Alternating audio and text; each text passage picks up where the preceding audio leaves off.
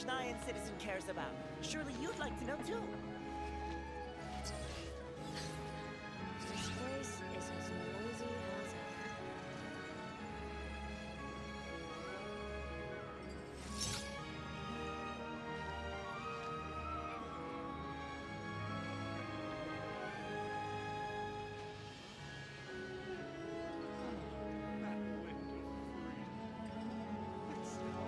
News every Snezhnyan citizen cares about. Surely you'd like to know too. This place is as noisy as ever.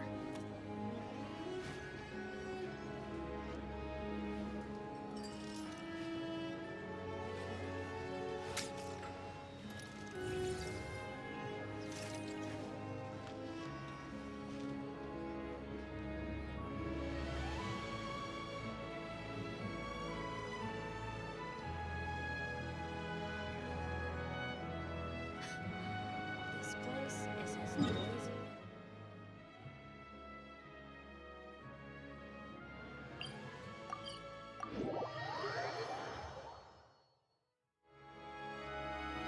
How strange.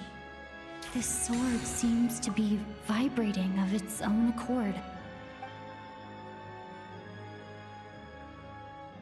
It's a very faint vibration, but it's getting stronger as I get closer to the statue of the Seven. Does this sword have some connection to the statue? But all it does is vibrate, even when I touch it. That place I got this sword from was definitely out of the ordinary. Maybe I should try channeling the power of cryo?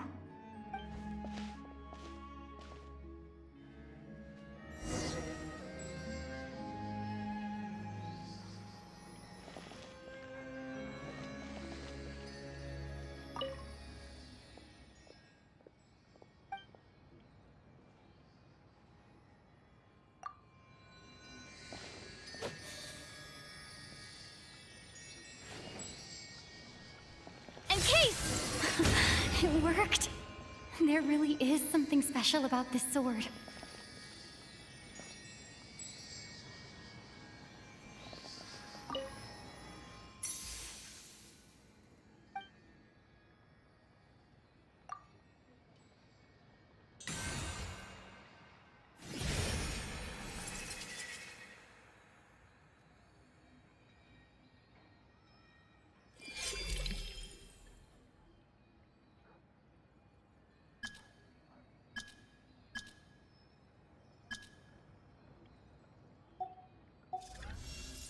I don't really understand what just happened, but I'm pretty sure this sword just got a little more powerful. I'll have to try the same thing again when I come across another statue of the Seven. In the meantime, I better go find Alosha.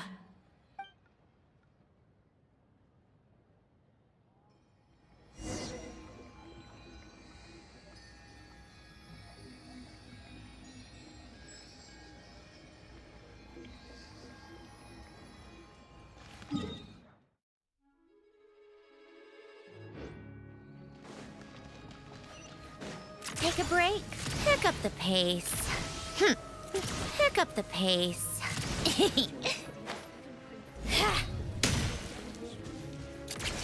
Pick up the pace.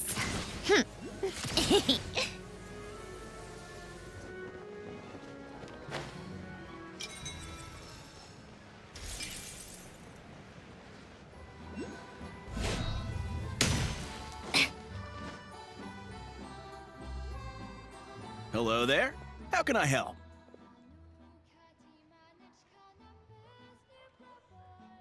Ah, sure thing. Give me a second. I'll go fetch them for you.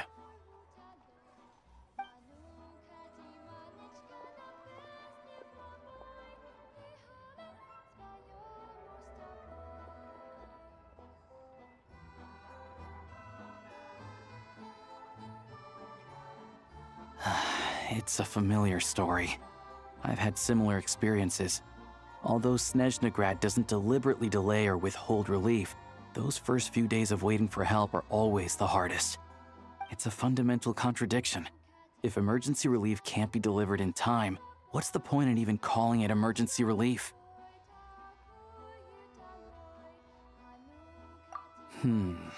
Not necessarily. I think there's a good chance that Kresnik Crystal from Stratomeros will start flowing into the market. When we resolve Stratomeros' energy issue, it's like we open the floodgates. A huge backlog of Crystal is now available to the townspeople. There's no way they can use it up at once. A lot of them will probably stockpile it and slowly work their way through. Probably a good idea, since energy prices are only going to keep rising. But there will always be people who urgently need Mora. Exactly. At the current prices, selling Crystal is an easy way for an ordinary person to make a fortune. Hey boss, how much do I have left in my account? 1 second, let me check. So, you're planning on buying the Crystal out of your own pocket? Yeah. I don't know if I have enough, so I'll chip in a little extra and buy as much as I can afford. No, it's fine. You're new to Snezhnaya, and you have your own living expenses to worry about. Besides, you're already providing the train. Here's your Mora. See what you can find at the market. But I doubt there'll be much Crystal left. Yeah, well, can't hurt to take a look. Let's see. Huh?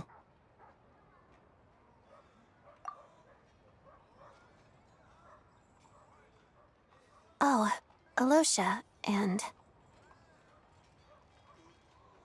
Hello? I didn't realize you two knew each other. Yeah, I take on some odd jobs in the city to supplement my hunting income. Sometimes I work as a cleaner or prop hand at the theater where Odette is one of the big stars, so I've met her a few times. When the weather's as bad as this, it's better for a hunter to adapt than to keep looking for game. Yes, and we sometimes need extra help.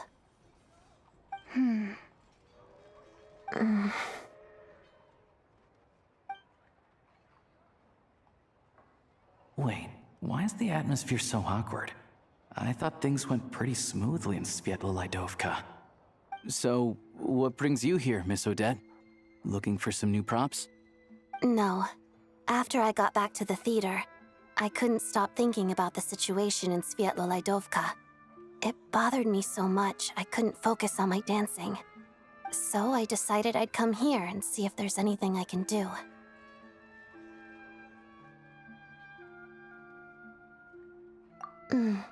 You too, I presume. I suppose that's why you're here. I didn't feel comfortable expressing my true opinions in front of the Harbingers. Not least because ordinary Fatui like me don't even know what Project Stuja is all about. Without knowing the full picture, I can't make sense of it. And at some point, if things aren't making sense to me, I can't just keep going along with it. So many people feel the same way. They wish they could do something, but all kinds of reservations hold them back. Explains why groups like the Roadcott are springing up to fill the gap. Yes. Well, that's one option. But there are risks to consider with organizations like that. The Fatui does not encourage their activities. Right, because things can get out of hand, and it's hard to hold the right people accountable when they do. I've heard about a few cases like that. Sandrone said Odette was on track to inherit the title of the Fair Lady. If so, she'll be able to find out what Project Stuja is really about. Still, it's probably a little soon to ask her about that. There may be more to the story. What's on your mind? I think we can both agree that no matter which side you're on, it can't stop you from doing the right thing. Where there's a will, there's a way. I know what Rosaline did while she was abroad. You made the right decision, so no hard feelings. So, what's your plan? Oh, we were gonna buy some Crystal. I heard there's some on the market right now. Funny. I had the same idea. In that case, let me pay. I can claim it back as mission expenses.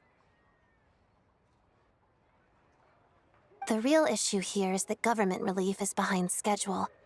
Surely it makes more sense for the state to cover these costs than for us to pay out of our own pockets. True. It's a huge expense after all.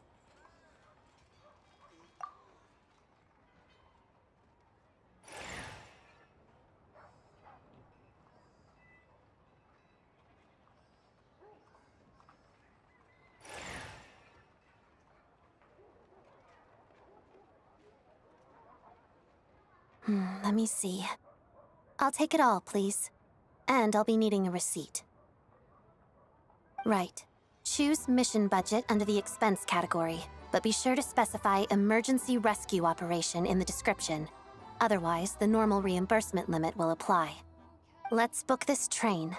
Regulations say that if we need to transport Kresnik Crystal during Project Stuja, extra carriages can be added 1 hour before departure.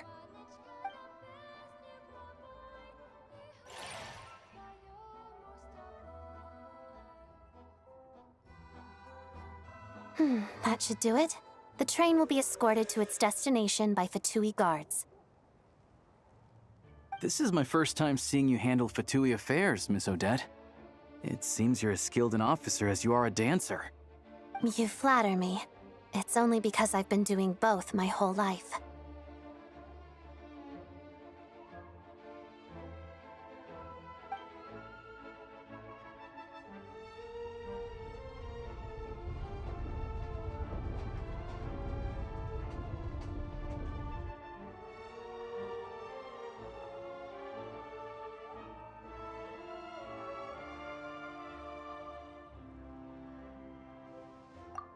Anyway, I bet you've been non-stop today, am I right? Any idea how Paimon's doing?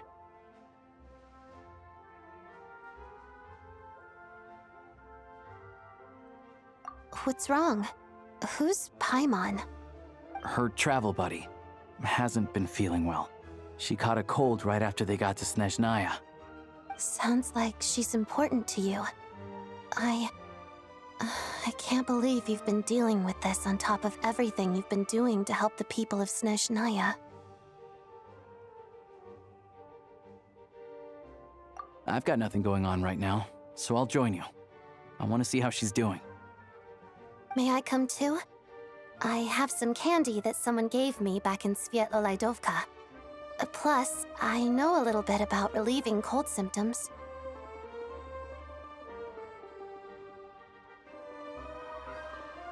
All right then, let's go.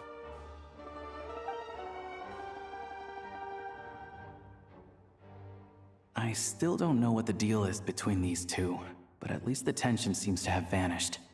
A good sign, hopefully.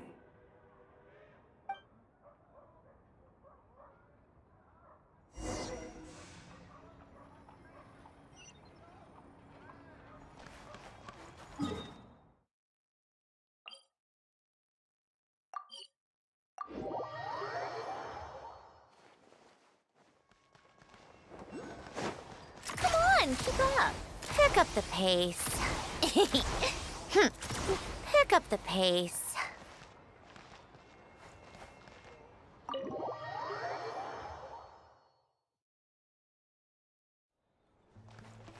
Take a break. Pick up the pace. Hello. Sorry, but there's a sick person recovering in this room. Can I help you? What happened? Oh, please, excuse me. Are you the Traveler? Could I take a quick look at your Adventurer Handbook? Master Child said I should verify your identity.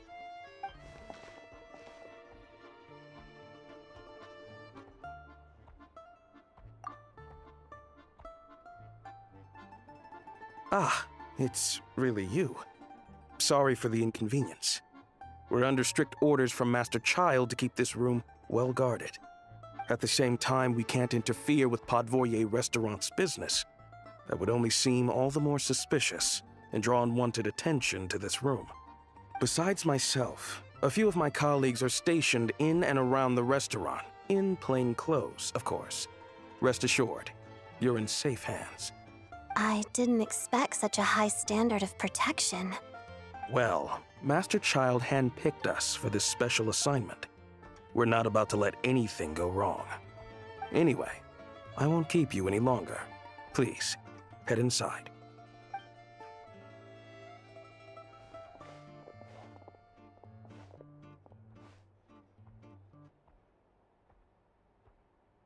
Traveler! Alosha, you're back!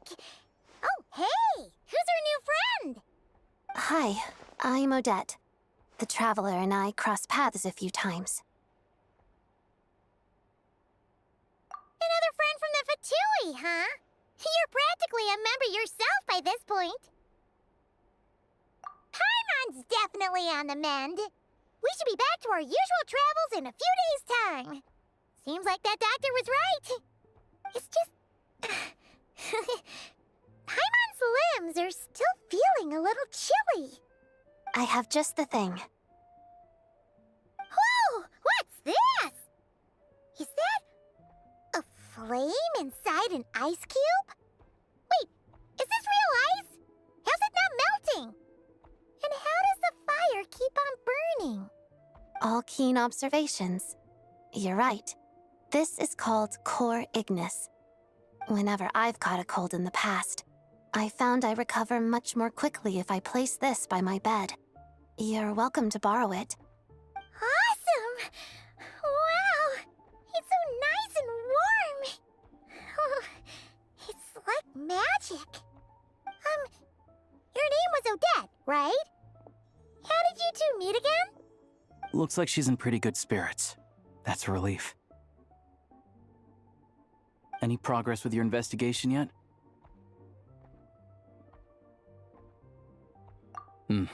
No surprises there, I'm sure. They're not likely to let anything slip.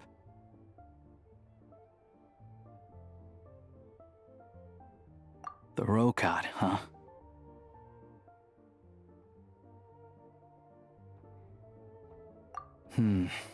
Let me think.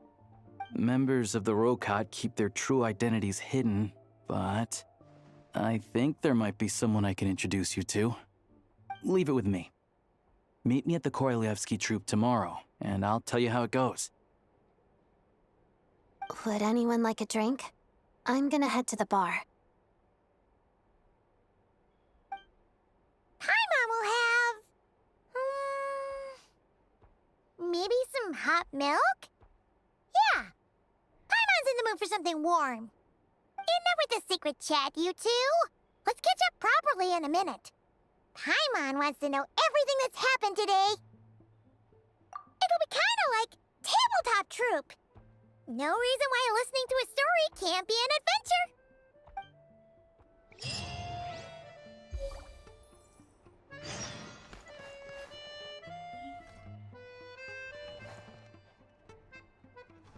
How tiresome.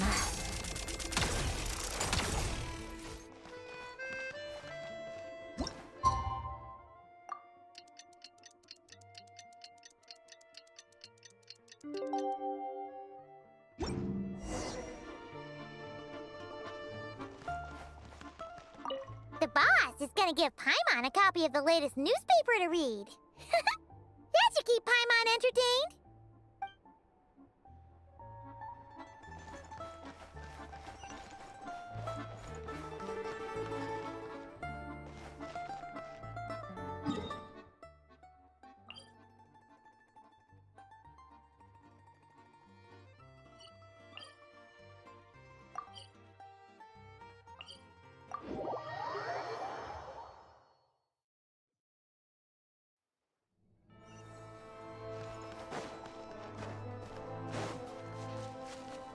Come on, keep up. Ha!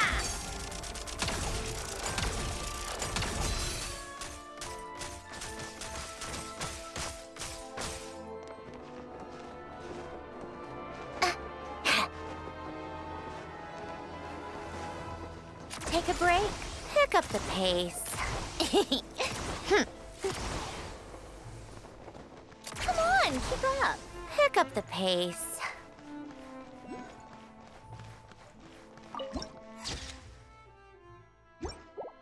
How tiresome.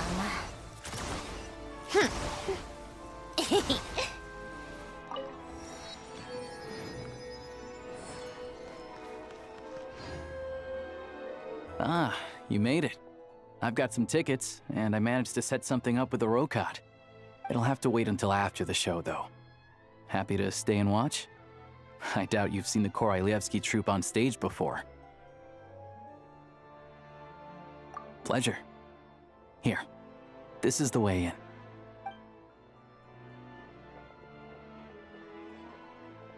Please present yourself for a routine inspection in accordance with theater regulations. Thank you.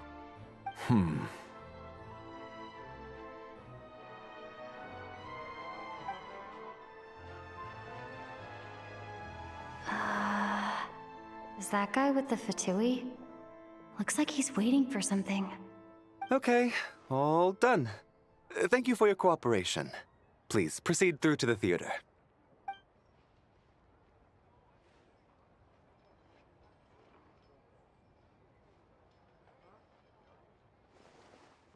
What's up? Everything okay?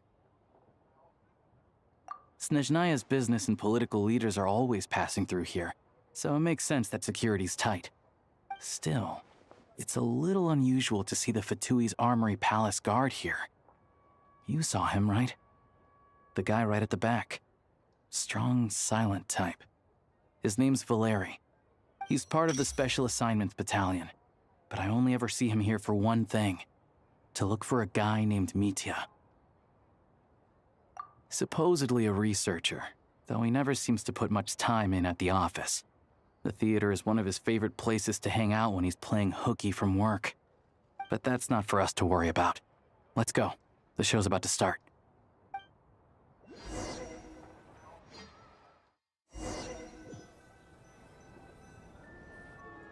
What do you think? Pretty impressive, huh?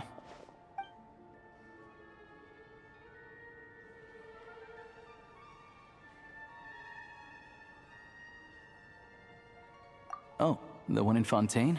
I hear it's iconic. Never seen it for myself, though. Here we are, just in time. Sorry, coming through.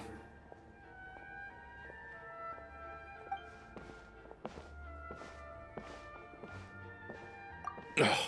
If you're gonna show up late, keep your mouth shut. What's his problem? Whatever. No point arguing with people like that. Look, there she is. That's who I'm introducing you to later.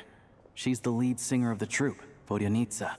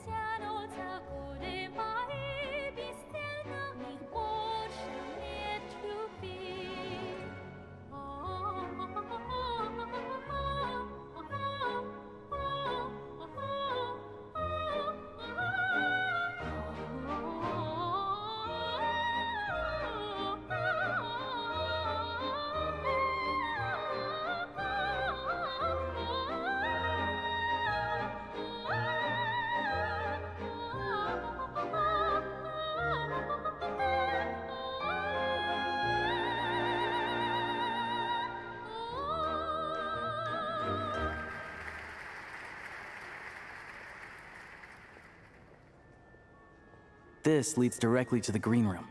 They're expecting us. Vodyanitsa will be waiting for us there.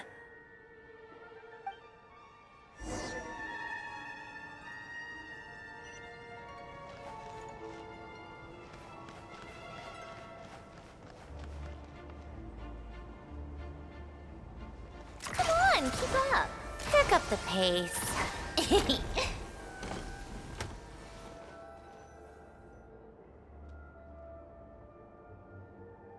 Hey there, excuse me. Can you believe it? I am so mad right now. Come in. Oh, it's you two. Huh? You know each other? Oh, wait. Is this who you were telling me about? The one you met yesterday and couldn't stop thinking about? I never said that. Yes, you did. Why are you denying it?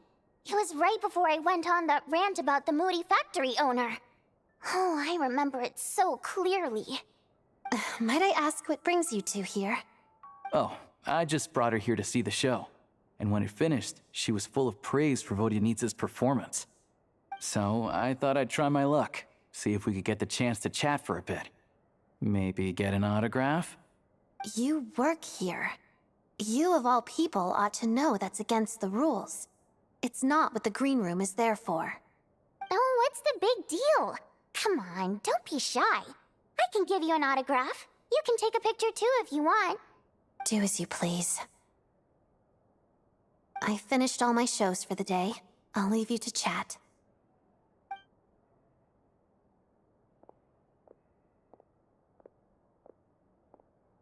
I wasn't making that stuff up, you know. Odette's just too proud to admit it. She thinks very highly of you. And so do I. You did the right thing in Svietloladovka. We're good. Odette's out of earshot. I'll lock the door. Confidentiality, of course. The Rokot is very strict on that. Whoa, Alosha! Not out loud! Not with an outsider here! Relax, I've taken care of it. Look at this. The President's reply sent this morning. Wait, so she's been approved to join? You told me last night that you wanted to get intel from the Rokot. Unfortunately, Rokot intel is only available to members. But ever since you set foot in Snezhnaya, we've been working together. I've seen the way you work, your character, and your motives. Everything about you is perfectly in alignment with what we're trying to achieve in the Rokot. So I figured I might as well cut to the chase. I wrote a letter to the President explaining your situation, including just the right amount of detail. His approval came very quickly. Of course, it's still your decision whether you want to join or not. We'll respect your choice.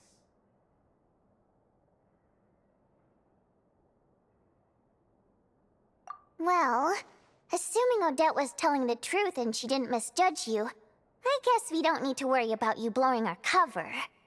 Still, you gave me a real fright. I didn't know that's why you came looking for me. So, that stuff you said about admiring my performance, was that just because Odette was here? Did you actually mean it? Now you're talking. That's what I like to hear. Anyway, let me give you a quick rundown of how things work. Like I said, the Rokot is a covert organization, and we hide our identities. Members typically don't meet in person or even know each other's identities. This helps us maintain a high level of independence and secrecy. Because of this, members are basically free to decide their methods without constraints, so long as the outcome of any activity doesn't violate the organization's principles. After all, we don't have any ostensible contact with each other. This way, if anything goes wrong, no one else will be implicated. Beyond the freedom to choose how you operate, it's also your choice whether to act at all. We have plenty of members who have yet to take any action. In short, joining the Rokot in and of itself won't place any restrictions on your activity in Snezhnaya. There's a code of conduct you can read if it interests you. But basically, as long as you don't plan on using your anonymity to go around doing evil, you'll be fine. I tried reading it 5 or 6 times. Never made it all the way through. Even the most lackluster script makes for more interesting reading. Great. Then I'll go grab an official application form. Be right back.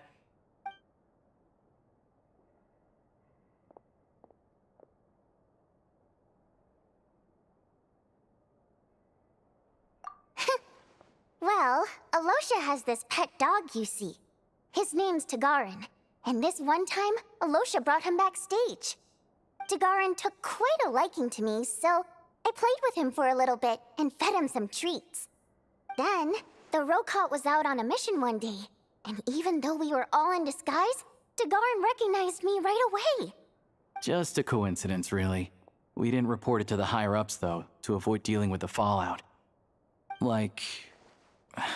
My job at the theater, for instance. I really needed to make ends meet. By the way, what were you complaining about just before we came in? Did everything go okay with Chuganov? Everything did not go okay. That's why I was so mad. I tried to make some small talk with him before I went on stage to fish for intel about the Iskra manufacturing plant. But he wouldn't take the bait. No matter what I said, he kept dodging the question. And then he started complaining. He said he didn't appreciate his second-rate seat in the stalls because he usually gets a private box. I mean, what did he expect? Everyone knows that if you want a box seat, you buy a ticket well in advance. But instead, he sends me a letter the day before the show when we're practically sold out. I had to juggle things around just to get him a half-decent seat, hoping he would appreciate the gesture enough to share some information.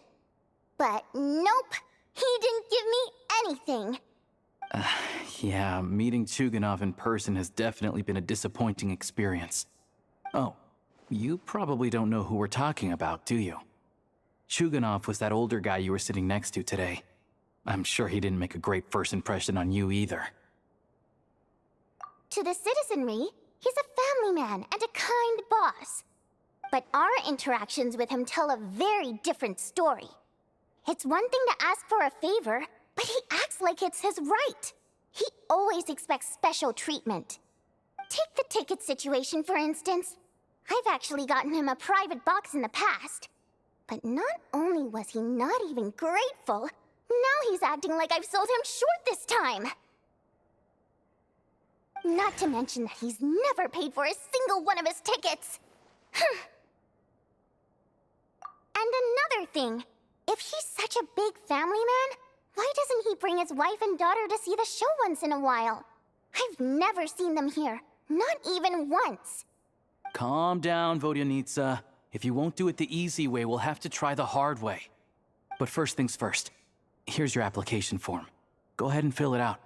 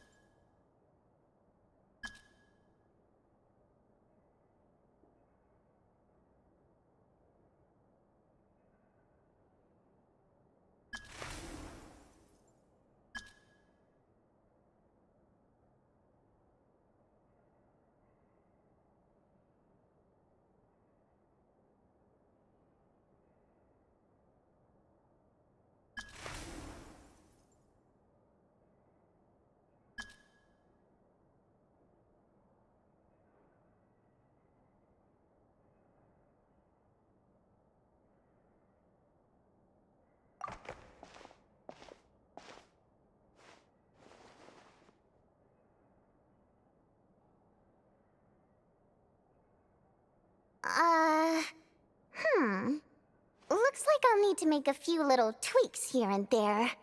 But other than that, you're good to go. We'll hold on to this for you. All right. Now that we're officially Rokot comrades, I can tell you. Chuganov is the target of our current operation. Recently, we've done some recon work at the Iskra manufacturing plant, which pretty much confirmed that their energy consumption is way beyond the legal limit. All we need now is some direct evidence to present to the Vetcha, so we can demand that they shut the plant down. That way, the Kresny Crystal can be allocated to where it's needed most. I was hoping he might let slip during one of our chats, but he's too tight-lipped. We'll have to find another way. I'm meeting another regular theater-goer tonight, Mitya. But Valeri's here too, and he's probably looking for Mitya, so he may end up being a no-show. Don't you worry. He must know how to dodge Valeri, or he wouldn't be showing up on time for every performance. Mitya is a renowned energy expert. Although we can't get any direct evidence of the excessive energy consumption at the plant, we can accidentally let the information slip to him. The authorities should take someone like him seriously. So if he starts raising questions about energy use at the Iskra manufacturing plant, there will be a proper investigation. Also, we're not allowed on site, but he has clearance. So all we need is his cooperation.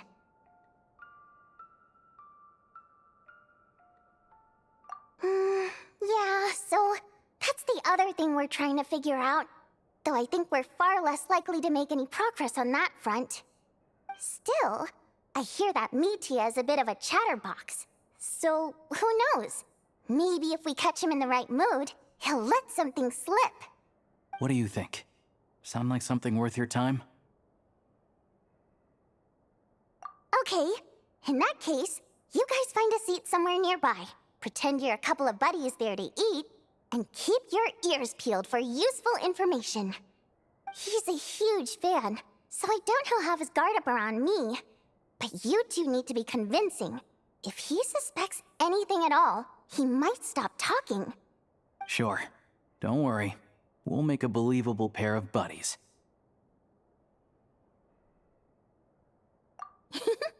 Perfect! You've sold me already. Now, help me tidy this room up a bit before we head out. Okay. What needs tidying? Everything!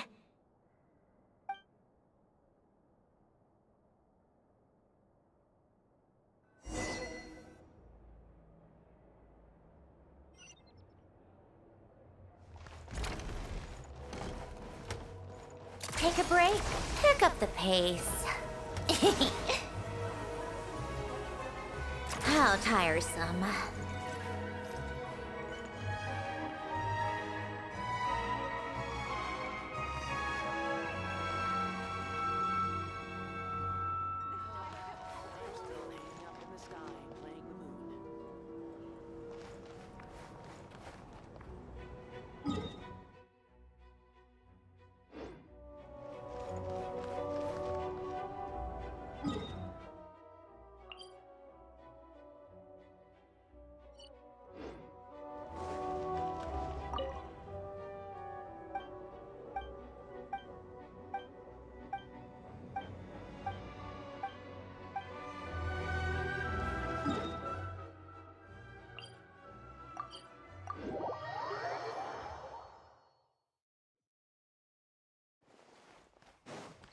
Come on, keep up.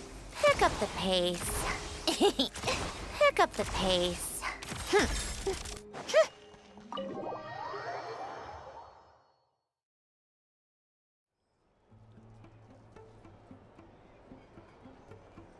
We come here often, so we shouldn't stand out.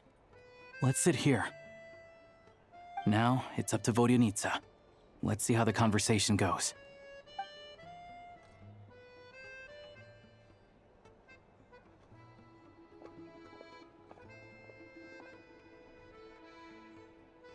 Mr. Mitya! Over here! Over here!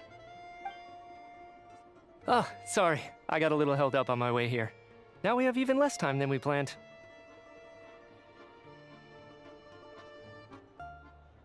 Go ahead and order some snacks and drinks. Whatever you like.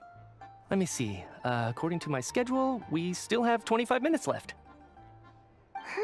You're really pressed for time today, huh? I was imagining this would be a leisurely chat.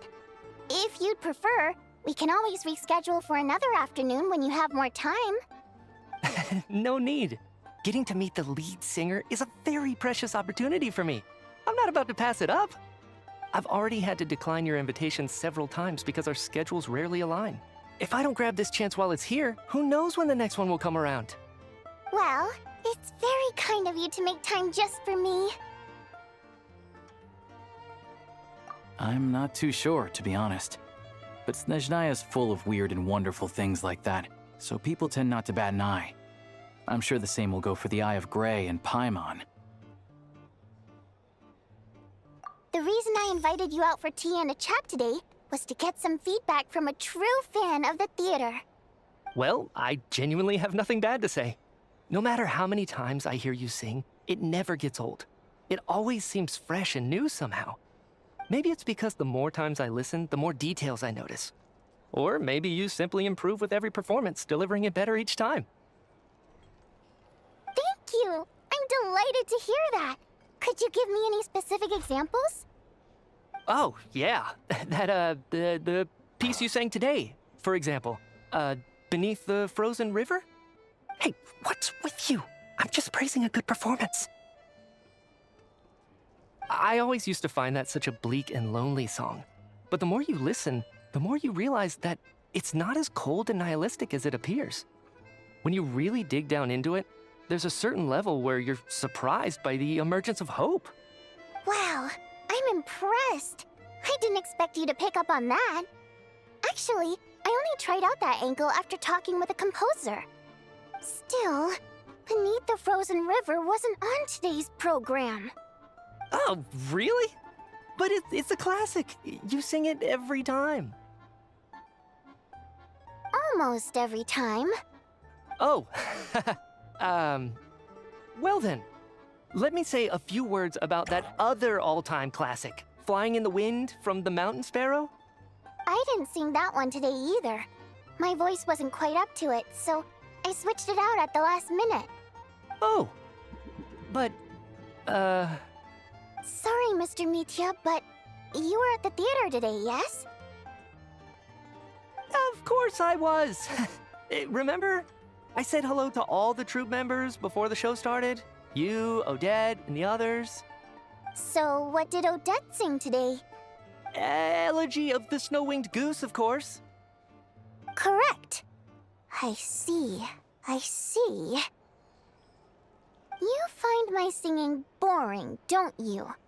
That's why you don't remember a single song. Looks like I'll need to cut a few from the program next time. No, that's not it. I swear.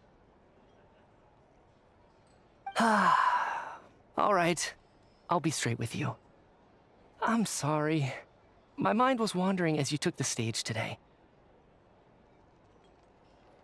I enjoy watching your shows because the exquisite performances stimulate the mind. It always sparks some inspiration for my research. So, whenever I get stuck at work, I come to the theater for a change of pace. Odette's dance during the elegy of the Snow-Winged Goose today was simply incredible. It got me wondering what she's been going through recently. That look of sheer defiance in the face of utter tragedy? It was so inspiring. I started scribbling in my notebook right away. Not that I made a ton of progress in the grand scheme of things, but I still think it was productive. By the time I snapped out of it, the entire show had finished. So what you're saying is, you didn't listen to my singing at all? Unfortunately not. I'm sorry, I don't know which is more disrespectful. The fact that I don't always come for the show itself, or the fact that I missed your performance. Seems like things are getting a little awkward. Mitya just stepped into a conversational minefield. If there's one thing Vodyanitsa doesn't like, it's people who show disrespect for her performance. This meeting was so hard to set up. Don't tell me it's already falling apart. It's fine. I suppose this is affirming in its own way. At least, it shows that our performance really touches people's hearts, right? Don't let it bother you. It certainly doesn't bother me. She's showing a lot of restraint. Well, I'll be sure to let Odette know how much you adored her performance. Please don't say that. I always love your performances too. It's just that inspiration struck at the wrong time today. I'm usually all ears. I know, I can tell.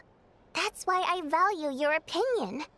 I'm sure some people can't stand it when others praise their coworkers right to their face, but not me. No, sir. Fair enough. I still feel kinda bad though. But you know what I really can't stand? People who only show up to the theater to pretend that they're cultured. Makes me sick to my stomach. Oh, yeah, 100%. There are too many of those people around. By the time they're walking out the door, they've forgotten all about the show. What's wrong? You look furious. I don't know if you've heard about the boss of the Iskra manufacturing plant. He isn't even a theater investor, but he always demands the same privileges as actual investors. Box tickets only, premium drinks, even the right to request specific songs. Well played, Vodyanitsa. Seems like she's harnessing her rage to steer the conversation back on track. Now that you mention it, I've interacted with that guy before. I gotta say, everyone holds him up as an example of a benevolent businessman, but I don't know. I don't see it. Yeah, he couldn't care less about what's happening on stage. He's just there to flaunt his social status. I hate that I have to prepare programs for guys like that. What's the big deal with that factory he runs anyway? I asked around a bit and heard some pretty shocking stories. Sounds like he's just another greedy capitalist. Oh, really? Yep, the things people are saying are pretty damning. Low wages, insanely long working hours, equipment running around the clock. And as if that's not bad enough, he also strictly forbids his employees from giving any kind of interview. Project Stuja has now been extended so many times, we're at the point where crystal rations for the common folk are barely enough to survive on. Yet he even wants to get his greedy hands on them just to boost his own profits. If the rumors are true, he's in serious violation of the law. Interesting. So you've heard about it too. What? So it's really true? Who knows? I've only heard the same rumors you have. But there's no smoke without fire. The Rooster's been coming down on us hard lately, demanding that we track and trace every single batch of Crystal. My coworkers in the Department of Energy have been tearing their hair out over it. The Rooster? I didn't realize he cared that much. Yeah. Even though there are no restrictions on Crystal trading, the poor will wind up freezing to death if we let the rich buy as much as they want. That's clearly unfair. Looks like we'll need to arrange an investigation into the Iskra manufacturing plant as soon as possible. I never knew you kept up with current affairs beyond the theater, Miss Vodyanitsa. You really have a heart for the common person. Most Fae in your position have long been indifferent to the plight of humans. Well, those of us who choose to live in human cities are naturally going to pay attention to any significant upheaval. Isn't the Rooster a Fae himself? I'm just surprised to learn that even someone with as much experience as him is getting so stressed out over Project Stuja. What is the end goal of this project anyway? This is it. We're finally going there. I'm sure Mitya can sense on some level that she's fishing for information. But since their conversation is so relaxed, he might just let something slip. It's stressing me out too. If I'd only made better progress with my research, things wouldn't have dragged on this long. Oh, so your work is related to Project Stuja? That's right. The Armory Palace needs a brand new energy source. Not the power of the Light Realm, and not elemental energy. Right now, the only thing that meets the requirements is the power contained within stellar linchpins. But harnessing that power is costly. Each step of the process requires enormous amounts of Kresnik crystal, from extraction to quantification to attempts at conversion. Progress has been painfully slow, and the team is getting burned out as time goes by. Sometimes, I see people staring into space as if in a trance. Could it be that this new energy source has side effects? No, it doesn't affect us, because the energy is used for... Okay, I got it. Stop choking me. Sorry, I can't talk about that. I think we're all just exhausted.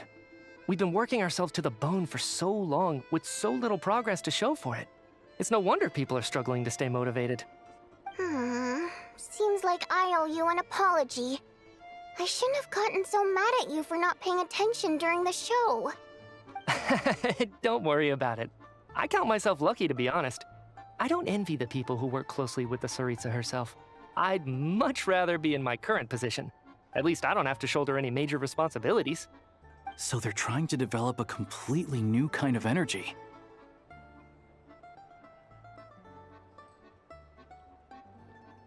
Yeah, censored by a scarf. Who would have thought? Oh, dear. It looks like my time is up. I'm afraid I have to leave. I'm so sorry. We ended up barely talking about the theater. That's okay. It was a pleasure chatting with you, really. Let's make up for it next time.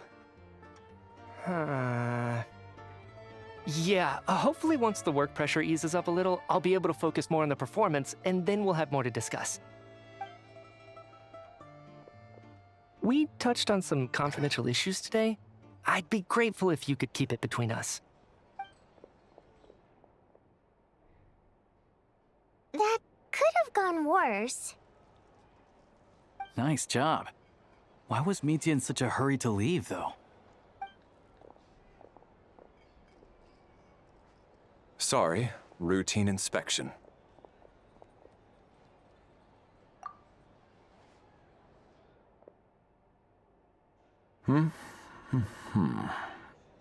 Okay, let's go.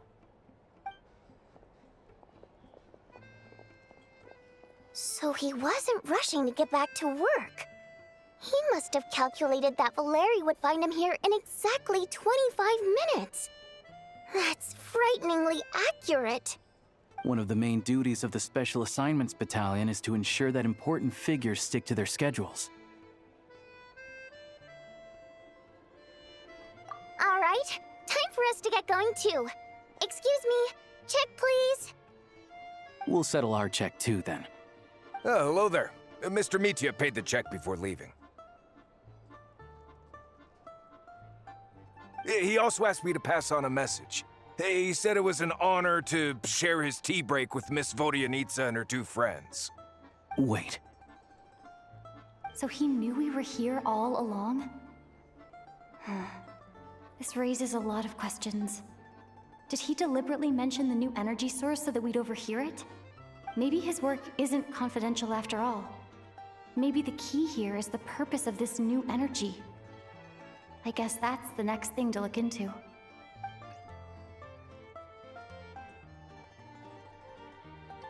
Vodyanitsa and Alosha have both left.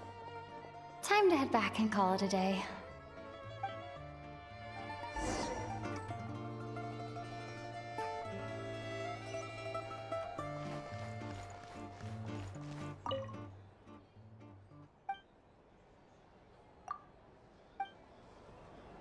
How tiresome. Pick up the pace. You're back! Here pretty early today. Paimon was just gonna mention that. After she woke up today, Paimon felt like her temperature was completely back to normal. But her strength still hasn't returned. Still, there's some good news. Paimon thinks she might have figured out the source of the problem.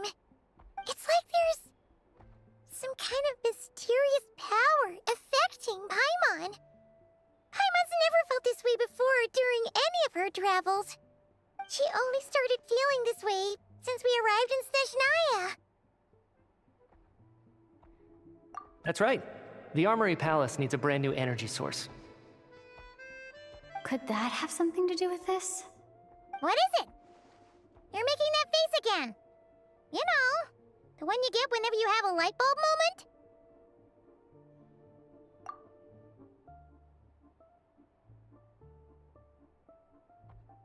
So, they're trying to develop a new energy source here? And you think that might be why Paimon's feeling unwell?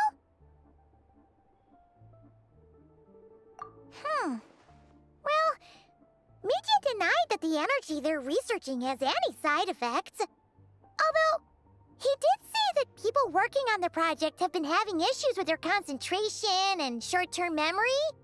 But even so, those are completely different symptoms from Paimon's.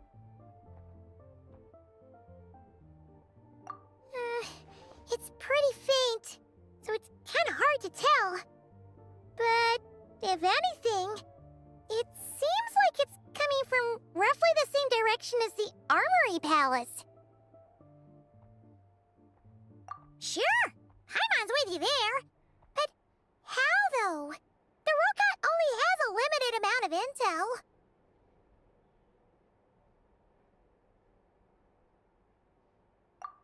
Great point! They argue about Project Stuja every day.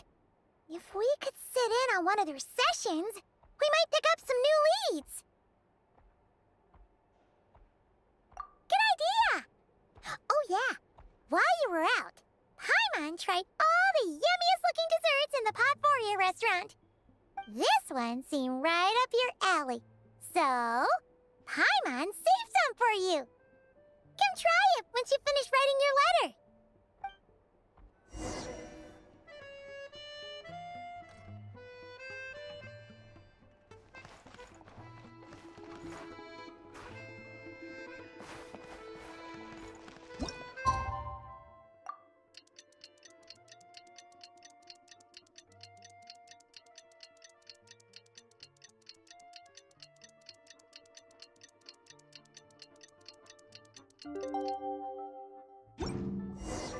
Alosha replied. He says that we won't be able to speak at the Vetcha, but he can arrange for us to attend as visitors. Time to get ready. Then head to the Snezhnograd Vetcha. You're back! Paimon's been working on the crossword puzzle in the newspaper. It's actually pretty fun. Oh, shoot! Paimon forgot the next word. Oh, she had it a moment ago. Think, Paimon, think.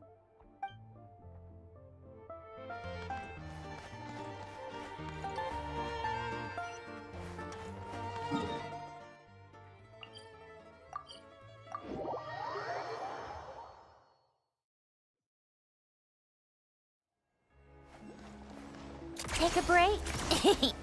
Pick up the pace.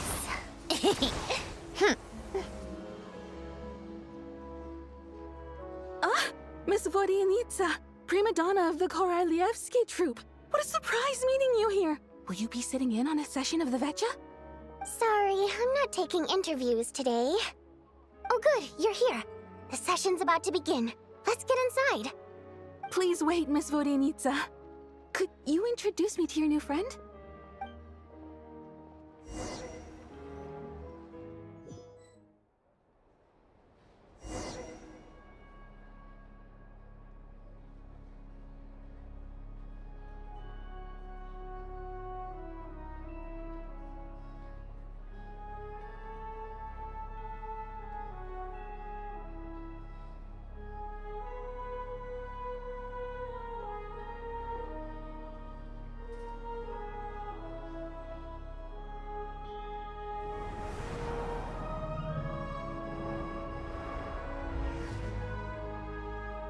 In summary, the energy management commitments made for the outgoing period have been delivered upon. Furthermore, both the production and consumption of Kresnik Crystal show clear signs of stabilizing.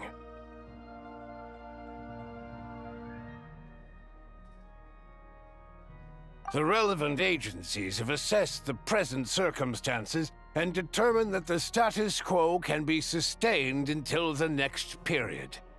For detailed statistics, I would refer you to the industry reports that have been distributed to all persons present. It should also be noted that while the recent blizzards have led to a significant increase in people's energy expenses, this is strictly a short-term phenomenon associated with a remotely located monster. Her Majesty the Tsaritsa is giving her full attention to this matter. We should have every confidence that it will be dealt with swiftly and conclusively. A financial report on disaster relief is also present in this report, courtesy of Pantalone. They cover the same old ground every single time. The rooster never seems to mind, but everyone else is getting tired of it. There's a general lack of trust. People aren't seeing any tangible benefits that affect them directly. Of course, none of that will be reflected in any of the reports on the table. Yeah, if it weren't for these hard copy documents, I could have at least made something up.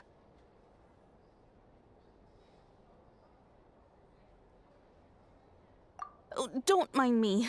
I'm just out here trying to hit my interview quotas. Bring out the kvass.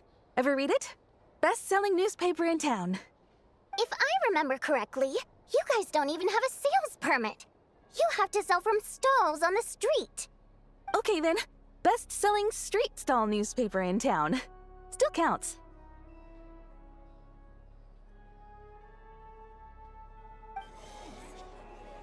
Order!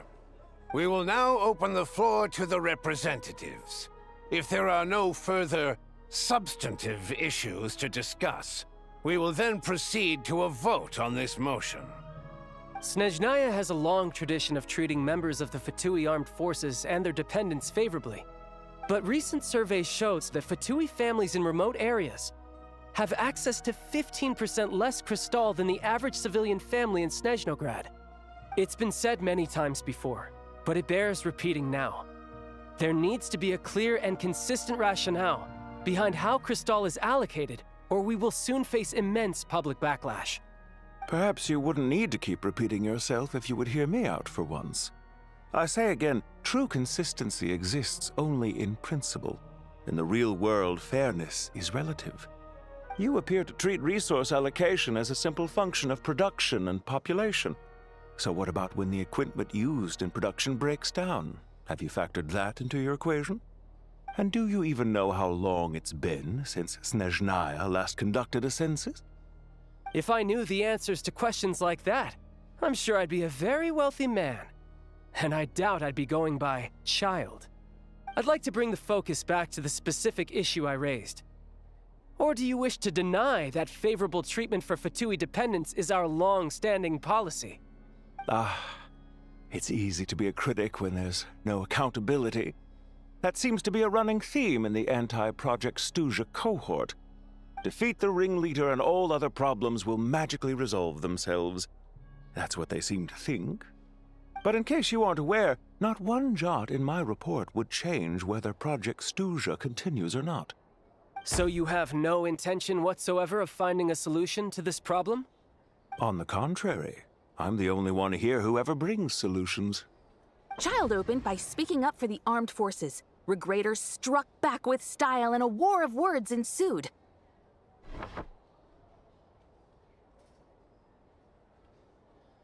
Our reporter was live on the scene to get the audience's reaction as it all unfolded. Who do you support?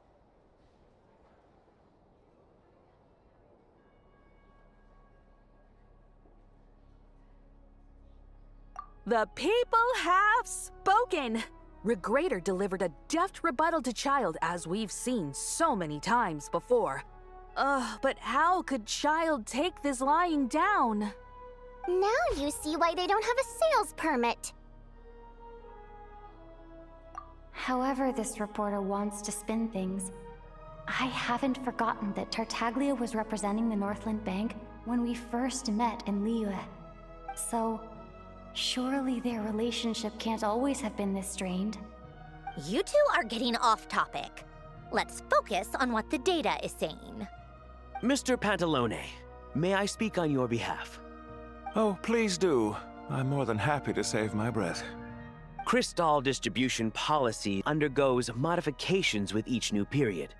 The ultimate goal being to find the most reasonable method of allocation, which I believe is what Mr. Tartaglia also seeks. But I fear many may have been misled on this topic by extremist activists. To clarify, Project Stuja is not the root cause of the problem. It is merely a framework for resource distribution. The most recent reports all point to Snezhnaya's resilience and adaptability during this period of fine-tuning, and give clear indications that a distribution framework is improving with each iteration. To make drastic adjustments without first considering the risks would likely do more harm than good. It would be a waste of the hard-won experience we've gained to date. Renowned scholar of finance, Arapov spoke up to clarify the fiscal logic, clearly alluding to social organizations like the Rokot in his words. With the notorious Lelek still active to this day, should the Rokot be held responsible? No, there is someone else to blame. She's just rephrasing what Mr. Pantalone said. The Rokot are the critics he accuses of taking no responsibility for their actions. As for Lilac, you won't have heard of him yet. He's currently the most famous member of the Rokot. Well, more like infamous. Ending Project Stuja has become an obsession for him. Unlike the more decent ones among us, he believes that votes in the Vetcha are all that matter. So whether it's threats, coercion, or bribery, he'll use whatever means necessary to get people to change their vote.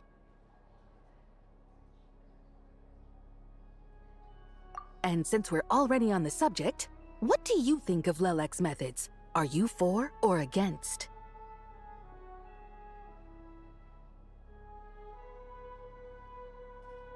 Well, whatever the story is, his actions benefit us all. We stand with Lelek. At least someone here wants to take this discussion seriously. I've been considering that issue myself. What you really need is more precise regional data, right? I think it would be easiest to let the Fatui handle it, since they're already in charge of Crystal shipments anyway. We may as well get them to collect some data while they're at it. Whatever you need, you can ask the Fatui to look into it for you. In terms of supervision, I think the Druzhna would be a good fit. I had hoped to discuss this with Miss Vesna, but sadly, she's not present. I will be happy to take a note of your suggestions and present them to Commander Vesna for a decision upon her return. The Commander has always taken a keen interest in Project Stuja. However, given the Druzhna's demanding workload, I'm afraid it may prove difficult for them to provide any practical support. Let us refrain from jumping to conclusions until a concrete and actionable plan is in place. My apologies, Lord Rooster. There are numerous issues to address here, including manpower, time sensitivity, and reporting lines. Nevertheless, I support drafting a proposal. Follow the usual procedure, and it can be raised as a new motion for all parties to evaluate at the appropriate time. In that case, I'd like to share one thought before the proposal is drafted.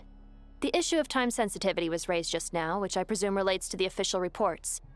In fact, the Energy Commission already collects regular statistics on each urban center and its surrounding area. Would these be of any use? That's a good idea. I read every issue of Sviet Lolaidovka's report, and although my focus is mostly on the section about equipment operation, the energy consumption statistics also yield a lot of insights. Be that as it may, does no one see an issue with using local data to determine Crystal quotas? In the long term, it seems like a very risky solution. Not if they are used purely for reference. So long as we have the report from the Northland Bank's headquarters to corroborate it, no one will be able to fool me. Very well, then. It appears that this arrangement is acceptable to all parties. Yeah, sounds good to me. The members reached a provisional consensus on the issue of improving treatment for Fatui soldiers.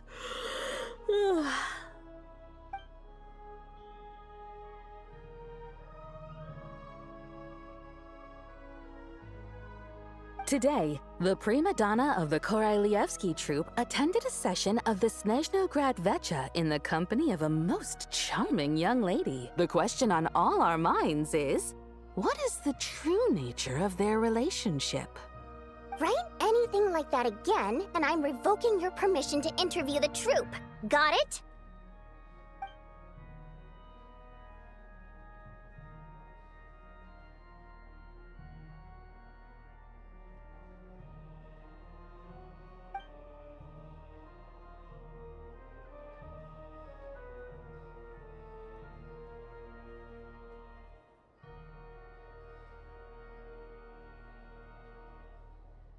Now then, if there are no further contributions from those present, we shall proceed to the final vote. Hey, check it out!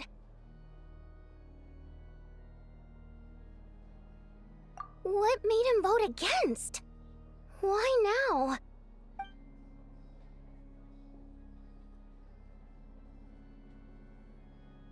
The votes have been tallied.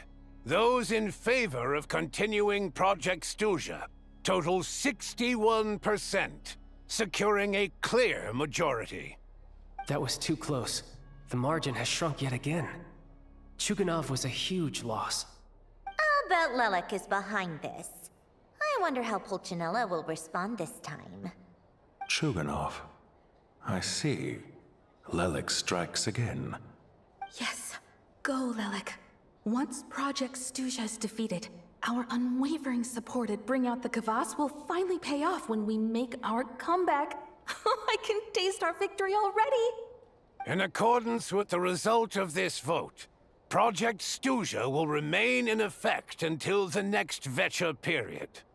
Finally, may I remind us all, we debate only for the greater glory and solidarity of our nation. May the aurora shine ever on, and the tundra always stand firm. The session is concluded.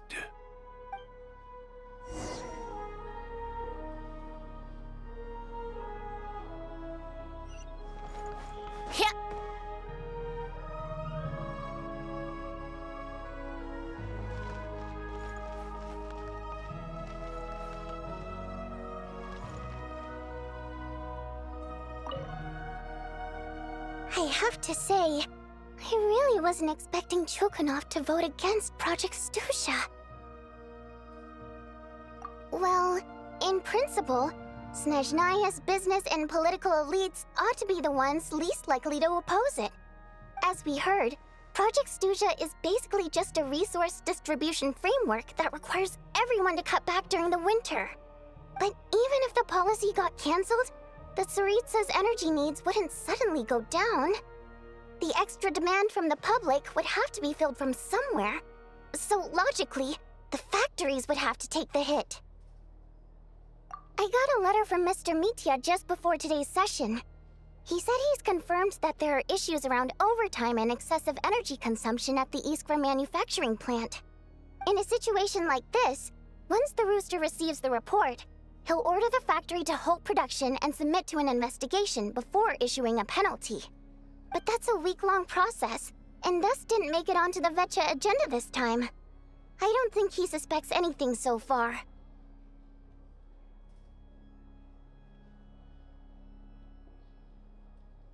Exactly. And as you know, he's a very selfish person. I was originally gonna try and flip him after he received notice of the official sanctions. My plan was to convince him that the whole thing was completely unfair. Rather than just sit back and take the hit while his factory stopped production, he'd be better off voting to end Project Stuja. At least that way, no one else would be able to make any money either, because all the factories would suddenly have more limited energy to work with. But now, he's already voted against it, which means someone must have used more forceful means to change his vote. Just like with everyone else who flipped. Yeah, no one knows why Lelek is so obsessed with ending Project Stuja, but by the looks of it, he's inching closer and closer to success. Lelek must have strong motivations, given how he'll stop at nothing to achieve his goal. Maybe he knows the full truth of Project Stuja. Maybe my next step should be to focus on him. Oh, right. What are your plans for the rest of the day? Shall we head out? Hey, comrade. I noticed you were here during the debate. I didn't take you for a political enthusiast. Greetings, Harbingers. I just happened to have some free time today, and my new friend here thought it might be fun to check out the Vecha. Ah, Odette must have introduced you. Looks like you two are getting along pretty well. I'll leave you to catch up. I should head back to the troop. Sure. Break a leg and all that.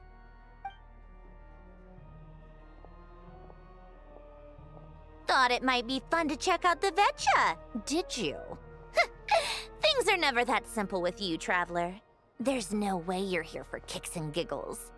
Tell me I'm wrong. Oh, yeah. To some, he's a captivating enigma. To others, he's the bane of their existence. No one ever thought that some anonymous nobody from the Rokot could cause such a stir. Huh? You want to look into Lelek? then I'm sure his days of anonymity are numbered. What do you think, Sandrone? Fine by me, I guess. If the Traveler actually manages to expose Lelik, it'll be doing Pulcinella a favor. In return, it seems fair to let her in on what we've learned so far. My thoughts exactly. Sharing is caring, after all. Head back to Glupov and grab the files on Lelik. It's easier to just pull the records than go through the rigmarole of getting the Traveler a visitor's permit. As you command, child, sir. In that case, since we're going to be waiting anyway, I'll have someone brew a pot of black tea.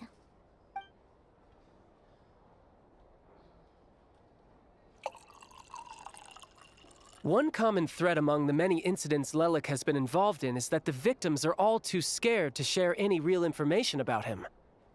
Clearly, he must have threatened them in some way. His modus operandi is to silently infiltrate the scene and leave a threatening letter behind.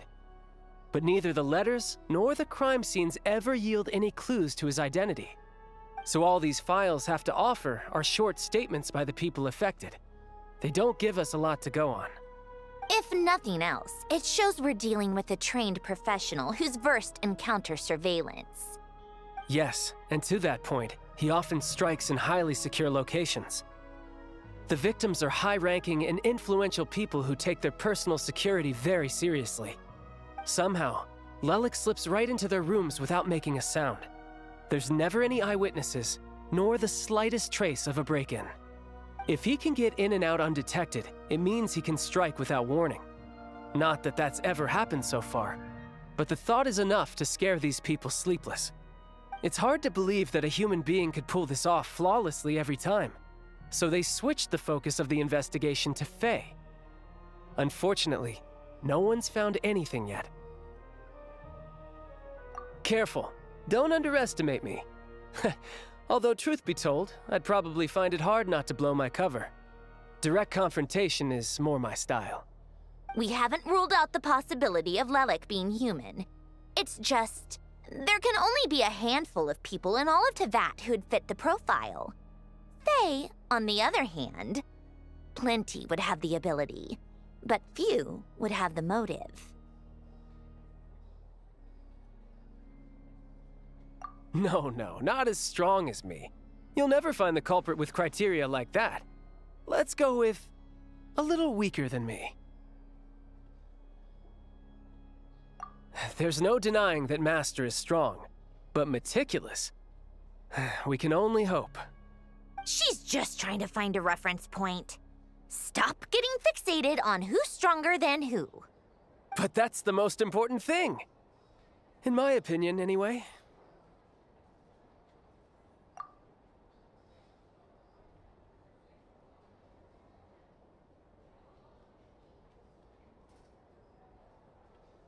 Odette? Yeah, that seems about right. Her skills are solid, and she's always calm under pressure. Except she's Fatui, so the likelihood of her working against us is pretty low. But yeah, much more accurate than your previous example, at least. No, wait a moment. Maybe we should interrogate that assumption. What do you mean? Which assumption?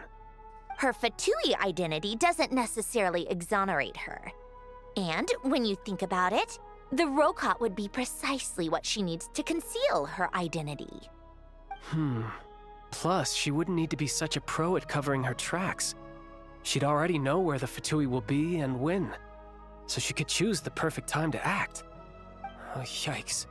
I was just thinking out loud. Why is this starting to sound like such a convincing theory? Still, what reason could Odette possibly have for trying to call off Project Stuja? Arlecchino would be the best person to ask. She knows Odette best. Unfortunately, she isn't back yet. Rosaline used to open up to her in private about her struggles with Odette. As I'm sure you can imagine, Arlecchino is quite a lot better with children than Rosaline was. She gave her some tips on how to handle the situation, and Rosaline managed to reach a settlement with Odette before leaving. So I suppose there were at least no lifelong regrets left behind. Beyond that, I don't know the details about that side of things. But I do know that Odette definitely has a motive to hold a grudge against Project Stuja. The reason being, her father passed away during the early stages of the project. That was back before it had been named Project Stuja, when things were still being worked out. But in essence, it's remained the same ever since. Huh. The more you know. Rosaline was always so self-centered. I never understood why she started paying so much attention to Odette.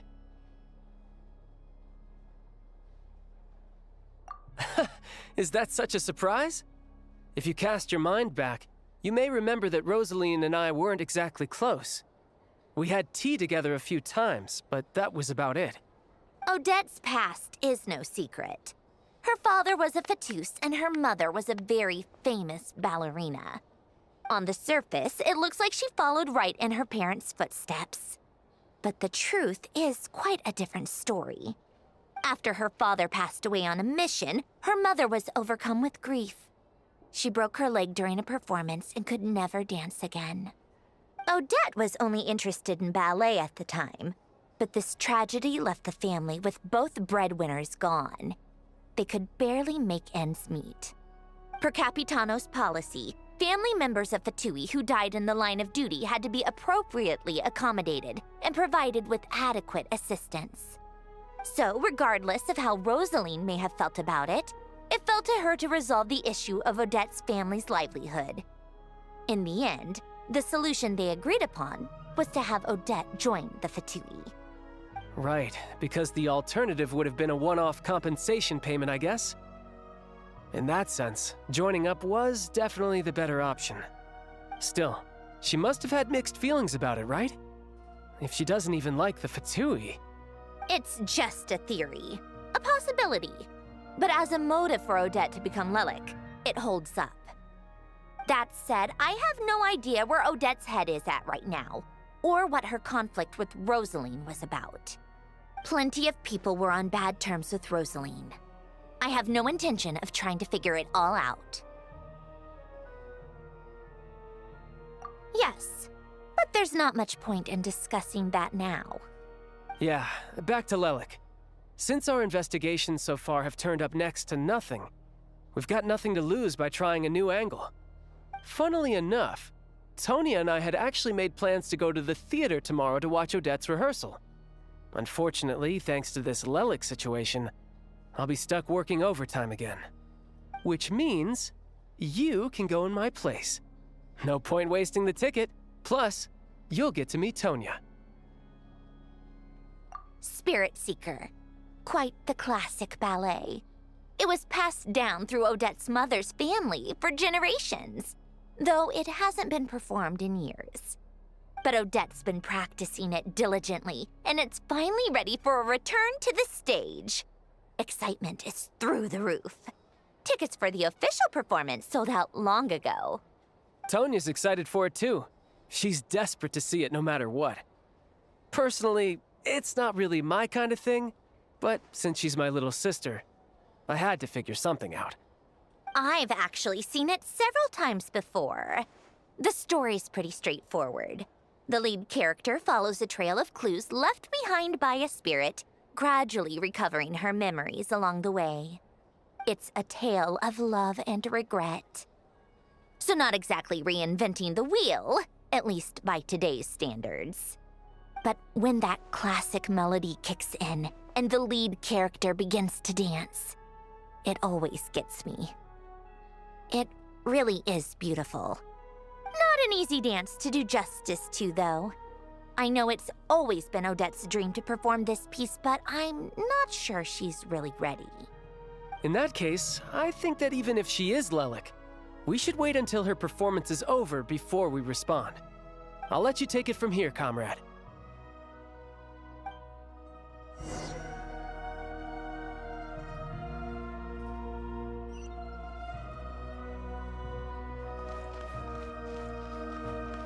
If only I had been born in a romantic time like that.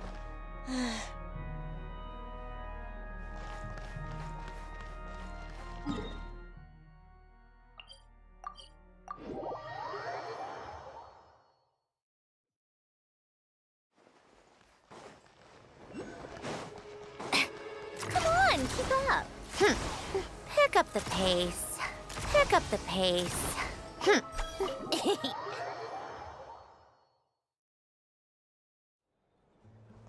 How tiresome.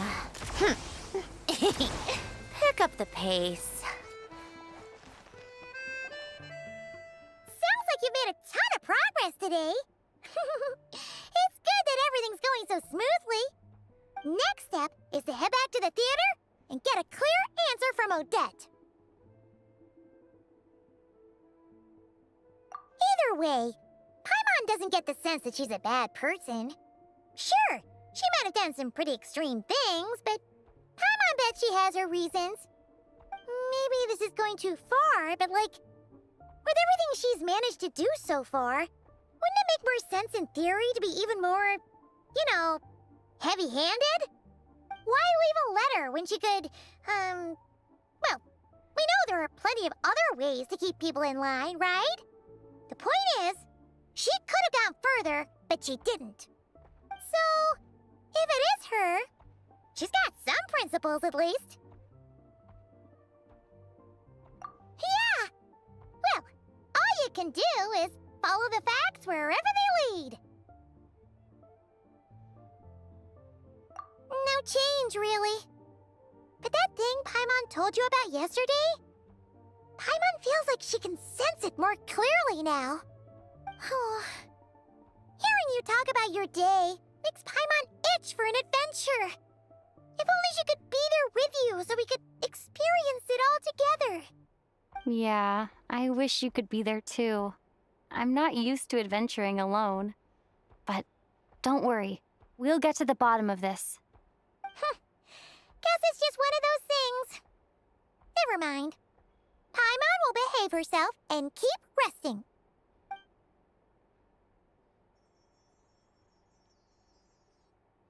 If Odette is Lelek, she may well have inside information on Project Stuja. Her father was involved with the project's early implementation and tragically died in the process. Now, she's dedicated herself to bringing it to an end.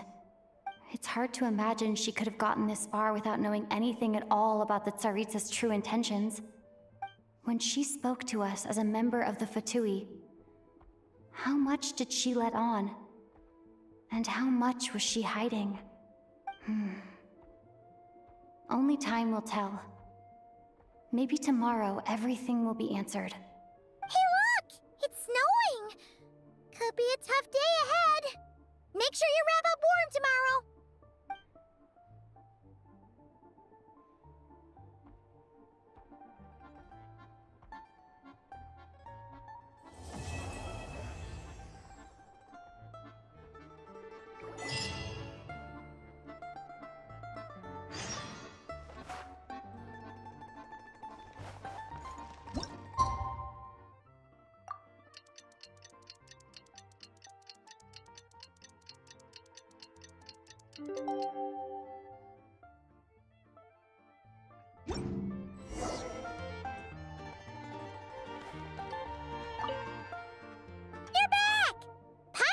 Working on the crossword puzzle in the newspaper. It's actually pretty fun. Oh, shoot.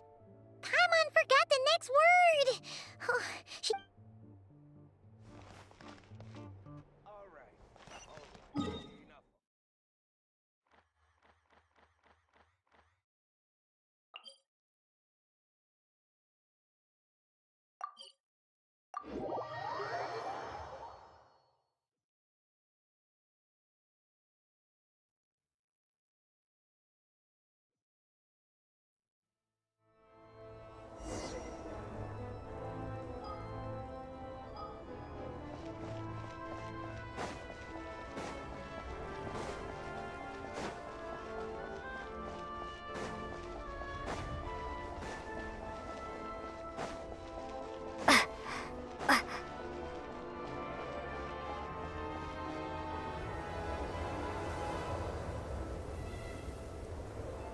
Ooh, it sure is cold today. I wonder how much heavier the snow's gonna get. Here to see Odette? I just need to see your tickets for the preview. Perfect. Thank you. I'll hold on to your tickets. Come on in. It's freezing outside.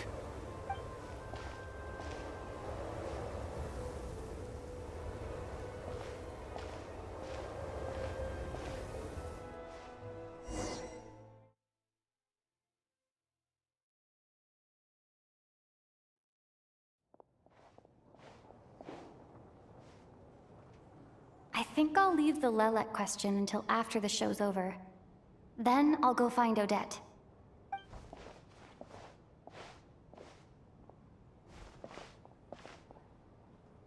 Child said he was originally going to come with Tonya, so I'm guessing Tonya's already here somewhere.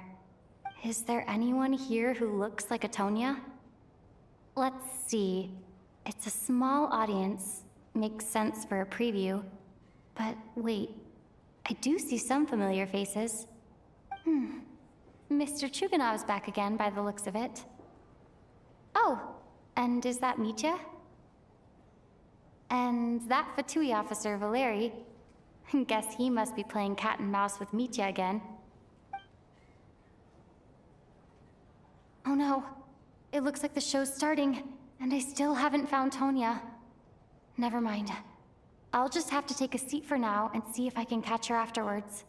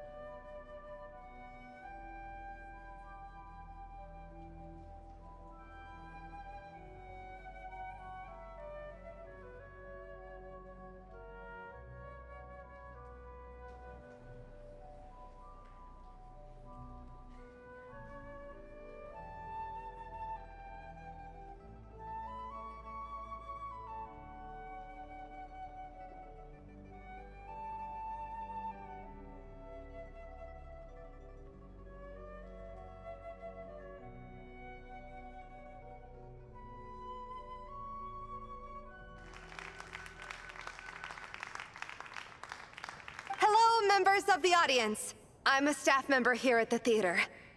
Today's performance was a very special one for us, as it marks the first attempt in a long time to revive the classic Snezhnayan ballet, Spirit Seeker. To commemorate this occasion, we would love to take a group photo of the cast, crew, and audience members present today. Could I kindly ask the audience to please come up onto the stage?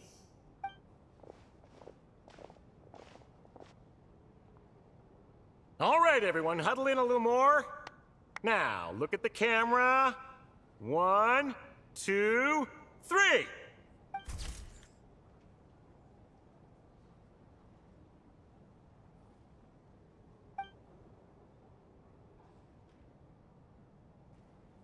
Are you quite satisfied, Mr. Energy Scientist? I rather hope you don't have any other escape plans to add to my workload today. What are you talking about, Sarge? This was simply my way of inviting you to watch Miss Odette's new show with me. And wasn't the performance spectacular? In the future, I heartily encourage you to take a leaf out of my book. Find some soul-nourishing pastimes to enrich your time outside of work. It was indeed a fine performance, but I must correct you on one point. This is not time outside of work. These are working hours. Working hours and non-working hours are just a social construct. Human technology can never advance if we're too rigid in our thinking, Sarge. May we leave now? Already? I mean, I was kinda hoping to soak up the atmosphere for a little longer, but... No? Okay, guess I'm pushing my luck. Didn't seem like too much to ask, but fair enough. Off we go then, Sarge. Back to the land of working hours. Lead the way. That has to be her. She's the only person in the audience around Tonya's age. Excuse me? Are you Tonya? Huh? Your brother's busy today, so I took his ticket. Don't worry about him. He's fine. Oh, okay. Sorry for the trouble. What's wrong? Are you sick? No, I'm fine. It's nothing. Maybe she caught a cold on the way here because of the weather?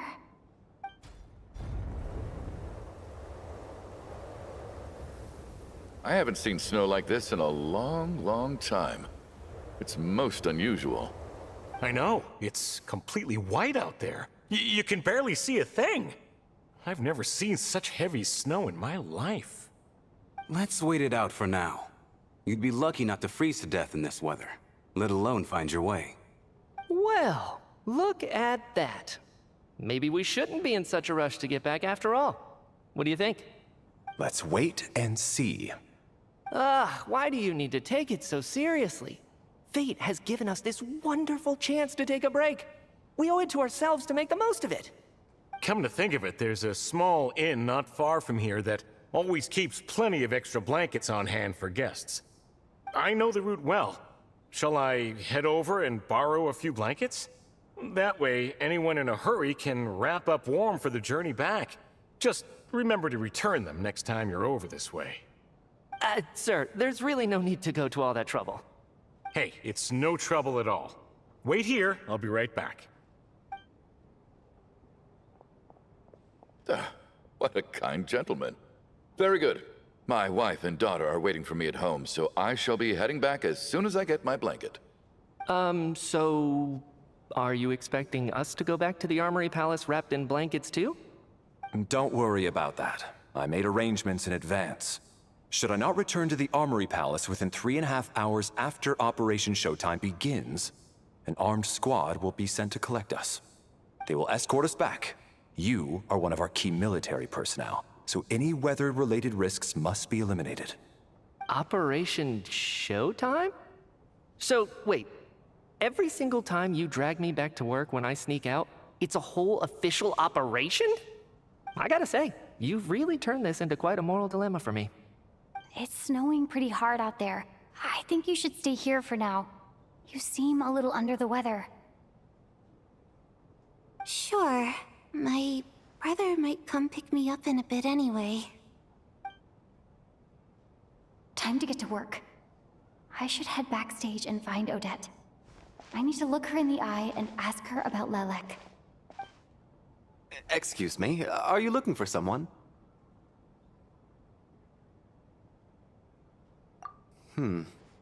How do you know that Miss Vodianitsa is backstage?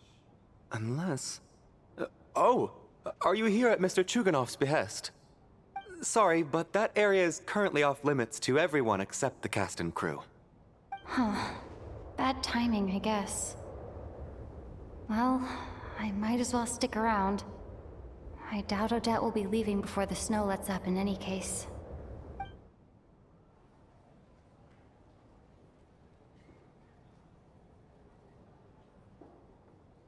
What happened to the gentleman who went to fetch the blankets?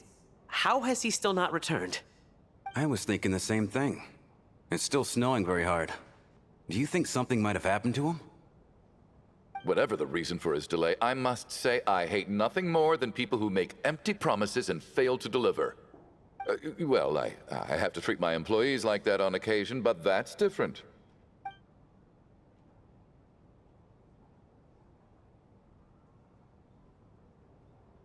You seem anxious, Mr. Valeri. It's been nearly 4 hours since I left the armory. The army should have arrived to extract us by now. They know how much I despise tardiness and disrupted plans. There's simply no reason that they shouldn't have shown up by now, barring exceptional circumstances. Surely a snowstorm like this one counts as such. Few things in this world can stop the Snezhnayan army, Mr. Mitya. And a snowstorm is certainly not one of them. Why don't you go out and take a look? They might be right outside, waiting for your orders before they dare come in. An absurd hypothesis. I have no intention of leaving your side for even a moment until I have escorted you back to the Armory Palace. This doesn't look like an ordinary snowstorm to me. that guy who left earlier. It looked like he just vanished into thin air. Either that, or my eyes were playing tricks on me. A man-eating snowstorm? Come on. Night hasn't even fallen yet. Spare us the ghost stories.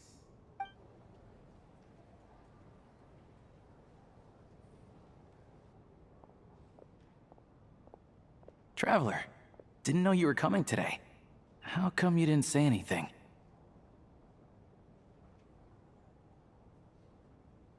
What is it?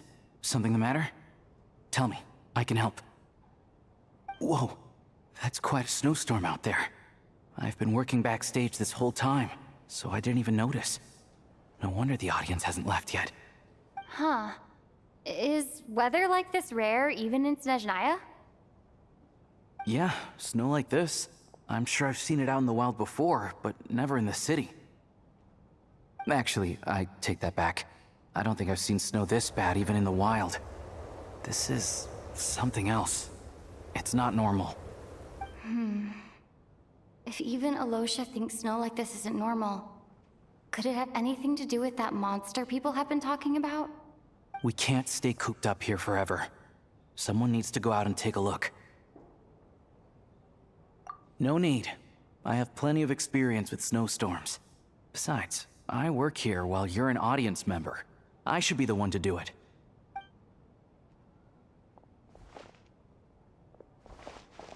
Everyone by the door.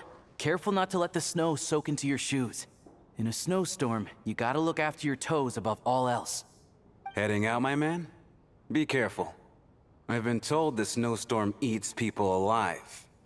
Thanks for the advice. I am planning to be careful.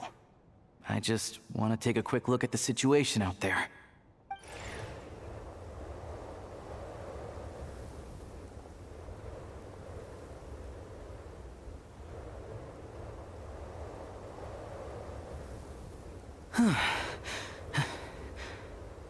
He's back! He's back! How was it? What's going on out there? Did you see any soldiers patrolling the area? Something about this storm isn't right.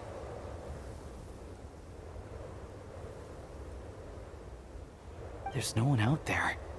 I didn't see a single soul. And something in the air gives me the creeps. This isn't your average snowstorm. I suspect it might be related to recent events in our nation. I strongly advise everyone to stay here until the snow dies down. Are you serious? So all of us are trapped here now? That sounds a little far-fetched to me. You want to go outside and see? I, for one, am not risking my neck in that weather. This just turned from a minor delay into a major hassle. We can only hope that our friend who went to fetch the blankets just ditched us and went home. Is it really that bad? But my daughter, I won't be able to read her a bedtime story tonight. Huh? What are you all still doing here? Whoa! It's snowing hard! So now we're stuck here? Oh, this is terrible! Luckily, it was just a dress rehearsal today, so there aren't too many people here.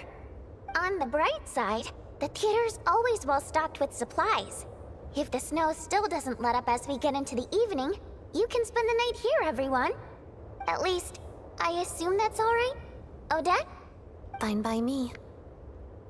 This seems like a sensible backup plan under the circumstances. My thanks to the theater for being so accommodating. What are you staring outside and praying for, my man?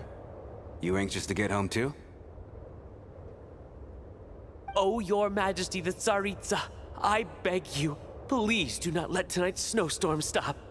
This is a golden opportunity to spend the night under the same roof as the two top stars in all of Snezhnaya. It's a once-in-a-lifetime experience. I think I've changed my mind. Sir, if you so much as look at us funny, you'll be seeing stars in a whole other way. Behave yourself, or you'll be begging for that blizzard. It's getting colder. We need to keep the indoor temperature up. Close the door and lock it tight. Let's head somewhere warmer.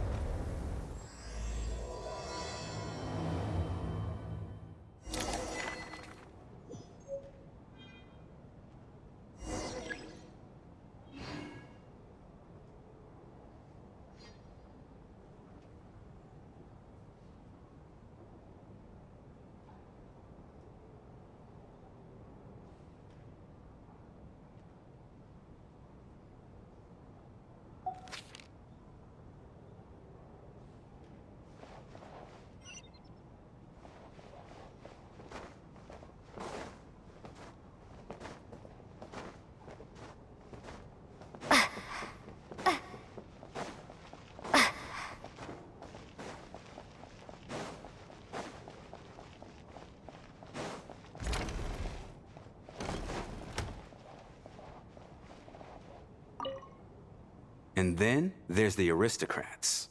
Easiest of all to deal with. You don't need to use any force whatsoever. All you have to do is show them the rope you plan to tie them up with. Do you know why? I don't. Do tell. Because nothing horrifies them more than the thought of a cheap, coarse rope leaving creases on their precious million Mora coat. They'll do whatever you ask to avoid that fate. Unexpected, but funny nonetheless. Tell me another one. Well, look at that. I got myself a new listener. Hey there. Let me introduce myself. The name's Shram, and I'm a mercenary. The kind that gets paid to do odd jobs for rich folks. And I am Chuganov, an entrepreneur. If my name is unfamiliar to you, you will no doubt have heard of my factory, the renowned Iskra manufacturing plant. Are you really that famous, Mr. Chuganov? How come I've never heard your name before? Excuse me? Is that a joke? Or are you being serious? Oh, I'll have to ask my rope later. It's probably tied up more entrepreneurs than I've ever heard of.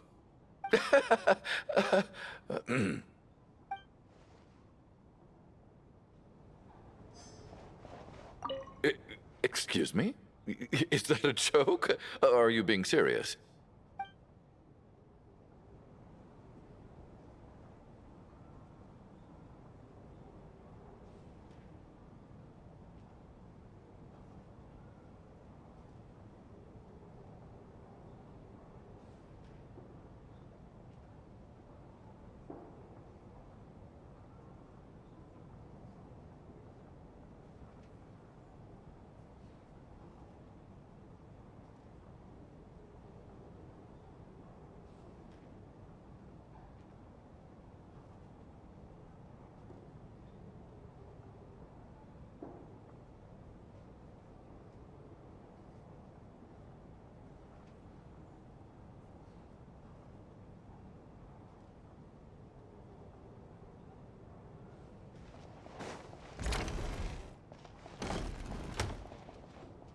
How are you feeling, Tonya? I'm fine. Sorry to worry you. I'm used to it by this point. I take medicine for it. My brother usually helps to get it ready for me. Child must take great care of his sister. He's never mentioned Tonya's illness, though. You know, I actually find this whole thing kind of exciting. Stuck in a strange place thanks to a snowstorm. Having to spend the night with a bunch of interesting characters. It's pretty cool, don't you think? Kids, huh? My brother always says I'm not mature enough. Maybe he's right.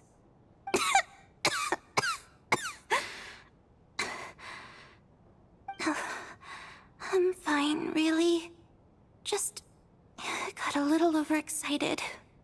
Look after yourself. Otherwise, your brother will come after me.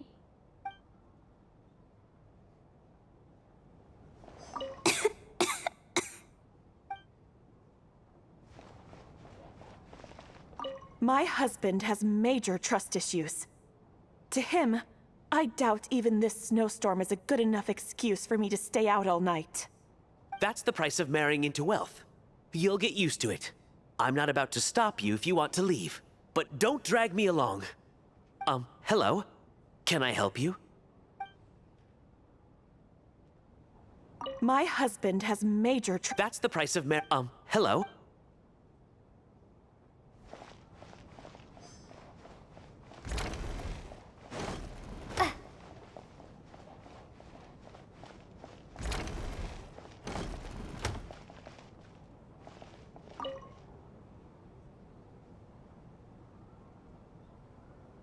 I don't think it's ever been this lively backstage before. I didn't know you were coming today.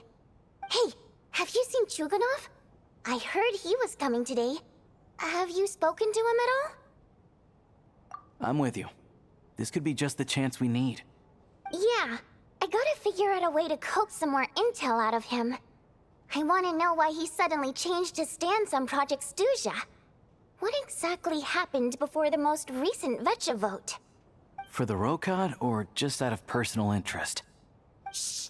There are other people around. Don't say the R word.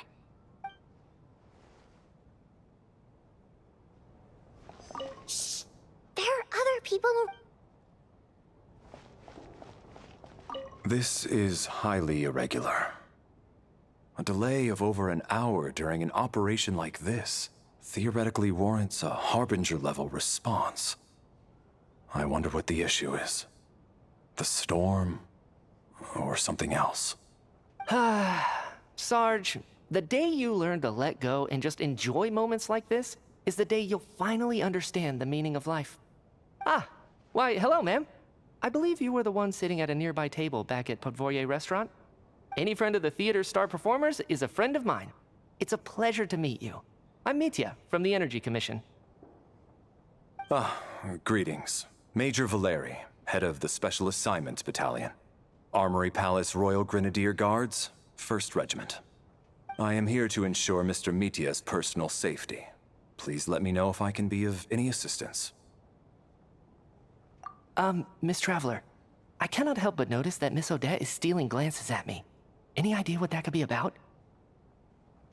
I've racked my brains, but I can't think of anything I might have done to offend her. Perhaps she noticed me spacing out during her performance? What?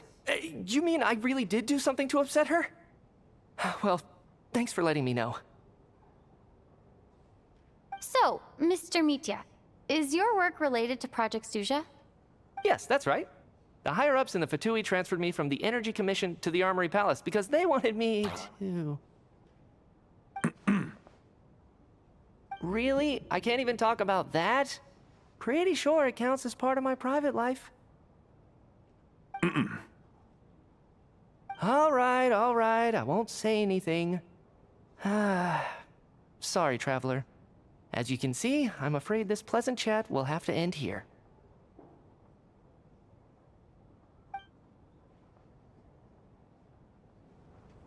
This is highly irregular.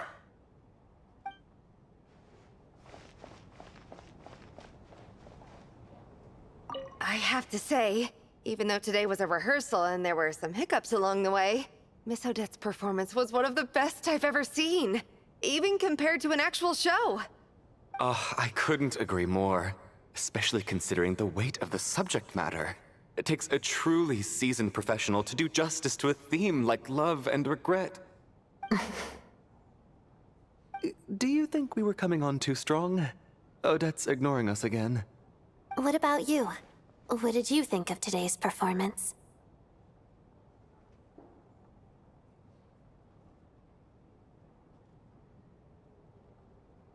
Oh my, that's very flattering of you. Thank you. I'll make sure to save a ticket for you when the show's performance ready. This doesn't seem like the time or place to bring up the subject of Lelek. I need a chance to speak with her in private. So unfair. Talk about double standards. And now it looks like I've been spotted.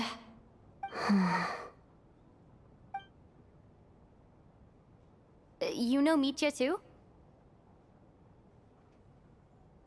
No, I don't. I just have a feeling that he might be dangerous.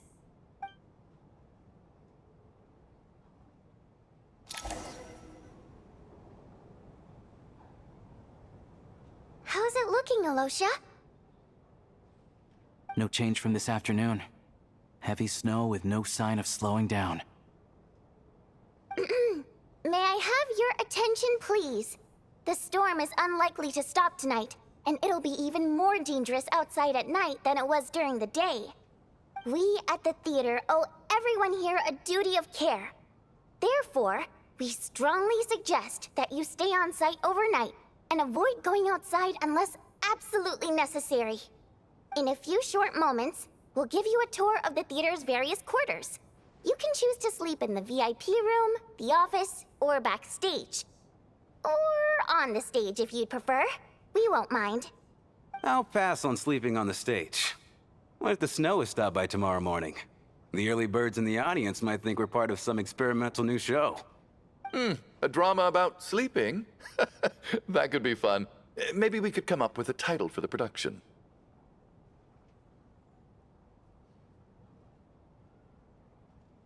What? Gotta admit, I didn't get that one. Anyone who doesn't wish to sleep on the stage, please follow me. I'll show you to the rooms.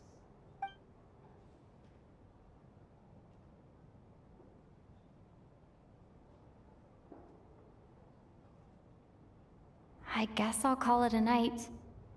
Though, I feel like I won't sleep very well without Paimon here. I'm sure she'll be worried that I haven't made it back yet.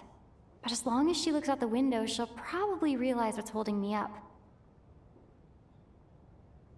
I wonder if she's feeling any better yet? At least she hasn't been getting any worse. Still, I should try and get back first thing tomorrow morning.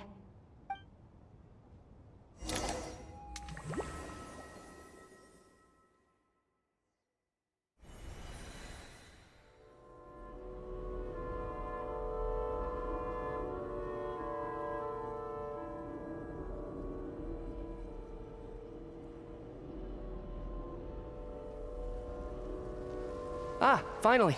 Welcome back to the world of the living, lazy bones. I was about to wake you. The black mist is almost on us. Still waking up, huh? You know, the black mist. It's been chasing us from below ever since we were born. You're just dozy. There's no way you've forgotten. Come on, let's keep heading up. Onwards and upwards is the only way to survive. Don't listen to a word those black mist cultists say. Here we go again. The endless march toward survival. What's going on? That black mist down there is creeping me out. And it's rising. Guess I should head upwards and get away from it. The black mist cultists believe that being swallowed by the black mist leads to everlasting peace. But if you ask me, they're just lying to themselves. We're the only heretics left. The only ones who refuse to give in. We have to keep going. But how do you actually know that they're wrong? Dangerous question there, Torgov. The moment your faith wavers, you start a chain reaction that ends in the collapse of your will. Put the question out of your mind. Stay strong and believe that the black mist means certain death. Okay, but it's not my mind that's the problem. My body's about to give up on me. It's already starting to falter.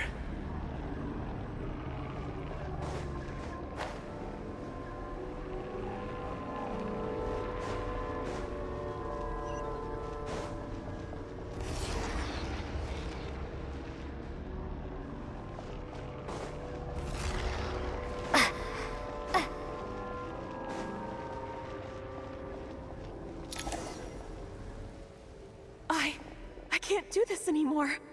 I've had enough of being forever on the run. What's the point of it all? All this will pass eventually, I promise. Keep fighting. It will be worth it. You accuse the Black Mist cultists of being liars.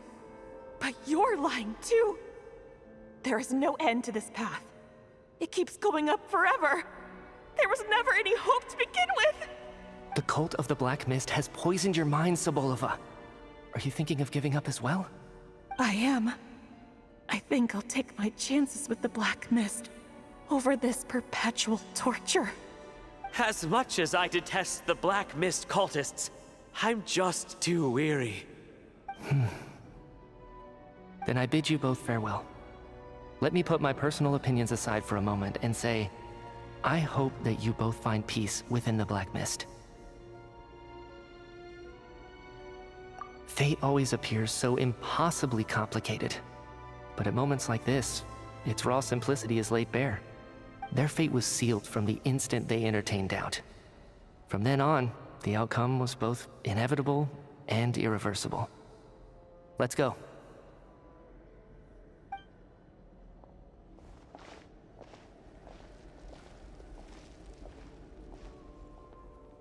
Torgov and Sobolova are gone. I never thought the day would come when even they would be swallowed by the Black Mist. It's just you and me now. Yes, It looks like it's satisfied. For now.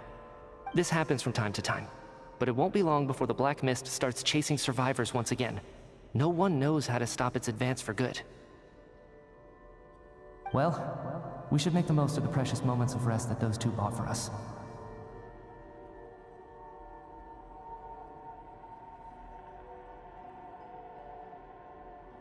Huh? Are you really that sleepy, Traveler?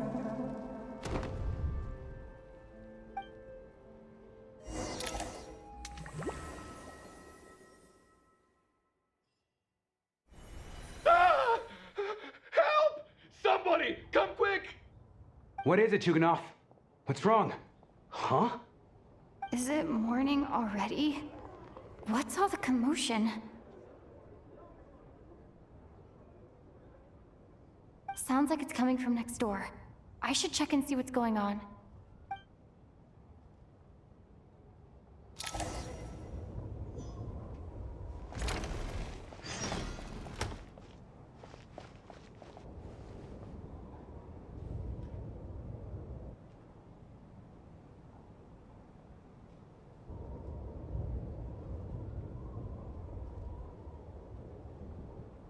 Don't look, Miss Tonya. Stay here. Okay. What happened to them?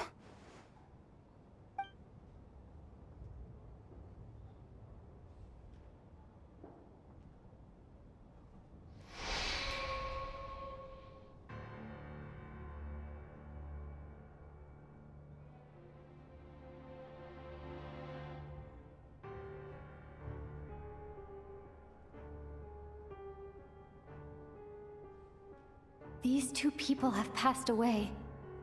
And the strange thing is that somehow I knew this was going to happen. I knew that they would be the ones to die.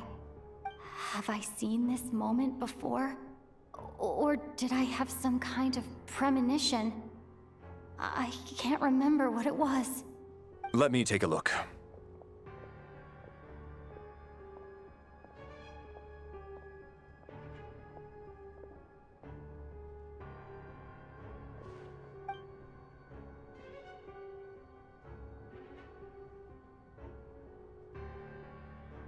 No vital signs in either of them. They're dead.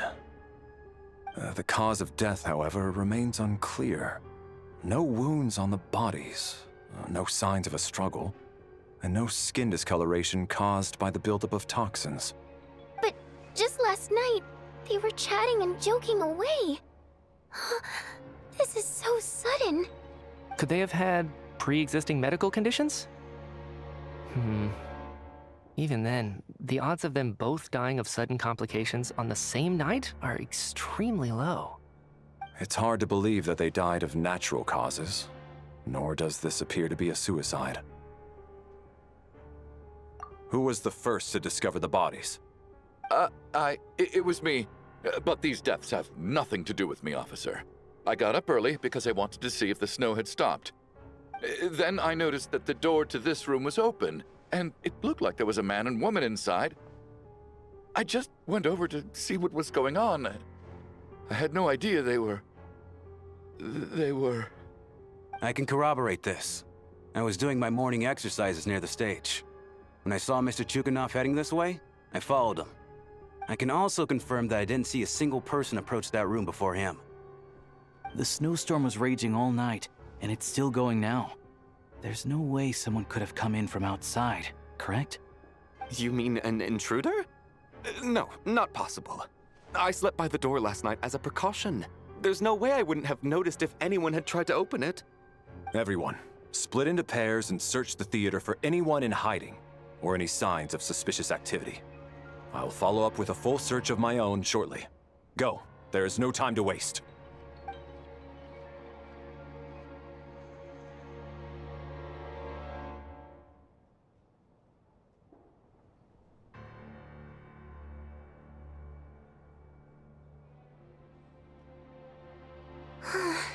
Nothing on your end either? Backstage is clear. No signs of suspicious activity. We checked the basement. Also clear. I don't think there's anywhere here that a living person could hide. Are we certain that the theater doesn't have a back door? Or any tunnel or passageway wide enough for a person to fit through? No, there's nothing like that.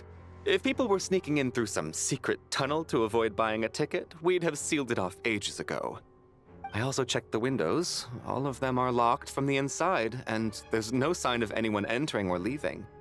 It sounds like we can safely rule out the intruder theory. If anyone came in during the night in this weather, there'd be no way for them to avoid leaving footprints or water stains. This can only mean one thing. It's like one of those murder mysteries you see in novels and plays, isn't it? The ones where the killer is one of us. We can't quite jump to that conclusion just yet. Could he be right? It's hard to imagine something like that happening in real life. Set in a theater during a snowstorm, a murder takes place and the killer is among us. It's such a classic trope that it seems unbelievable. Looking at who the killer targeted and the clean entry and exit, it all adds up. I know what this is. It's obvious now that I think about it. What is? What have you figured out? Both victims were wealthy, well-known local merchants. And the door was deliberately left open so I would discover the bodies and witness the crime scene first thing in the morning. Such ruthless methods. This was your doing, wasn't it, Lelik? Lelik? You mean Lelik is among us? And he's the killer? Lelik. I know this code name. Member of the Rokot, anti-Project Stuja. Always works alone. I've read the case files at the Armory Palace. Walk me through your reasoning, Mr. Chuganov. What do you know about Lelik?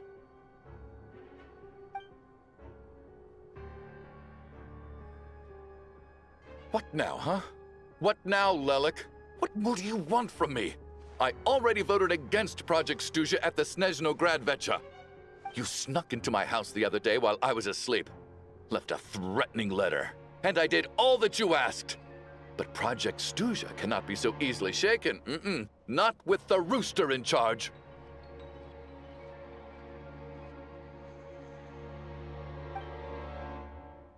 So he really was threatened by Lelik. That makes sense. And now you're resorting to murder to threaten me. Isn't that right? I knew it. The Rokot despises the rich. The lives of the wealthy are but refuse in your eyes.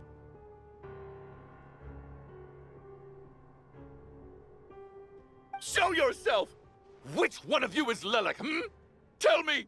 I'll do whatever you want! Just stop playing these mind games!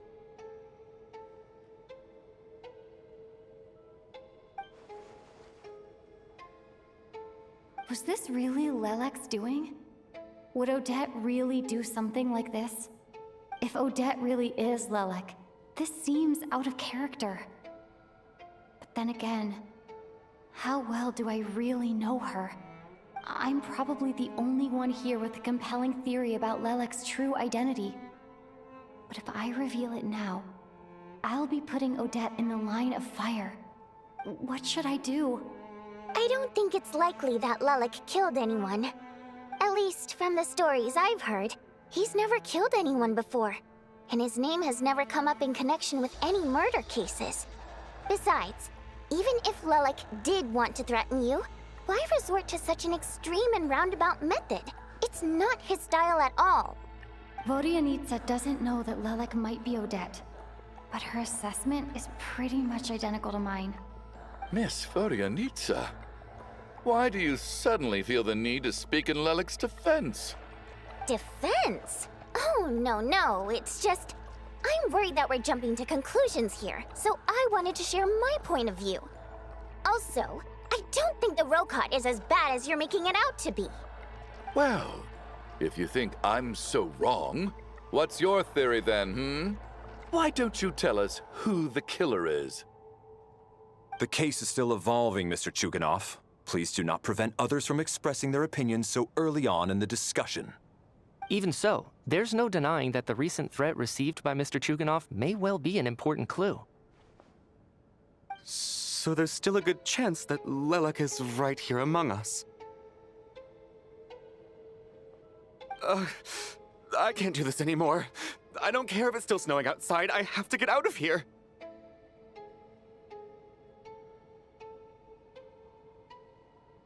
Whoa, take a beat. We all know it's far too dangerous out there. Even the soldiers couldn't get to us. Go out that door, and you might not live to tell the tale. And whoever this Lelik is, they're surely not going to murder anyone in broad daylight. Be sensible, my man. You're safer inside. As much as I regret having to say this, I'd like everyone to cooperate and refrain from exiting the premises until further notice. Because as things stand, every one of us is now a suspect. Unless anyone has further information to share, let's adjourn for now. Feel free to keep searching for clues, but make sure you don't go off alone.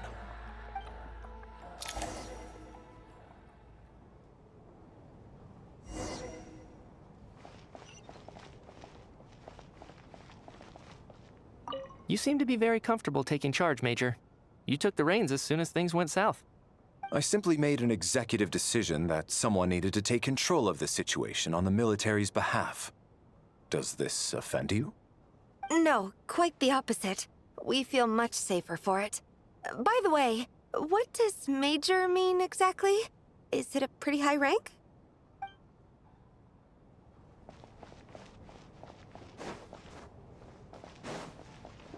We don't move in the same circles, so I'm not clued up on Project Stuja and all this political intrigue.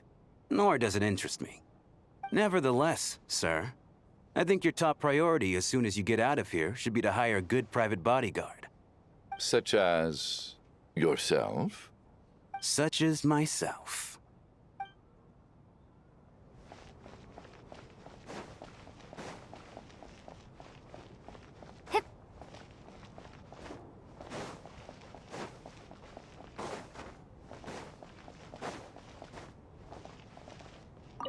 I still find it hard to believe there's a murderer among us.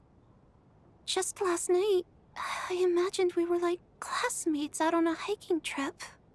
There's no guarantee that you can trust your classmates, especially not when you're locked up together. Why did they do this? Was it for money? Even then, they could have just kidnapped the people. They didn't have to die.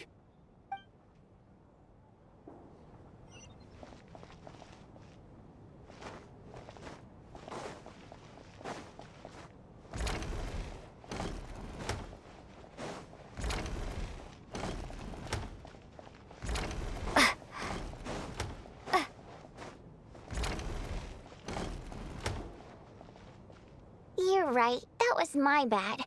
It was a knee-jerk reaction. I didn't think it through. Luckily, no one suspected my identity. Oh, phew. It's just you. I thought someone was eavesdropping. Since Vodyanitsa and I were on the same page earlier, I think I should share my thoughts with the Rokot members first.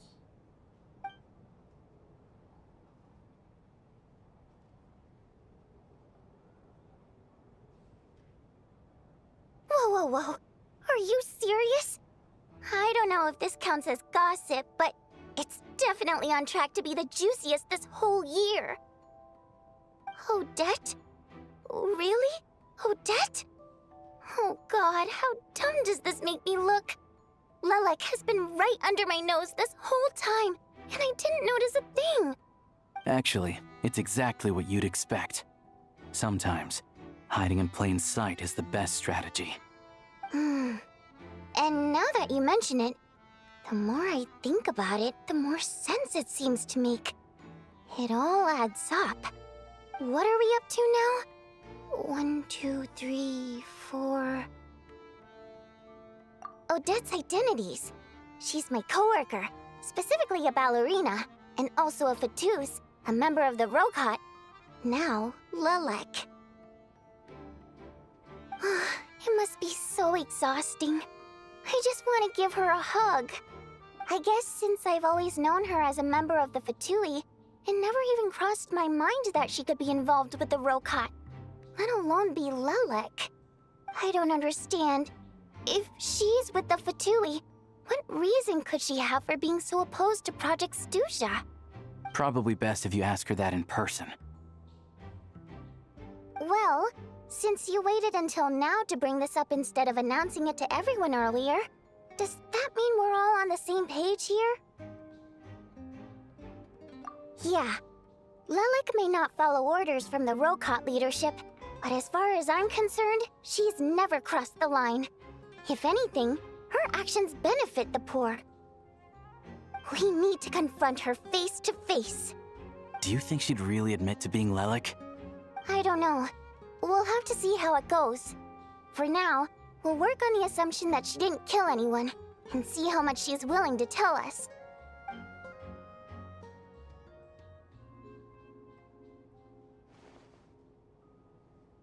Now's our chance. Odette's alone. Let's go. Hey, Odette. Hmm? What is it, you guys? Shh. Keep your voice down. We need to talk. So, you're Lilac, aren't you? Alright, fine. You don't have to say anything or explain yourself. Just hear me out first. None of us believes you'd kill innocent people. Whoever murdered those 2 people last night, it wasn't you. The Traveler was the first to figure out your identity, but she kept quiet during the discussion just now. Still, it's clear where the group consensus is heading. Everyone believes Lilac is the culprit. If your identity is exposed, you'll be in a really bad spot. We're your colleagues, and we know what kind of person you are. I don't want anything bad to happen to you. So, can you clue us in? Tell us everything. The more we know, the more easily we'll be able to cover for you. Alright. Yes, I'm Lilac. And no, I'm not the murderer. And thanks, but I don't need you to cover for me. Actually, I'm planning to reveal my identity. Huh? You're gonna reveal that you're Lilac? Here? That's right. I'll admit I was surprised at first when Chuganov guessed that I was here. It was just a lucky guess, but it caught me off guard. But after taking some time to assess the situation and confirm where everyone stands, I don't believe I have anything to worry about. Are you sure you don't need a second opinion? Given the circumstances. Mr. Valeri! What?!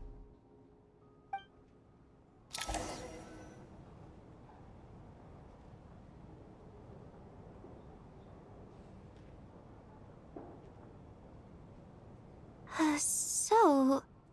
Odette is Lilac? I don't know what game you're playing, but you've got a lot of nerve. It's just one identity. So what if it's exposed? I can disappear and adopt a new identity anytime I please. I made my peace with this when I chose to become Lilac. But more importantly, I promise I am not the murderer, which means that someone else is.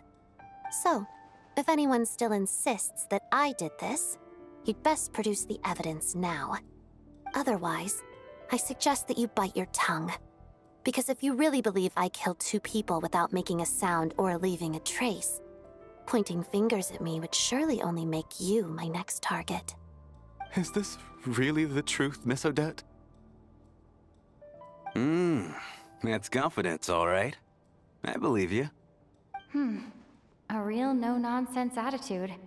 I can see why Marionette said that she's on track to inherit the title of the Fair Lady.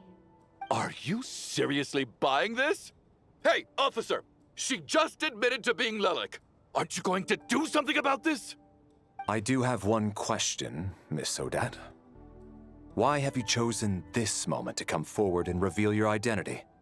If I didn't say anything, everyone would be focusing all their efforts on finding Lilac. And that is exactly what the real culprit wants. I don't want to be the scapegoat who lets the murderer get away with this crime.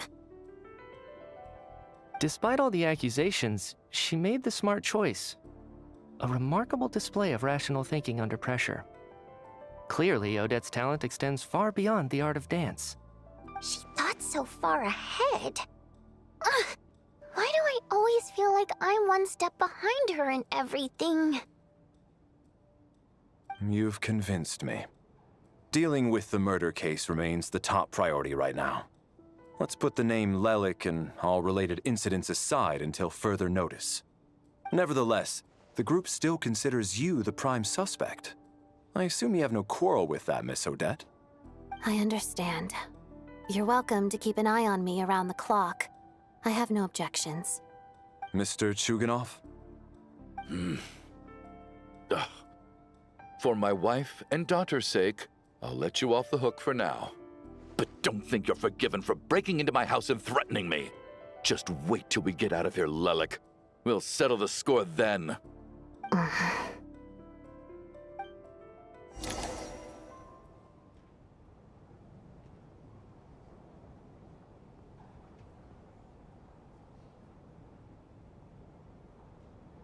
Good work, Lelik guard team. And Lelik, too. Here, have some hot water.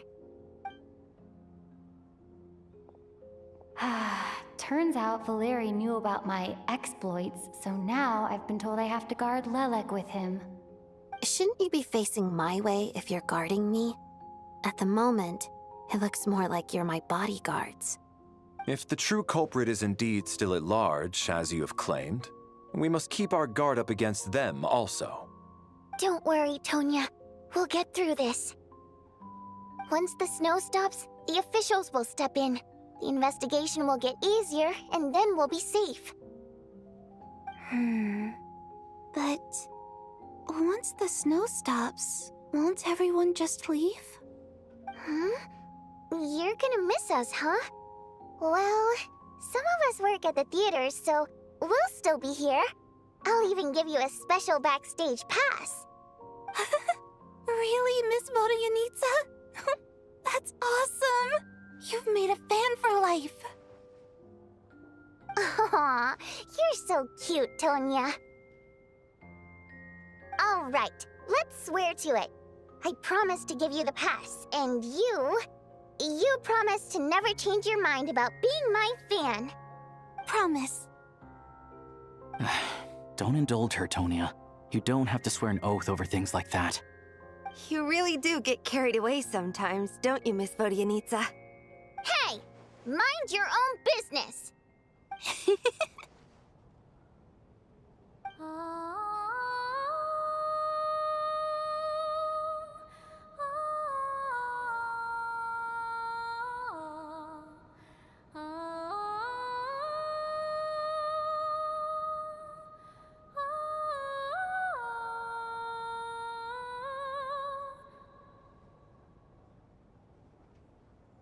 Don't be nervous, Miss Water Imp.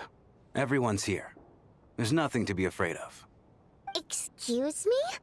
Do I look nervous? Don't be ridiculous. No. You sound nervous, lass. Oh. Wait, but how... Okay, plenty of people know that I'm a water imp, but still... How come you understand our primary mode of expression? Primary mode of expression. I've not come across that concept before. Do enlighten me, Vodyanitsa. Well, it's just... We water imps tend to communicate our emotions to each other by singing, rather than facial expressions. The emotions we convey through song take precedence over our facial expressions. So, we think of it as our primary mode of expression. I'm impressed, Shram. I didn't take you for a man of culture, but you're clearly rather learned. It's not about being cultured or not. The thing is, this mode of expression can usually only be understood by other water imps. It's not a simple case of a song sounding happy or sad. And yet, you're clearly human, Mr. Shram. It's really not the big deal you're making it out to be. I think I just have a knack for it. Plus, I have a... very close friend who's a water imp. A delightful lady. But keep that a secret. Anyway, we spent so much time together that before I knew it, I noticed I could understand her expressions. Oh, I guess that makes sense.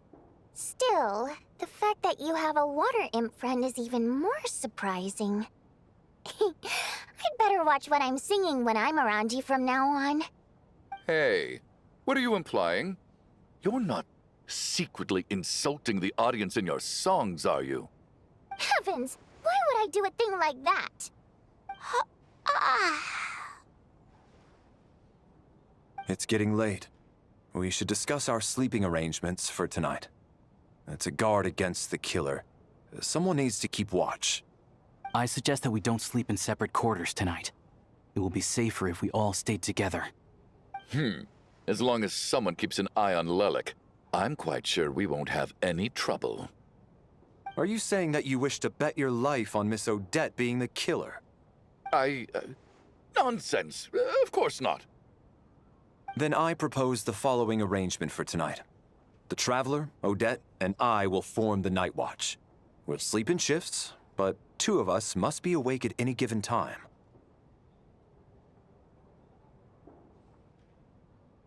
An excellent idea. This allows us to handle the Night Watch while also keeping an eye on Lelik. Meanwhile, the rule of taking shifts in pairs resolves the other issue. Namely that we can't necessarily trust the Traveler or Valeri either. I expect that plan took you quite some time to come up with, didn't it? Actually, our field combat manual outlines a similar approach. Although the scenario there involves guarding prisoners overnight during field operations. That being said, I must clarify that I harbor no disrespect towards you personally, Miss Odette. In fact, Lelik's numerous covert operations make fine textbook examples for military agents. I care less about respect and more about the fact that you just robbed me of 2/3 of my sleep tonight. I'm calling dibs on being the first to rest. Good night.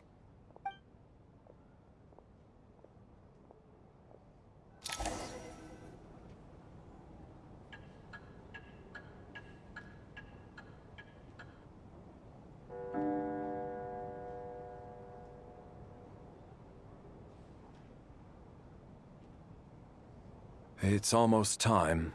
We should wake Odette. How are you faring? Oh, not going to argue with that. I'll take a quick nap. If you start to feel sleepy, wake me up anytime. It's finally time for Odette and I to share the Night Watch. I should wake her up.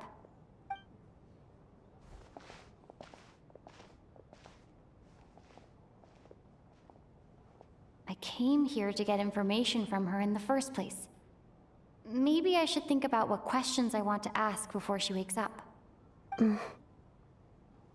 How long are you gonna keep staring at me? Couldn't sleep. My mind's been running haywire. Plus, there's something I've been meaning to talk to you about. I had a hunch that you wanted a conversation, too. Let's take this chance to clear the air, shall we?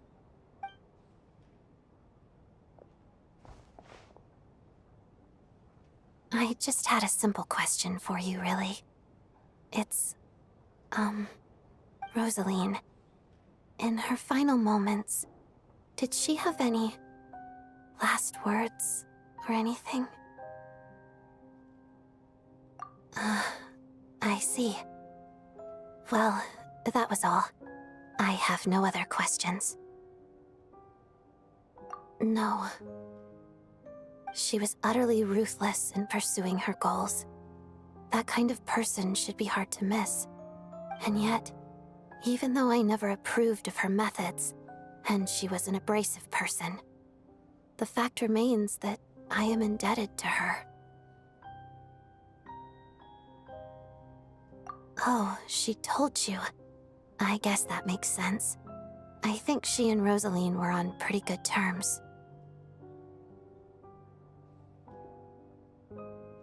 Yes. Rosaline wasn't the kind to gossip about this sort of thing. Not that it's any huge secret to me, though. When I was a child, I had to join the Fatui for the sake of my mother and me. I trained under Rosaline. It was extremely grueling, and it didn't exactly come naturally to me. All I could do was try to ignore the biting cold and practice, practice, practice. I was a newcomer who'd managed to make a good first impression on a harbinger. There was pressure to live up to her expectations, to be worthy of the fair lady's reputation. Every day was a struggle against the cold, pain, and fatigue. And most nights, I struggled to fall asleep. After enduring all that, I've become almost immune to the sensation of pain. I suppose that was the cost of survival. Surely, any child who had to experience that would grow to hate her lot in life, don't you think? So, I put an equal amount of effort into my ballet. Because in my young mind, that was the only way to defy my fate. It was my way of telling her, the Fatui's demands and your expectations of me are not what I wish for. One day, I will leave. I think she probably blamed my poor performance in training on my passion for ballet. She knew my heart wasn't in it. One time, when I was secretly practicing a dance at night, she suddenly showed up. I knew she was there to catch me red-handed. I told her, "You don't deserve to watch the dance I learned from my mother." She looked stunned. I guess she was surprised that I lashed out first, before she had the chance. But strangely enough, on that occasion, she wasn't fierce with me like she was during training. Instead, she fell silent for a moment, and then left. After that, she never interfered with my dancing or asked me how it was going. She never came to watch me dance again either. Not even once. She was. But even now, whenever I take out this core Ignis, I can't help but think of that night. Of the look on her face. Sort of. Although gift might be too kind a term. This is her flame sealed within ice. A symbol of her favor, yes, but also her way of keeping an eye on people. She knew the location of every piece of core Ignis. If any recipient started acting suspiciously, she'd be on to them immediately. Trust her to make even a mark of approval feel suffocating. So, when news of Rosaline's death reached Snezhnaya, many people immediately crushed their core Ignis. It gave them a profound sense of relief, like they'd broken free from her shackles. But I kept mine. With my sensitivity to pain being as dull as it is, the warmth from this core Ignis is one of the few things I can still feel clearly. I still wonder, did she really come to stop me that night? I wasn't sure, but I was scared, so I said some really awful things. I guess she didn't leave anything behind. Not that I expected her to. It's fine. It's just a bit of a shame that we couldn't settle our differences before the end.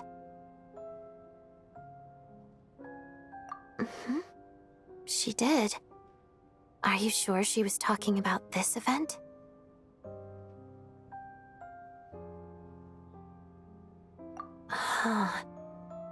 No, she didn't. I didn't even find out that she'd gone to Mondstadt until a while after she'd left. Wait, in that case... Okay, I will. Thanks for letting me know. There's something I'm trying to figure out. I'm beginning to suspect that Paimon's mystery illness is being caused by the energy research behind Project Stuja. Paimon's very important to me, so I have to get to the bottom of this. I figured that since you're Lelek, you might know something about all this. The ultimate goal of this energy experiment is to create a weapon for the final battle. The weapon's construction was completed in Nodkrai. Now, all that remains is to arm it with a sufficiently powerful energy.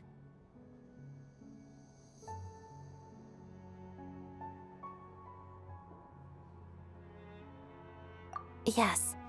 The weapons development and all the related experiments are overseen by Lord Piero, the Jester, and the lab is located deep within the Armory Palace.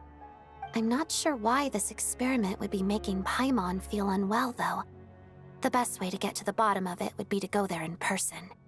Once we get out of here, I'll help you apply for an entry permit.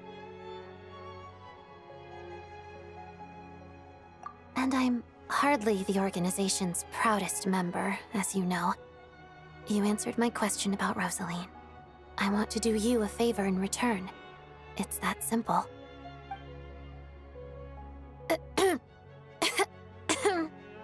Huh? What's wrong? Are you not feeling well? You two seem to be hitting it off. I thought you were sleeping. Of course I was. In the military, one learns to fall asleep quickly, even in the most inhospitable environments. It's vital to staying alert and energized. Why? Is something wrong? Even if he was awake, he can't have overheard us, right? Well, thank you both for keeping watch. Traveler, I'll take over for now. It's your turn to get some sleep. Sure.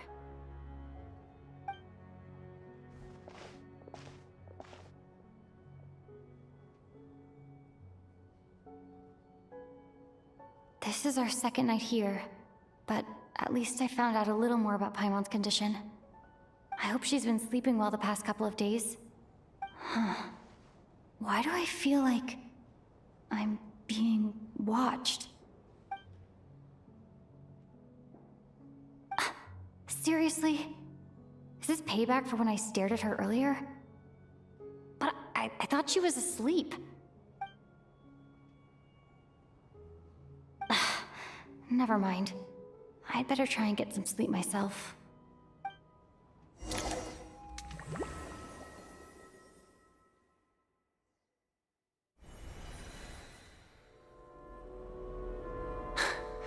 Hey, what are you spacing out for?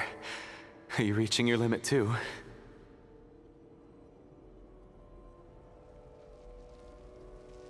How long have we been walking for? Do you remember? Time's lost all meaning. Ever since we noticed that thing above our heads. What was it called again? A star key? Or key star? Anyway, the person who named it was swallowed by the black mist. Whatever it's called, ever since we noticed it, we've been walking up and up, hoping that as long as we reach it, we can find a way out of this place. But it seems like no matter how far we walk, we never get any closer. Well, we've come this far. You never know. Maybe we're almost there? Come on, enough moping. Let's go. The black mist is catching up.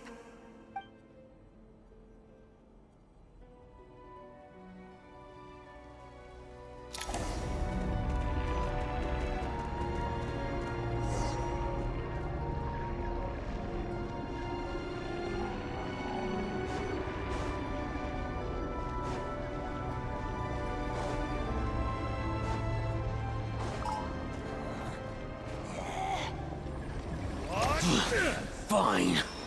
Monsters! Watch out! Not again! I've lost count of how many times we run into them. Be careful.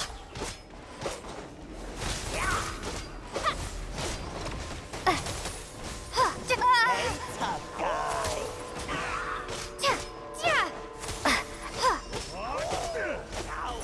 Encase!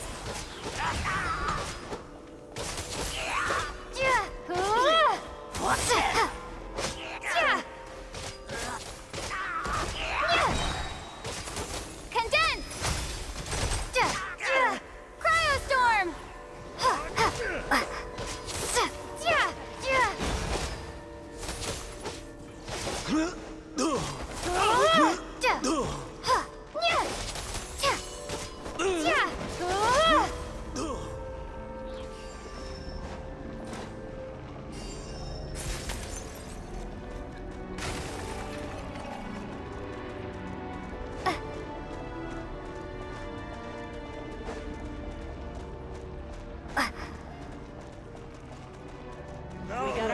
straggler. Here comes another one. Here they come again! Get ready!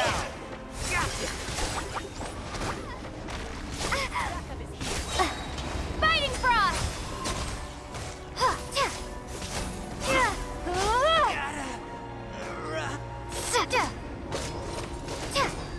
Cryostorm!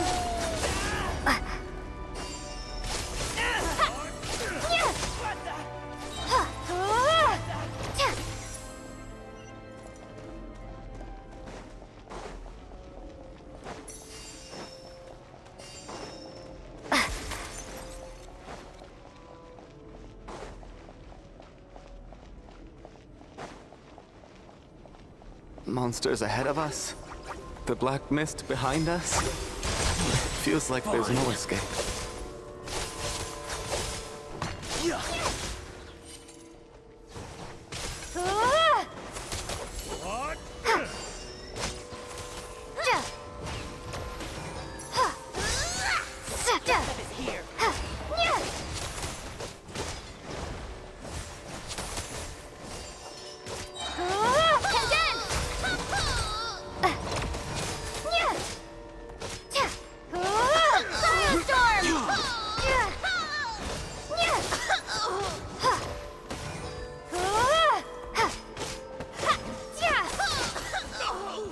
Shut up! Are you hurt, Coolish? No. I'm fine. It's just... Suddenly I don't want to walk any further. I get you. In fact, I reached my limit a long time ago. Sometimes it feels like there's hope where there shouldn't be. Yeah. The hope that the star gives us is the only thing keeping us going. But I'm not sure it's real at all. It may just be a collective illusion. Otherwise, why would it always be out of reach?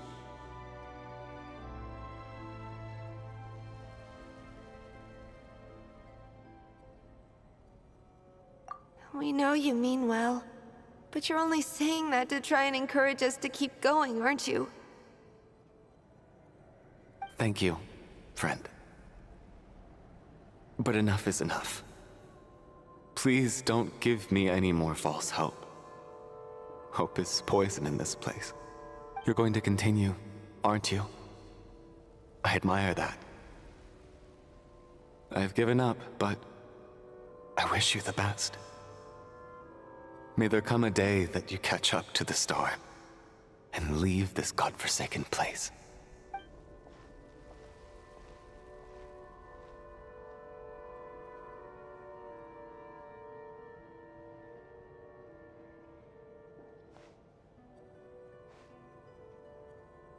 It's not an illusion.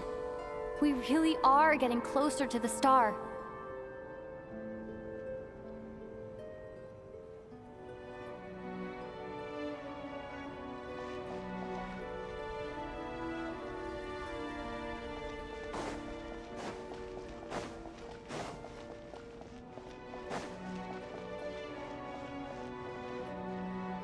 Congratulations. You're the first person to make it here.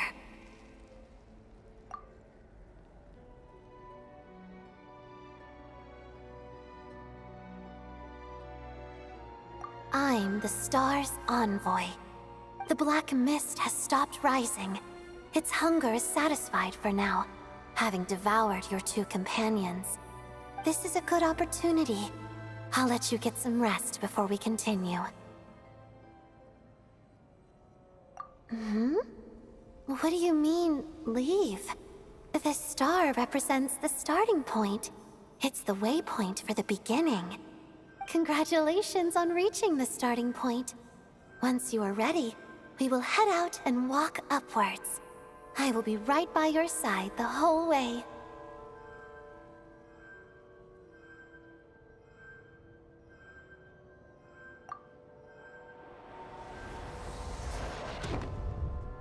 Huh?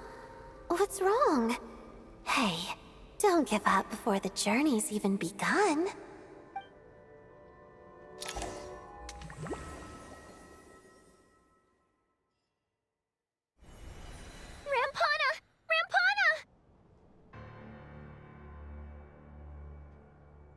Is that Vodyanitsa's voice? What happened? Coolish, wake up! Please wake up!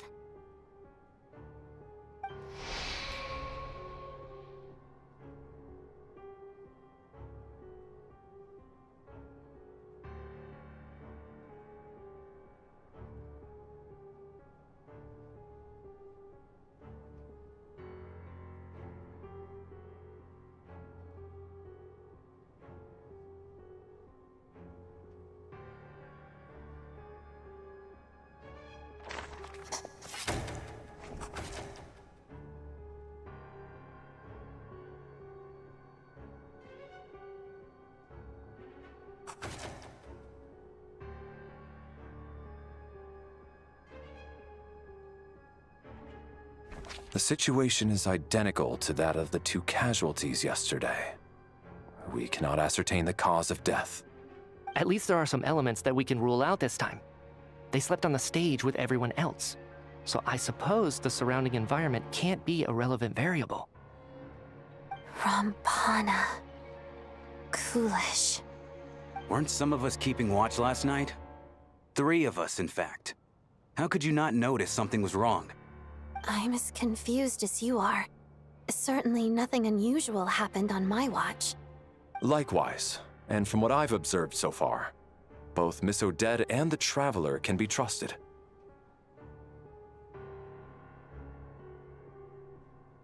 To be honest, I didn't get a wink of sleep last night. I couldn't help but think I was the target, so I just laid there with my eyes closed. I heard the Traveler and Lelik chatting, but otherwise I don't recall hearing any commotion during the night. Me too. I didn't want to wake everyone up, so I was concentrating hard, trying not to cough. I hardly slept at all. If anything had happened, I'm sure I would have noticed. Then, what could possibly be causing this? Once was bad enough.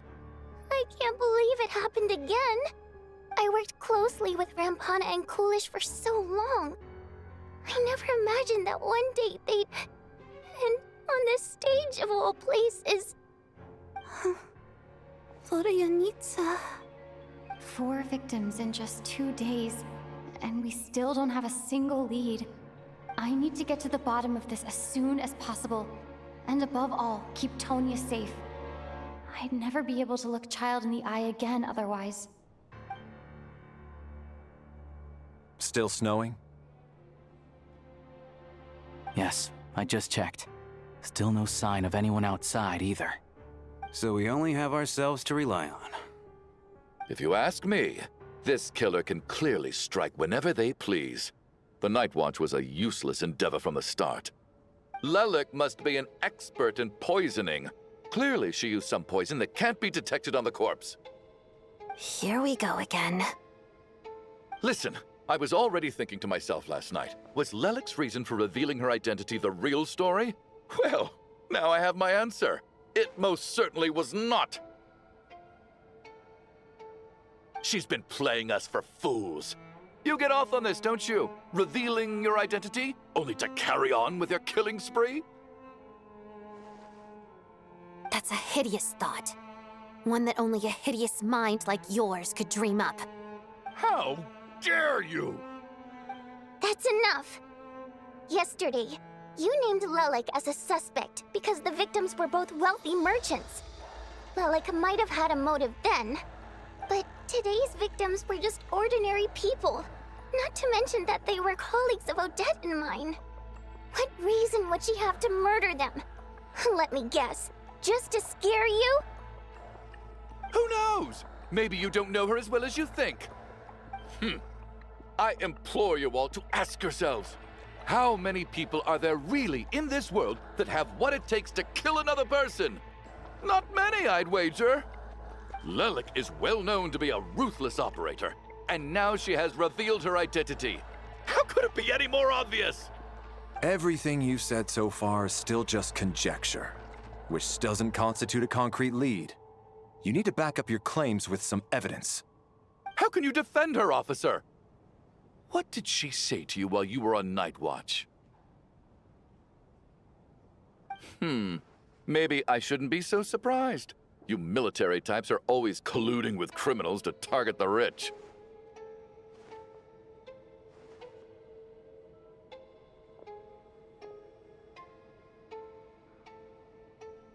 All so you can get your grubby paws on our hard-earned fortunes, then tell us to fall in line. The Fatui, the Druzhna, and the Rokot. Thugs, the lot of you!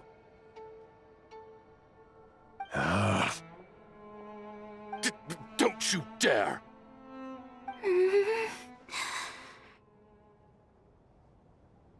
Sir, but you were the one who told us not to stop other people from expressing their opinions yesterday. 4 people have already died. Only yesterday I was chatting with Mr. Coolish. Then we woke up in the morning and he's... Turning against one another is the last thing we should be doing right now. Little girl. Even if Mr. Chuganov is a puffed-up, pig-headed windbag who doesn't have a clue what he's talking about, he's still one of the victims here, isn't he?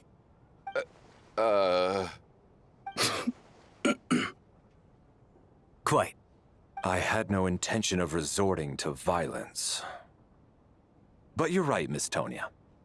I ought not prevent him from speaking his mind. In any case, I believe Mr. Chuganov has calmed down a little now. We may resume our discussion. I don't think there's any need for that. What is there to discuss? Nothing about this situation is normal. Did you have an idea, Mitya? You're the brainiac here, right? Come on, clue us in. I've been mulling something over.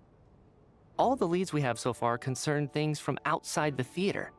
Miss Odette's alter ego, the threats Mr. Chuganov received. But then there's the 2 double murder crime scenes themselves, which have given us absolutely nothing to go on whatsoever. That's highly unusual. Even with the most careful killers, there's always some evidence left behind. So what are you suggesting? I think this could be a supernatural event. It isn't characteristic of human-on-human homicide at all. Correct me if I'm wrong, but aren't you supposed to be a scientist? That doesn't sound like a conclusion someone like you is supposed to make. I got into scientific research because of my insatiable curiosity. But if the present situation defies all known scientific explanations, I don't mind shifting my curiosity toward the paranormal instead. Now that you mention it, I remember when I first came to the theater. I heard rumors about this place being haunted. Haunted? Yeah, I think I heard the same thing. But I mean, they're only rumors, right?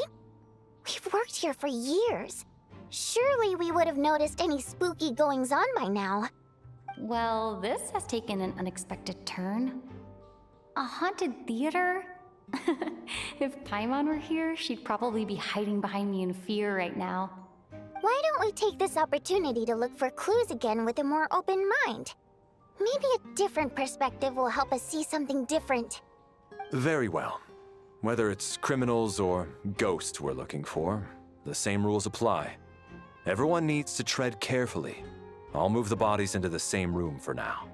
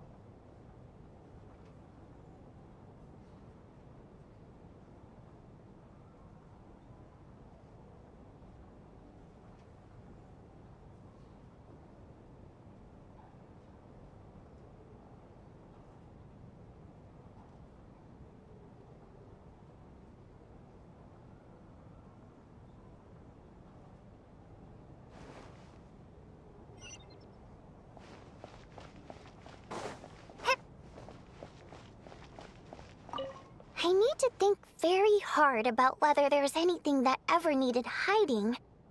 After all these years, there must be some things even I've forgotten about.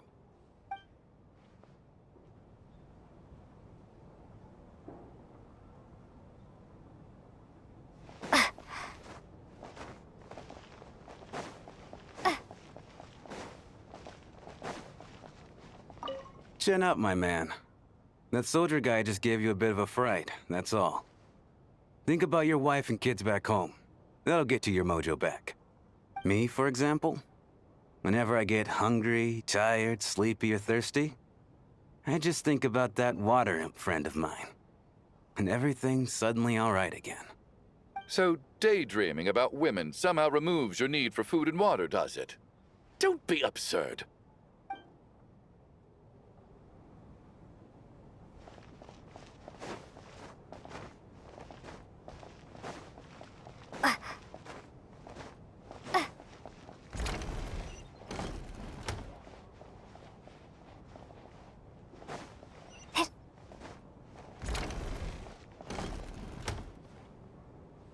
Valeri, come take a look at this.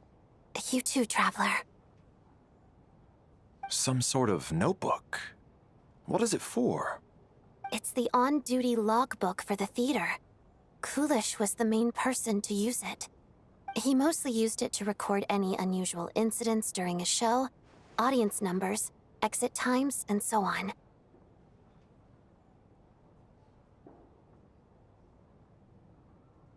Yes, he'd always have this logbook with him when he checked tickets at the entrance. This should confirm a lot of key details about the recent show. So, you find anything unusual? Yes. The number of people. I've checked and double-checked, but the numbers just don't match what's recorded in the logbook. Apparently, we have an extra person among us. Are we certain that logbook is accurate? Could someone have sneaked in without buying a ticket or something? Unlikely. Kulish took his duties very seriously. I've rarely seen any errors in his work. Not to mention that this was a dress rehearsal, meaning smaller audience numbers and tighter ticket restrictions than usual. Everything would have been well within his control. We no longer have our tickets with us, do we? They got collected on entry. I assume there's no way we can check them again. Unfortunately not.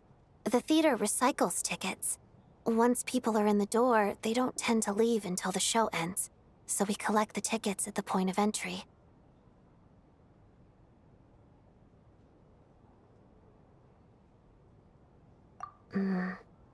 Still, I'm inclined to believe that this discrepancy in the head count is significant somehow. Did an extra person just materialize out of thin air?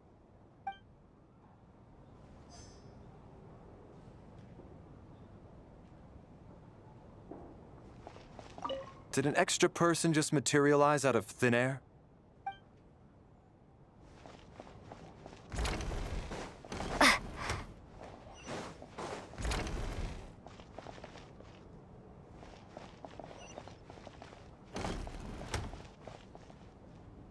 Tonya?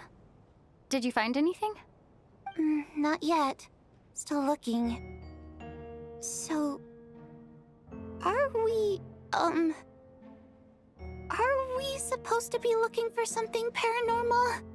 I think I'd prefer teaming up with you than looking around on my own. This looks like somebody's notebook. Shall we read it together?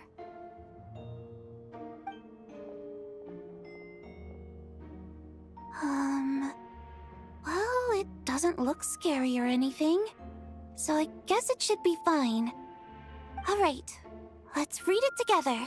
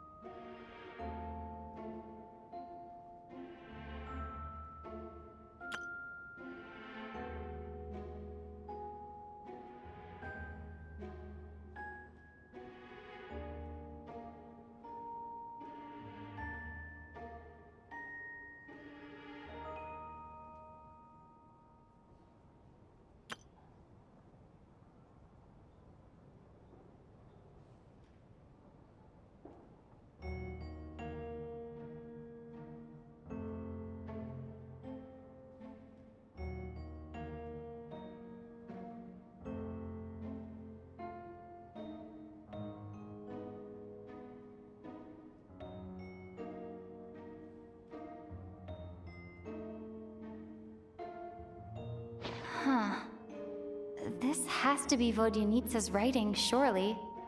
Maybe it's a little rude for us to peek at this. I feel like I just read someone's secret diary by accident.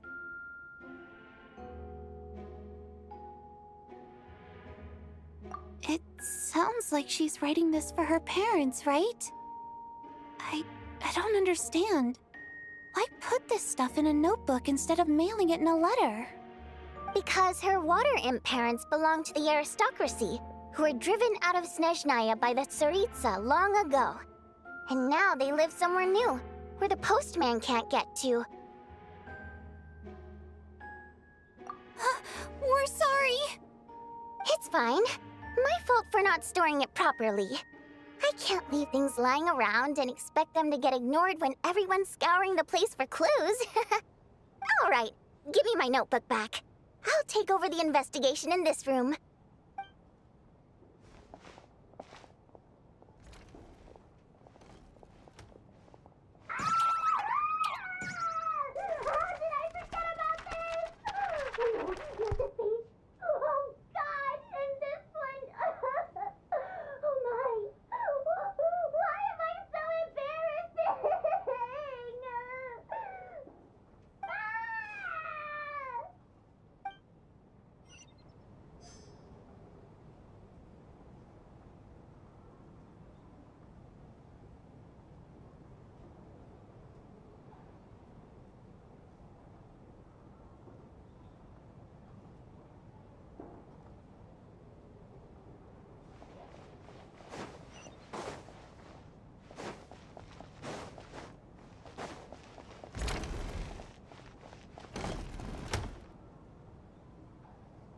Ah, Traveler. Since you're here, come take a look at this. Alosha found it. We're both curious to hear your perspective. It appears to be an investigation report. And the focus of the investigation was the rumors of haunting we heard about earlier.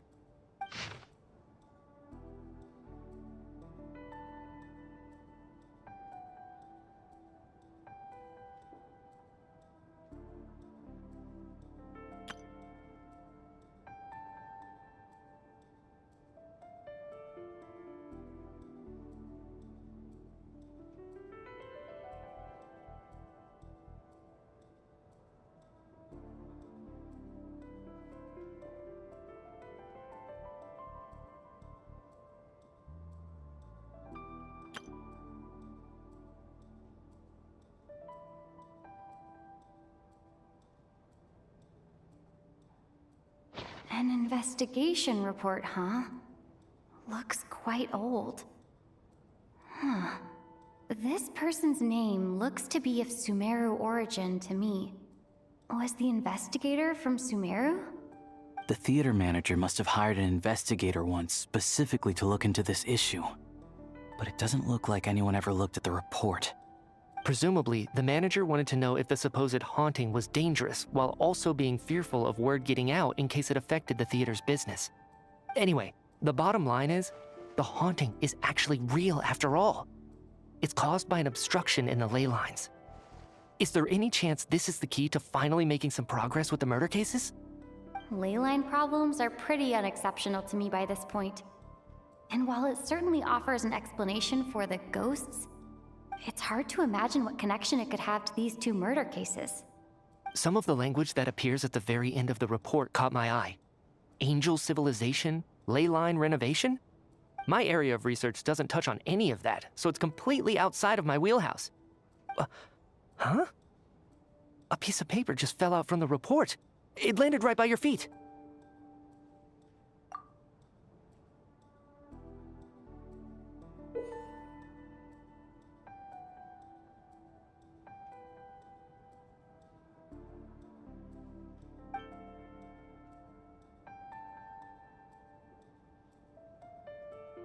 How unnerving.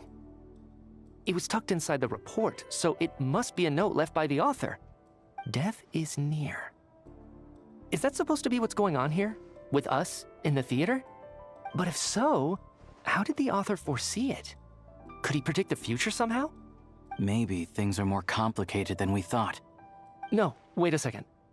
If we take the report and the note at face value, They completely contradict one another. The report definitively concludes that the hauntings in the theater are harmless and cannot affect the real world. But the note seems to be warning of potential danger. The question is, what exactly does the note mean by death?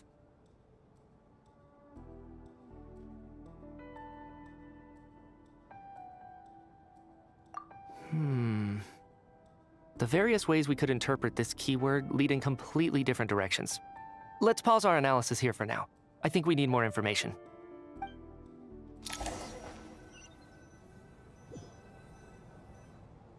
If we take all this together, it's not impossible, is it?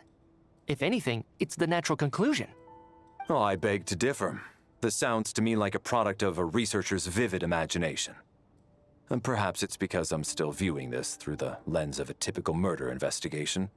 But still, I'm struggling to be persuaded by your theory. Does it really sound that far-fetched?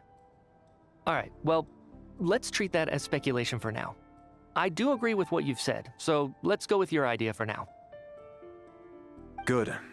Okay, now that we finally have some meaningful leads, I think it's time to reconvene. Let's get the others.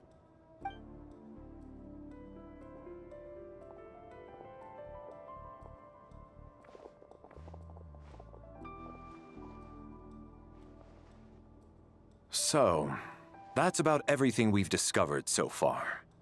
I'll share my theory first. Based on what we've learned from the logbook, I believe the extra person among us is most likely the killer. If the killer had simply bought a ticket, it would have greatly increased the risk of their identity being exposed. I expect he or she either hid in the theater ahead of time, or found a way to slip past the ticket inspection. They then blended in with the group and waited for an opportunity to strike. What about the note found in the investigation report? Any thoughts on how that fits in? The killer may have simply planted it there as some sort of sick joke. I've seen my fair share of psychopathic killers. They love playing cryptic mind games. So, it has nothing to do with the haunting of the theater after all. This theory makes sense to me. If we have an audience member unaccounted for, chances are they didn't come here to watch the show. Could it really be that simple? So, in other words, all we have to do is find out who got in here without a ticket, and all our problems will be solved? Then let me make one thing clear. All the theater staff should be well aware that I came here for the rehearsal legitimately, yes? There's no way I'm the one who didn't have a ticket. It's true. I hear you used every trick in the book to get a hold of that ticket, too. Everything short of throwing a temper tantrum and rolling around on the floor at the entrance. I most certainly did not degrade myself in such a way. Probably a stupid question, but I might as well ask. Did anyone here get in without having their ticket checked? Hmm? Guess it was naive of me to expect them to just admit to it. Especially after the unprompted Lelic reveal. Once was already a miracle. Twice would be unfathomable.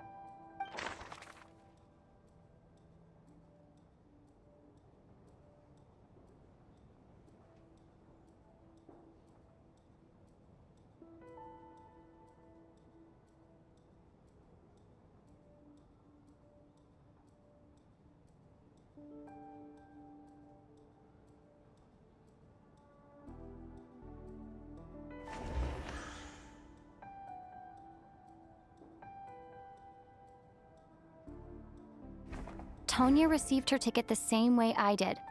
I assume Child got both of them together. In any case, I knew in advance that Tonya was coming.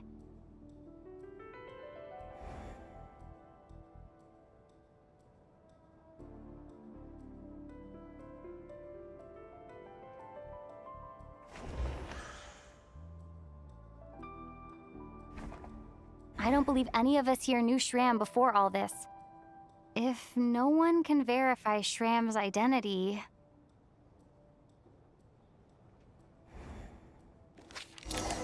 Mr. Shram, did you really go through the ticket inspection to get in here? Huh? Me? Why am I being singled out, my friend? Do I seem that suspicious? It's not that you stand out as suspicious. more that everyone else has been ruled out as trustworthy. Okay. Well, we spent the best part of 2 days together now, so I'm sure you can all tell what kind of person I am. I'm a true gentleman. I never dream of doing something like sneaking to the theater without a ticket. Yeah, I have no doubt that you're a good person. But the problem is, none of us here actually know you, so no one can say for sure that you are who you claim to be. Although, actually, what was it you said last night? Yeah, you're friends with that water imp, which is why you understand our primary mode of expression. Last time I checked, there were barely any of us remaining in Snezhnaya, since most of the water imps left. Could you tell me a little bit more about your friend? There's a good chance I actually know her. And I suppose it's also kind of a way for everyone else to get to know you a little better.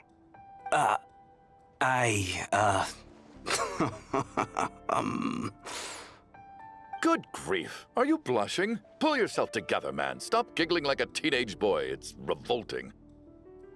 Hey, revolting is a little strong. All right, fine. I'll admit it.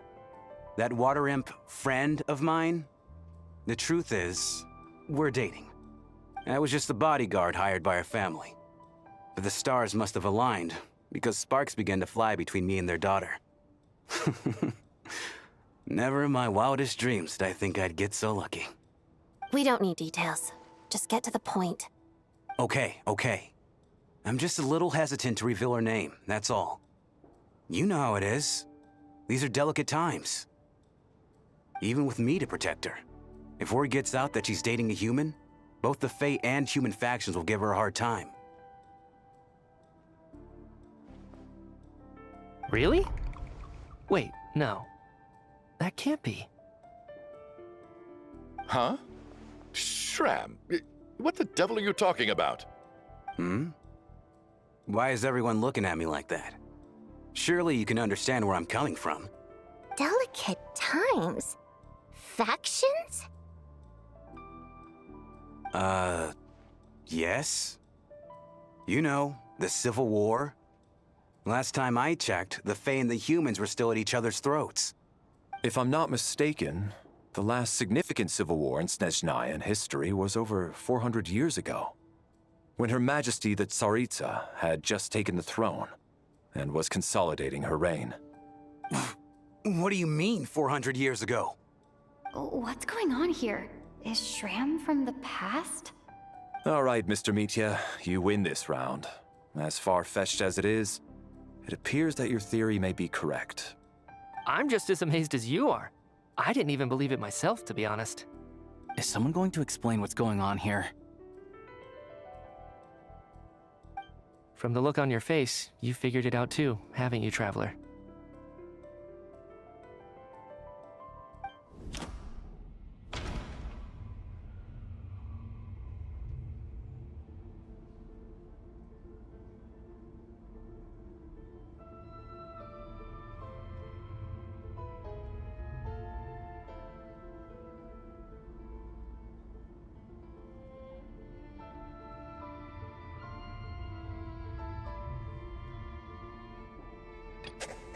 That seems to be the case.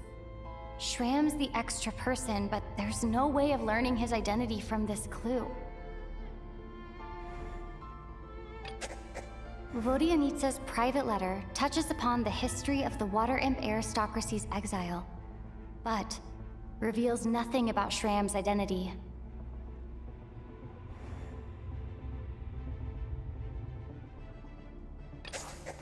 The theater's ley lines have been modified to block souls within its grounds from returning to them.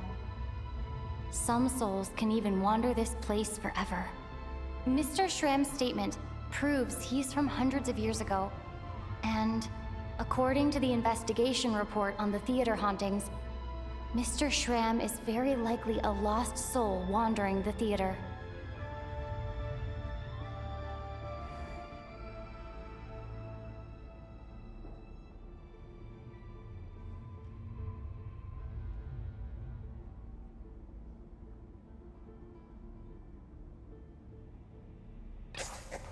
For some unknown reason, the soul that has been wandering the theater due to the leyline issues has joined our group and blended in.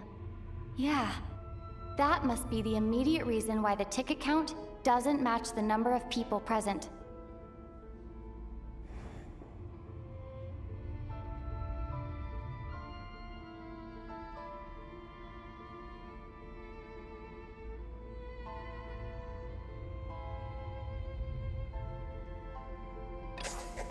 The contents of the investigation report have been verified.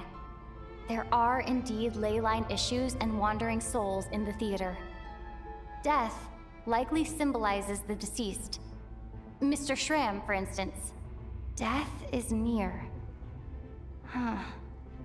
That must mean that there's a dead person in our midst.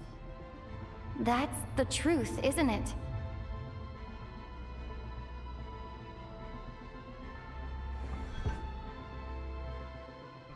Yeah, the logic is clear now. The investigation report said that there would be souls stuck wandering around the theater because the ley lines were cut off. Mr. Schramm must be one such soul who died in the theater a long time ago. In which case, that also makes him our extra person. So when the note said death is near, it must have been referring to death as in the deceased, people who died a long time ago. Someone who died a long time ago. In short, there's a dead person among us. The extra person we've been searching for is a ghost from the past. You mean I'm a ghost? No. Don't make jokes like that, my man. There must be some mistake. But even if I was dead, I know for a fact I didn't kill anyone these past 2 nights. Yeah, even if all that's true, the report also said the souls inside the theater can't affect reality, right? They're harmless. Then what if the problem isn't the souls at all, but the ley lines themselves? The ley lines have a powerful ability to attract and devour souls. Let's say that the ley lines are like a black hole, constantly seeking to engulf souls. But the souls that don't want to return are trying to avoid being sucked in. Huh. Why does this analogy sound so familiar? What happens when the black hole can't achieve its goal?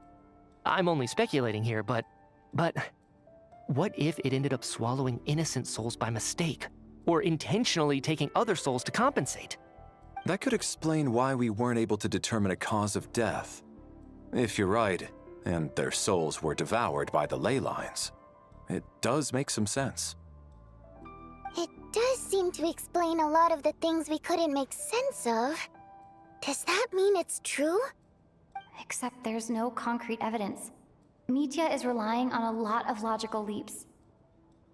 Still, it seems like the best explanation we have under the circumstances. All right, so how could Schramm not know that he's dead? Seems a little unlikely that he hasn't noticed anything unusual even after several days interacting with us. On the contrary, it's perfectly normal for a soul to wander the theater for centuries without questioning their existence or reason for being there. It's simply what's natural for them.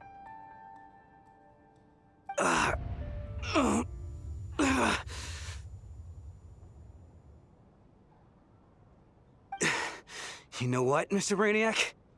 I think you might actually be right after all. I'm trying to remember and... even though my head feels like it's going to explode, I think... it's all coming back to me.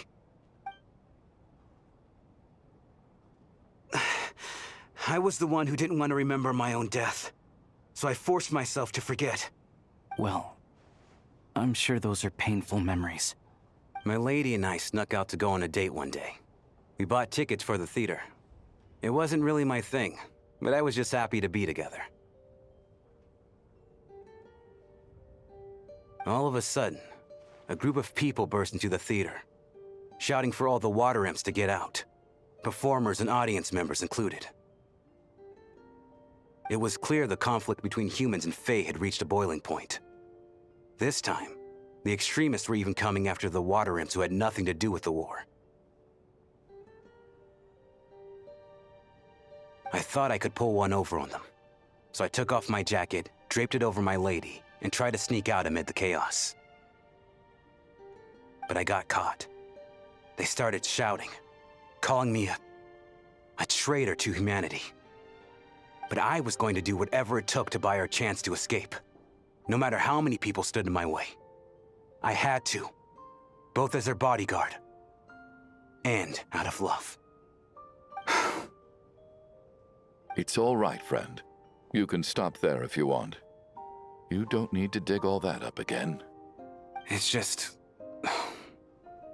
even now, I'm still struggling to accept the truth. How could I be dead?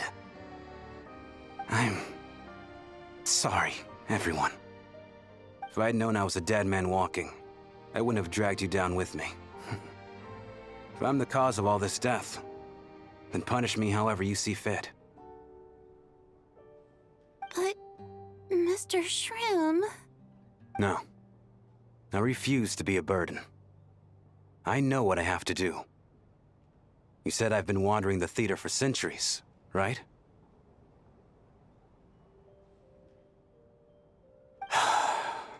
I guess it's high time I got a breath of fresh air.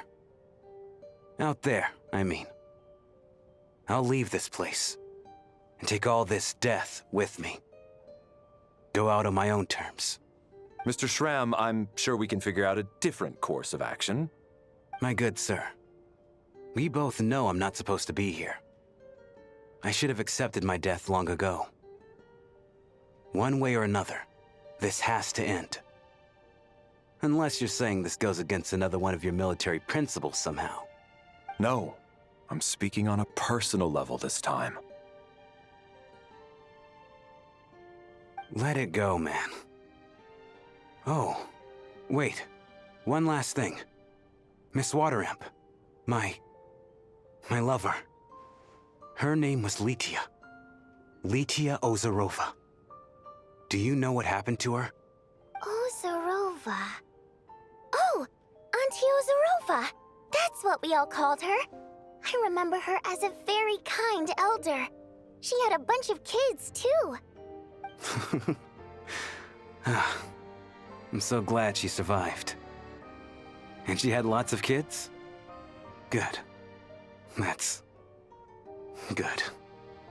I could hardly expect her to stay single just because of what happened to me, right? As long as she went on to be happy, that's all that matters. Besides, I'm dead. My soul has been wandering around here for so long because I was worried about her. But now, I can go without regret. There's no need to see me off, my friends. I've enjoyed our time together over these past few days. Perhaps we'll meet again in the next life.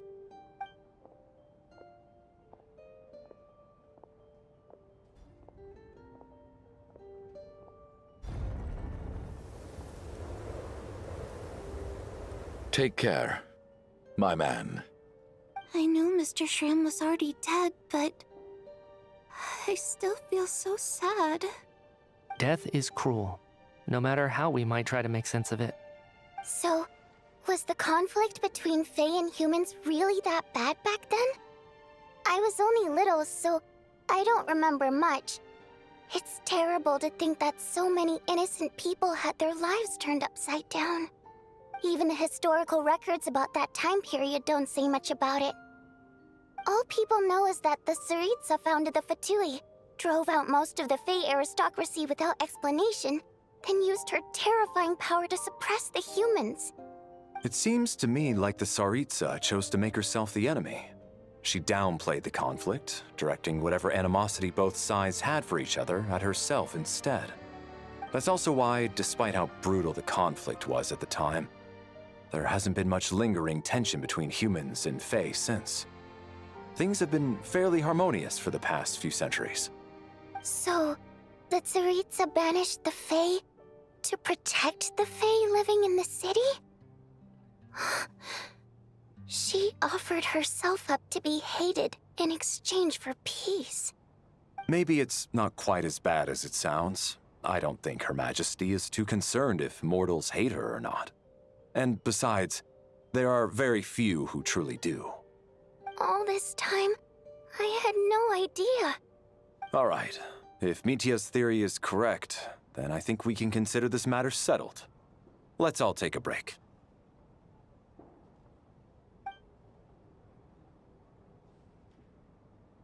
Ugh, if only this blasted storm wasn't still raging on.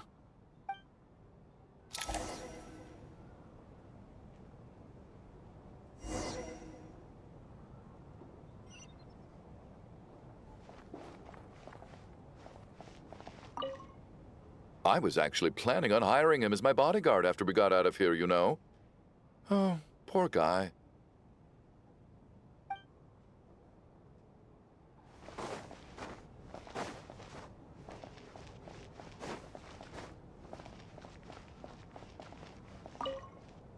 Even though Shram was already deceased, his decision to walk into the snowstorm was still a sacrifice, and a very brave one. This is one of the few times I don't feel at all happy to have my theory proven true.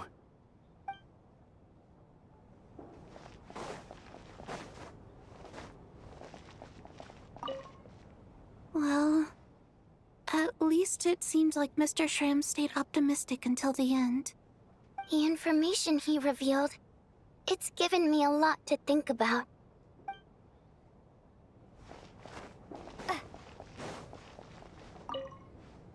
At least the lingering regret that kept him here has been put to rest. That's not necessarily a bad thing.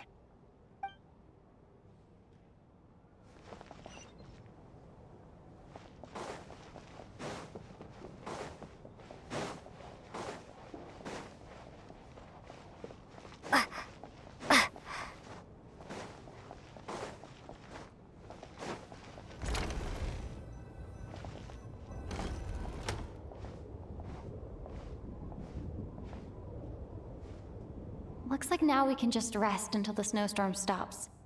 I still can't believe Shram turned out to be a ghost who'd been in the theater for hundreds of years. To think he was dead this whole time.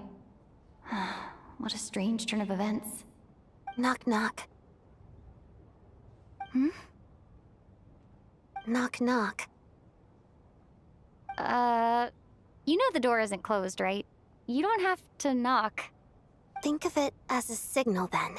When I'm entering someone else's room and I knock, I'm here as Odette. If I don't knock, it's Lelik. Thanks. So, why did you come to find me? Is there something I can help with? Vodyanitsa said you knew about my secret identity from the start. But when everyone was discussing who Lelik could be, you were worried that revealing what you knew would be unfair to me, so you kept it to yourself, right? Yes, I'm extremely grateful for that. It's nothing. I mean, you didn't hold what happened to the Senora against me, so I should thank you for that as well. Actually, there's something else as well. I found myself in a situation similar to the one you were in when you helped conceal my identity.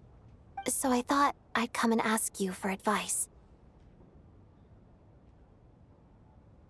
It's about Mitia. Before all of this, the last time I saw him, he was dead. As I'm sure you know, my goal as Lelik was to stop Project Stuja. Well, when I found out the tech lead for the experiment behind Project Stuja was Mitia, I immediately started planning to track him down and threaten him to back out. I often saw him around the theater, but I soon concluded that making my move there would risk exposing my identity. So I decided to infiltrate the Armory Palace and go directly to his lab. That way, the threat would be much more effective.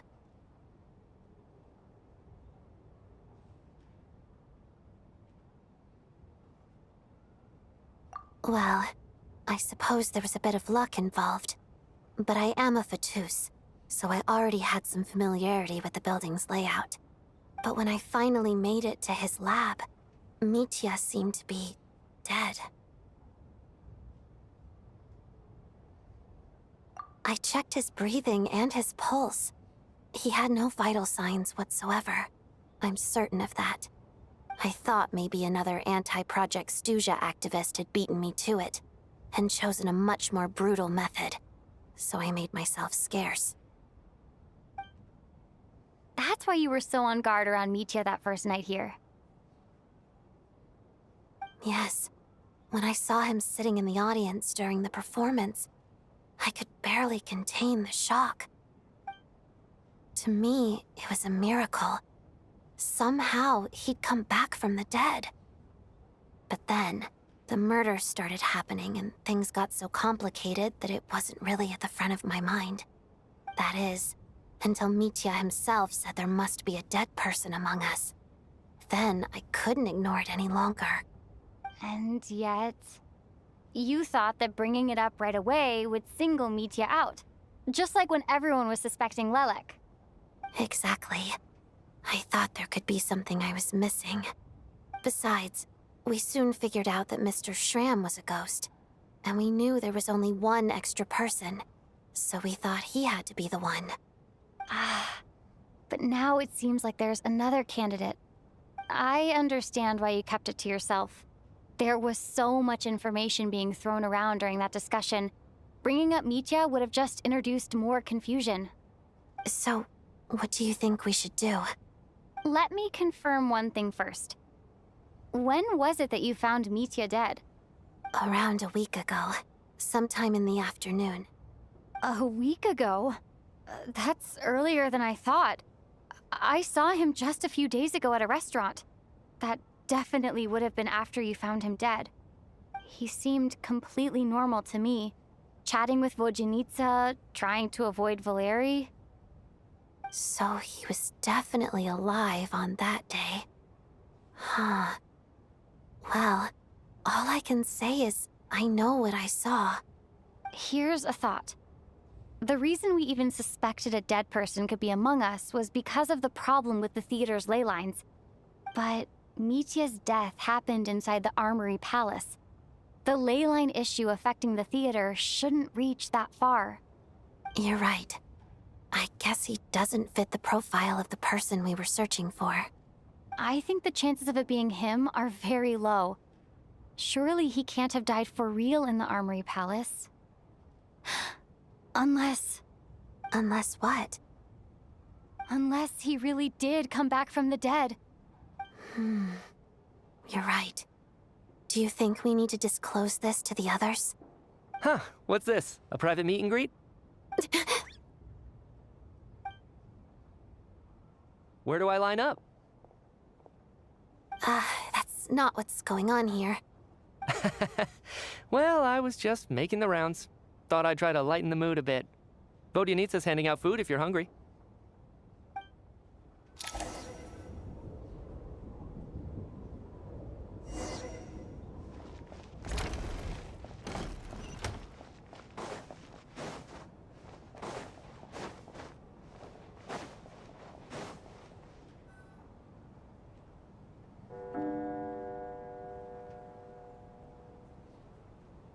What is going on with this storm? Could it be connected to that monster that just arrived in Snezhnaya? I almost hope it is. Her Majesty the Tsaritsa left to vanquish that beast herself. We just need to wait for her triumphant return. Do you think people still feel the cold after they die? I'm wondering about Schramm. Oh, maybe we should have given him a coat before he went out there. Death itself is cold, isn't it? I'm sure the storm will embrace him. Well, I hope he has a safe journey. I'm going to miss him, I think. It's not like we can blame him for Rampana and Kulish's deaths. Thinking back on it, we barely made it out alive ourselves. Once we get out of here, how are we going to explain what happened to their families?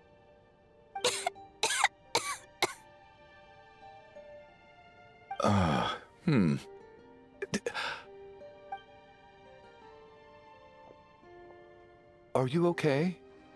Here, take this. I've never used it.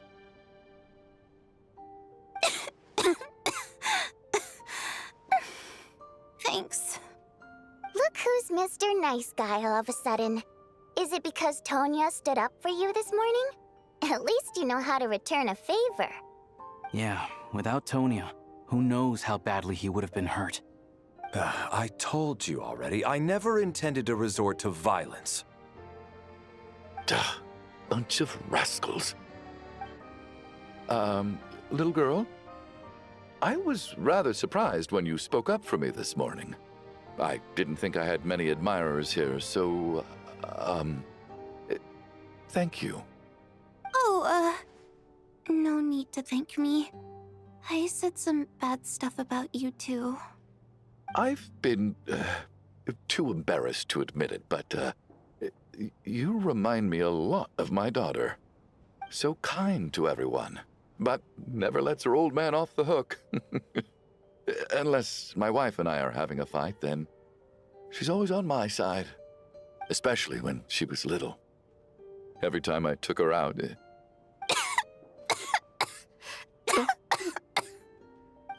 All right, easy now. How long have you had that cough, Tonya? I don't know. It's probably been a while. I'm fine. Are you taking anything for it? Yeah. I'll be fine once I see my brother. He's gonna pick some frost fairy flower leaves and brew a tonic for me. I'll feel much better once I drink that. I see. That's good to hear, then. We should probably discuss arrangements for tonight. Now that the deceased has left our midst, there shouldn't be any more incidents. However, out of an abundance of caution, I'll keep watch. Shouldn't we take shifts? I can take one if needed. No need. I managed to get a nap in earlier, so I have plenty of energy right now. After all the tension of the past few days, everyone else should just focus on getting a good night's sleep.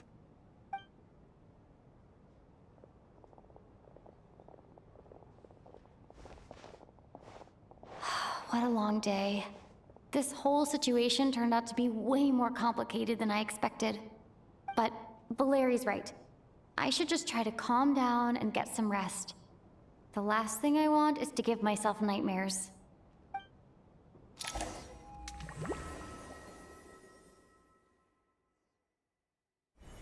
She's awake. She's awake! Get over here, you big lug, and take a look! If you must call me something, call me Mr. Door. The Black Mist is coming. You need to go. Are you all right? Can you walk? We just got attacked by monsters on our way up. That Mr. Door fellow protected us. He just seemed to come out of nowhere. Not much of a talker, but when it comes to taking down monsters, that man doesn't hold back. Curses! The Black Mist is catching up to us. We need to keep going. Mr. Door, I don't believe I've ever seen you around here before. Why is that? There's no need to try to get to know me. I'm just Mr. Door. I have to find the door that belongs to me. Oh. Well, anyway, we're lucky to have you here. Thanks for saving us earlier. No need to thank me. This is where my duty lies. Mr. Door! Monsters! Get rid of them! I can just push these ones off.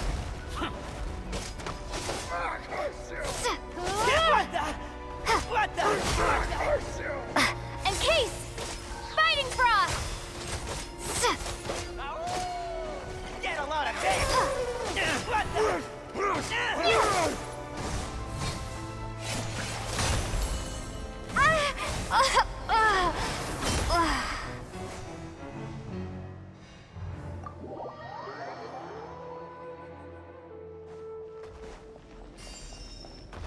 Looking for trouble?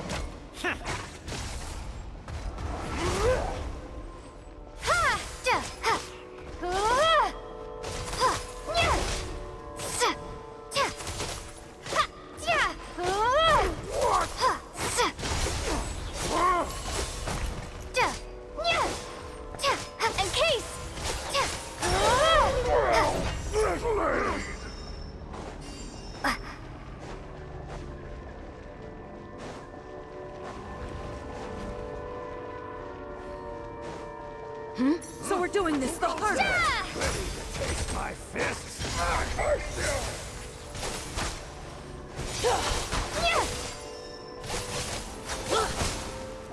Oh, remarkable work, Mr. Door.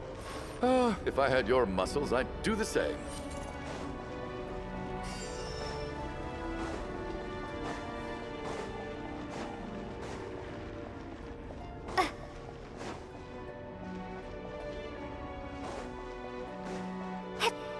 Are none of these doors the one you're looking for? No.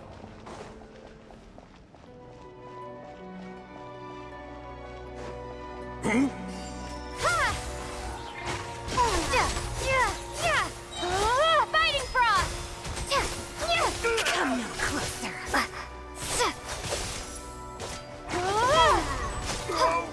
goodness! I'm so exhausted. And the black mist is still rising. Oh. Wait, look! There's more monsters down there. Are they coming from within the black mist? No, no! They're gaining on us! Quick, keep going, or they'll be at our heels any second!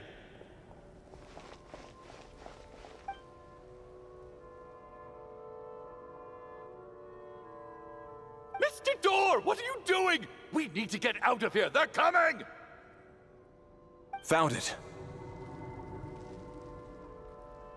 This is my door. What?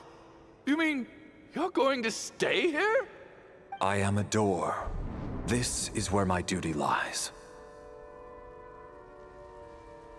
No! You saved us. We can't leave you behind. You must keep going. A door can only keep things out for so long. You must make haste.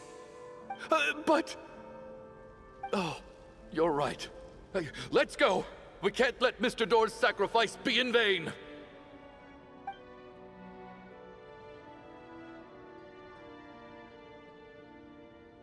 The black mist isn't moving anymore.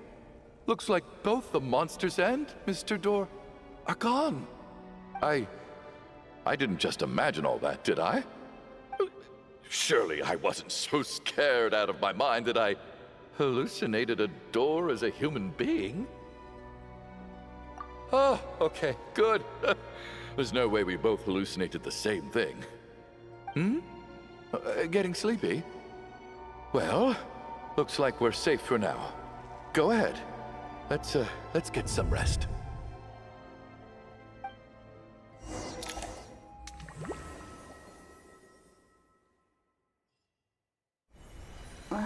What time is it?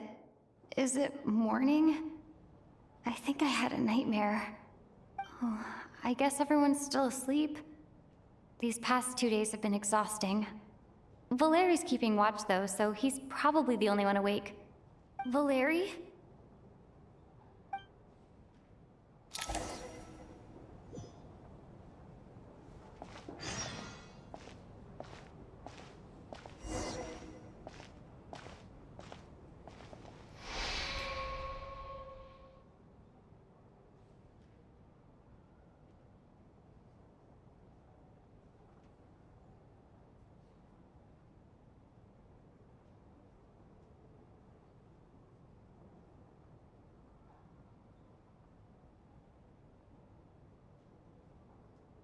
Wake up! Everyone needs to wake up!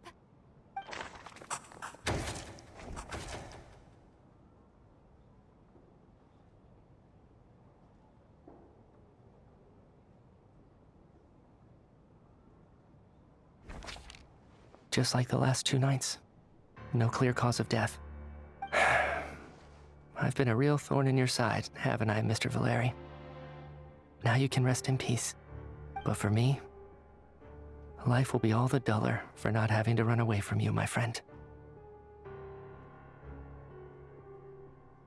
How's Tonya? Is she okay? I just checked on her, and it doesn't seem like anything serious.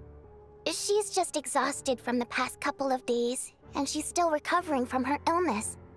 We should let her sleep a bit longer. That means Valeri was the only one who died last night. If Valeri was awake and keeping watch, it would have been impossible to kill him without waking everyone else up. That much is certain. This is so frustrating. Why has nothing changed since yesterday? I thought we already dealt with the dead person causing all this. Actually, one thing has changed. There's only one victim this time, not two. Does that mean...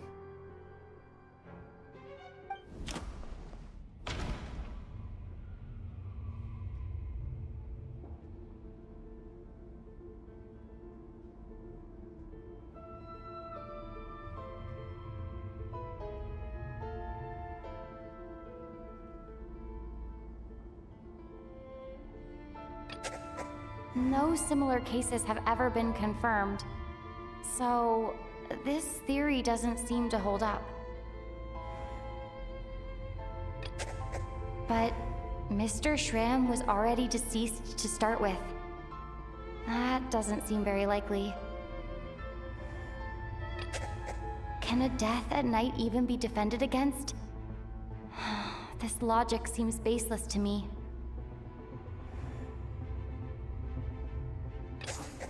After the deceased Shram left, there was one less victim last night.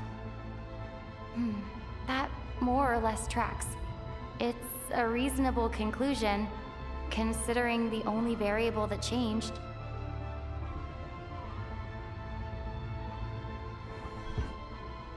Oh, the number of people who die each night is equivalent to the number of dead among us. That's your theory, right? Exactly. We identified Mr. Shram, and the night after he left, the death toll dropped from 2 to 1. By that logic, there must be one more dead person left among us. Another one? But there was only one person unaccounted for in the ticket checks, right? The head count should match up now. Having an extra person was definitely a cause for alarm, but being one person short isn't nearly as unusual. Someone could have left in the middle of the show, or made it out before the storm hit. One more dead person among us. If Mitya's theory is right, then what Odette told me seems a lot more relevant. It's just, at the time, we had no reason to think there was more than one dead person. If only we'd taken it more seriously as a possibility, maybe this could have been avoided. I'm sorry. This is my fault. I had information that could have been helpful, but I held back. I should have brought it up right away. I'm partly to blame as well.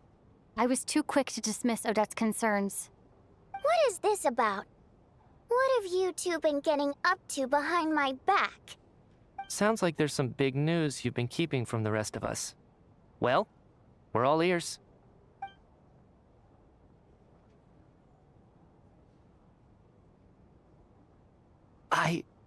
I'm the dead person?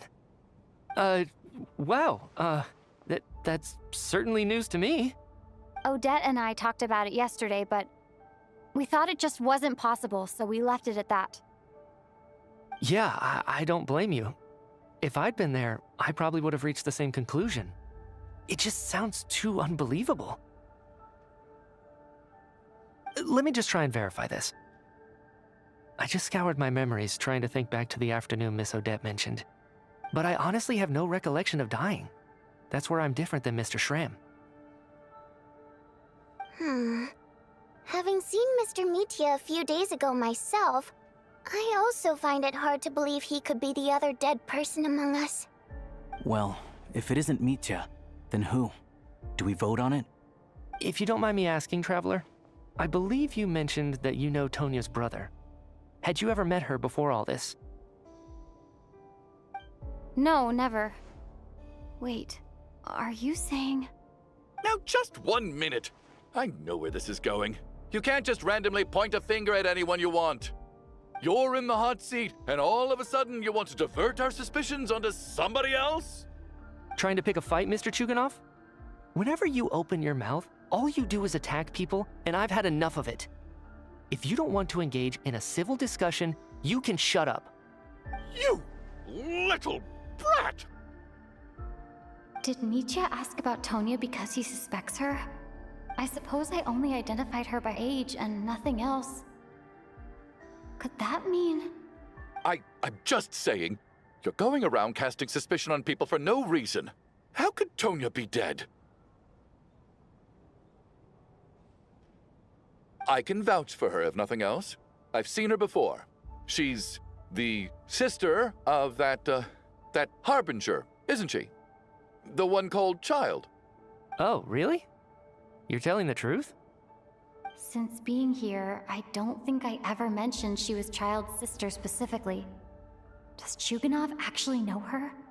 If Chuganov can vouch for her, then it can't be Tonya either. In which case, it seems unlikely that there's another dead person among us at all. Miss Odette, could you go over that afternoon with me one more time, when you found me dead? No problem.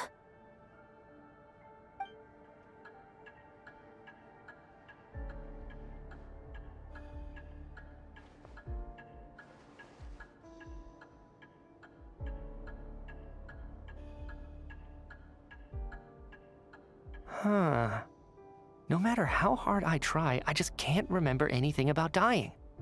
But I do remember something else. Miss Vojanitsa, during our last meal together, I told you how some of the researchers were suffering from temporary memory loss. Do you remember that?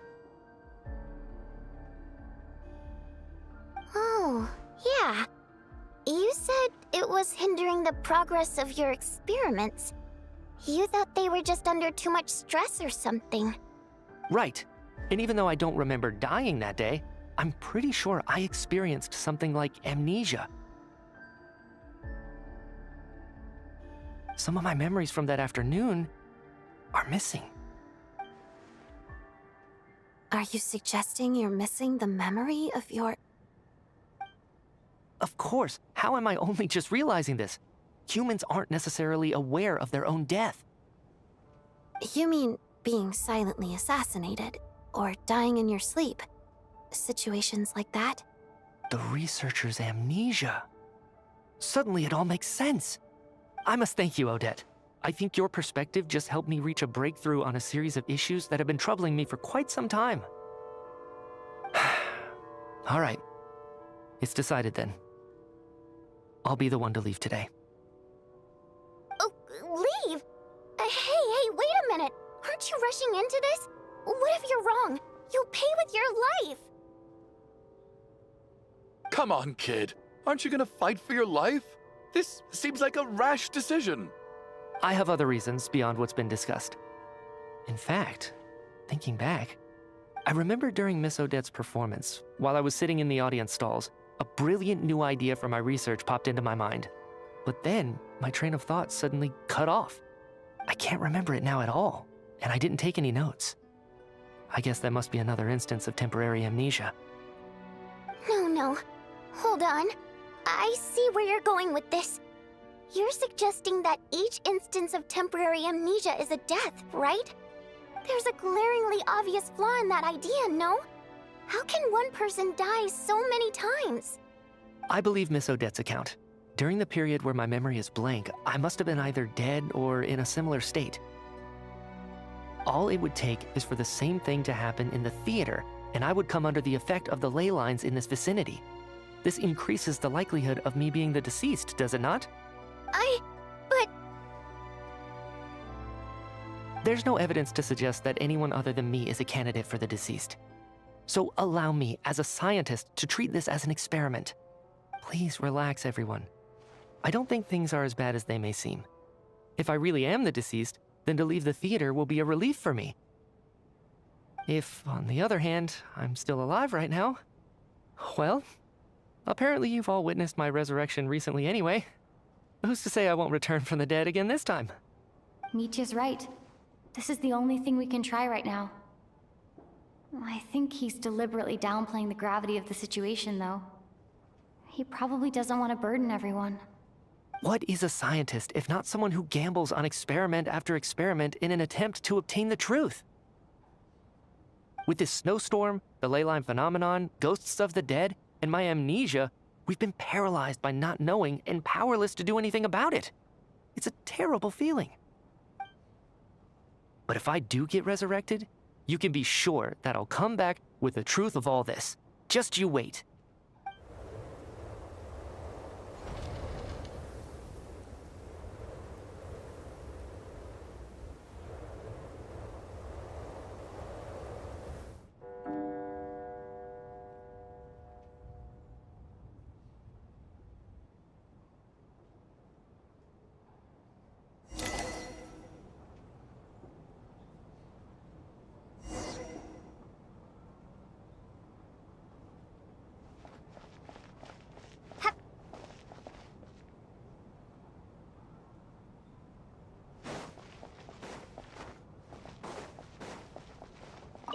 Oh, that Valeri guy was packing even more muscle than I thought. I can't believe how heavy he was. Hauling him over there nearly killed me. Oh, curse this confounded snowstorm. Go bother some other poor souls instead. What do you want? I'm not in the mood to talk right now.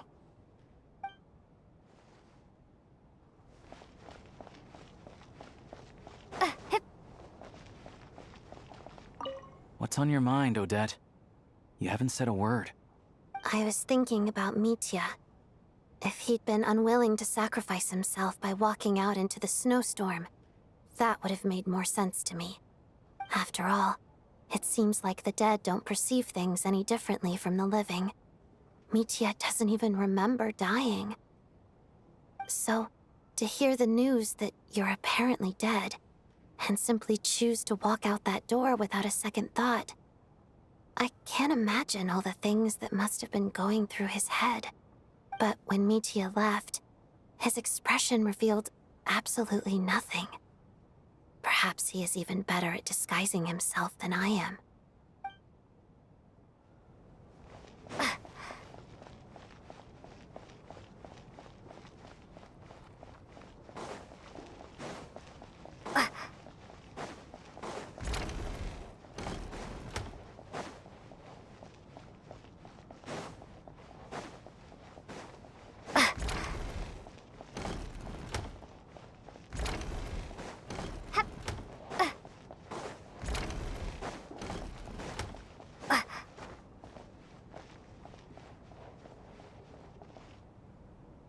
Poor Mr. Mitya. I didn't even get to see him one last time. Maybe it's a good thing that you weren't there to see it. It was a hard thing to watch. I hate goodbyes. Why does it feel like everyone around me is slowly disappearing? Not just in here, I mean. In the outside world, too. Maybe it's the realization that, at the end of life, everyone has to face it alone. Come to think of it, the main reason we're still alive right now is pure luck.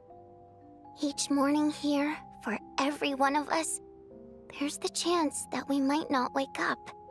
You could take it a step further and say that the same is true outside, too. Who can ever be 100% sure when they drift off to sleep that they'll open their eyes again in the morning? If I make it out of here, I'm going to cherish every moment that I'm awake and live without any regrets. Without regrets? I feel like a strange sense of anxiety has been quietly growing inside me over the last 2 days.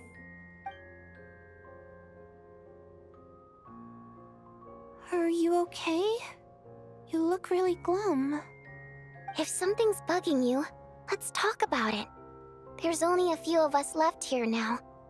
After everything we've been through, what's the point in keeping things bottled up? I have a travel companion named Paimon. Alosha and Odette have met her before. She's been feeling unwell recently. You're worried about her, aren't you? That makes sense. We've been trapped in here for days. To be honest, I used to feel like I was just a spectator in this world, watching everything that happens from the sidelines. Maybe it's because I'm a descender? A descender? But with Paimon by my side, over time, I slowly felt my connection to this world growing stronger.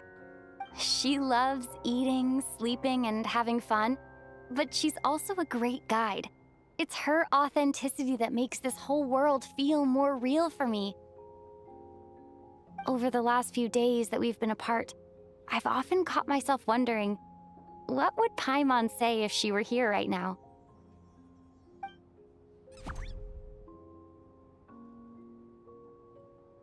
But by the time I snap out of it, the conversation has already moved on and I'm still in my own little world.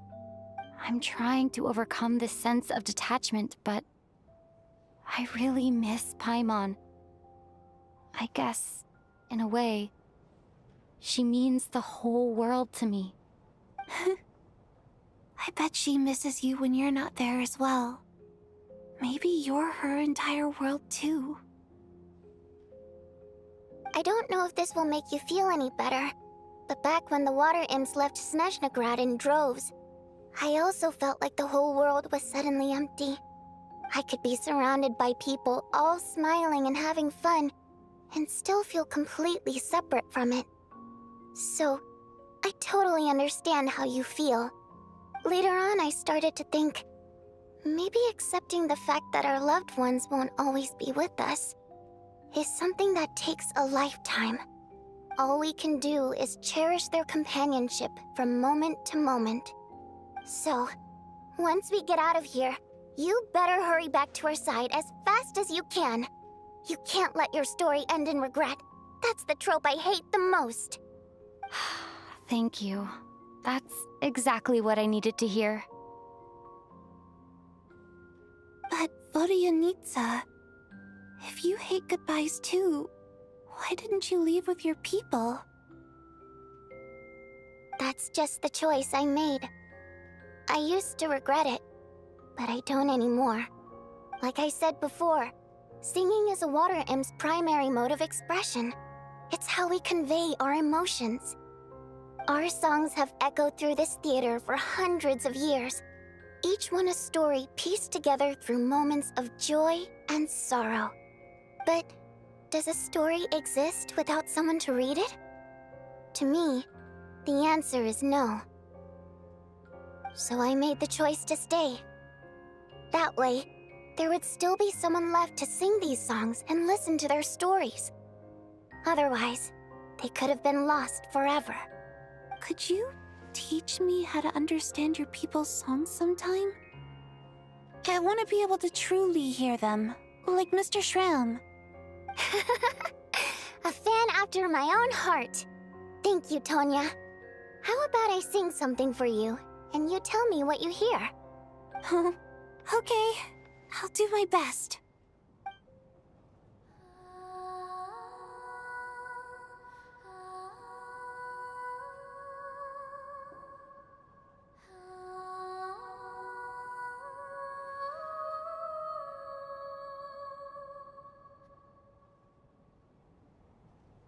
I've never heard that one before.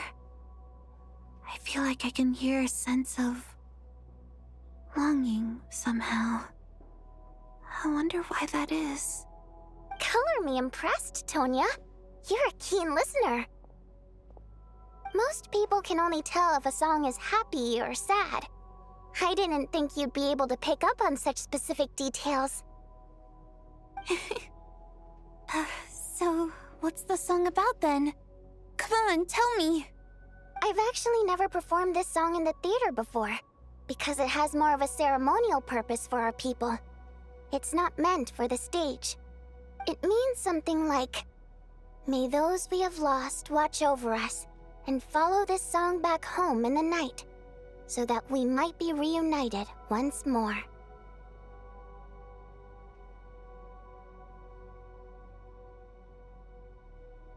No wonder I could hear that sense of longing. You sing it for loved ones who have passed away. I hope it reaches them. It's getting late, Tonya, and you're not well. We should all turn in early. I suppose there's no reason to keep watch tonight. Okay. But, before I go to bed, could you sing that song a couple more times for me, Vodyanitsa? Of course. Anything for my #1 fan.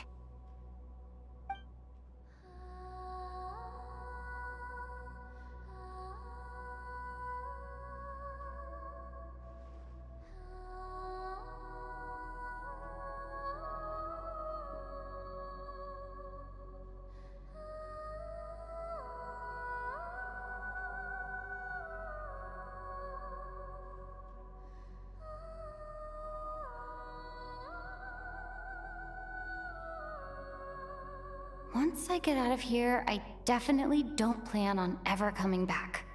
But I guess that means I'll never get to hear Vodyanitsa sing again. That's a sad thought. Before I fall asleep, I should cherish this moment of companionship while it lasts.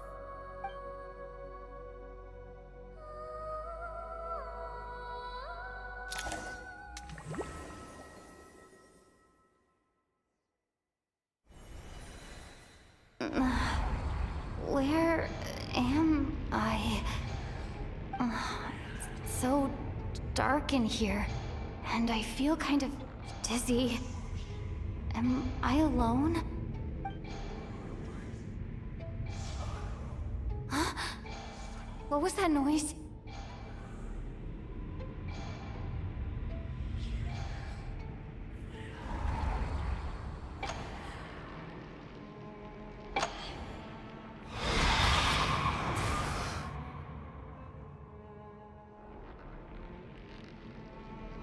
Return, O spirits. Fulfill your oath of protection.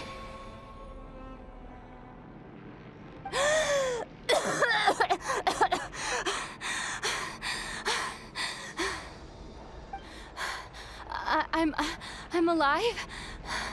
What just happened? No time for questions. Quick, over here. Turn on the switch. We need to bring back the light.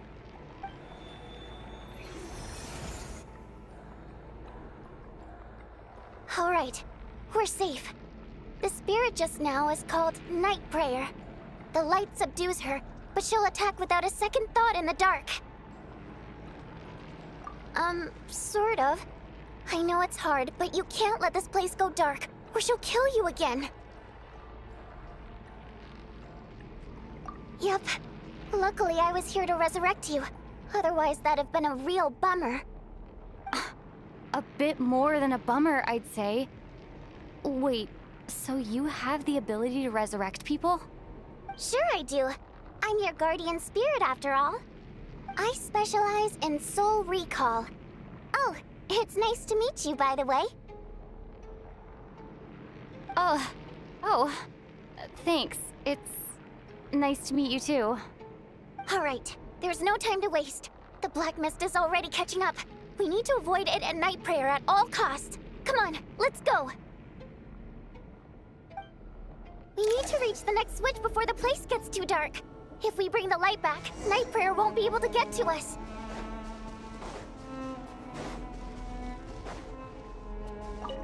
Sweet, sweet light! It's back! Now that's a sight for sore eyes. Shh! It's Night Prayer.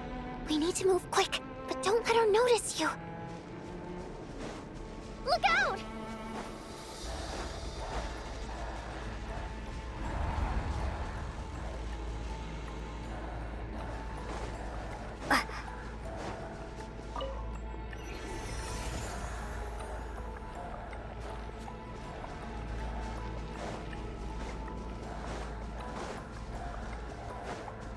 The next switch is over there.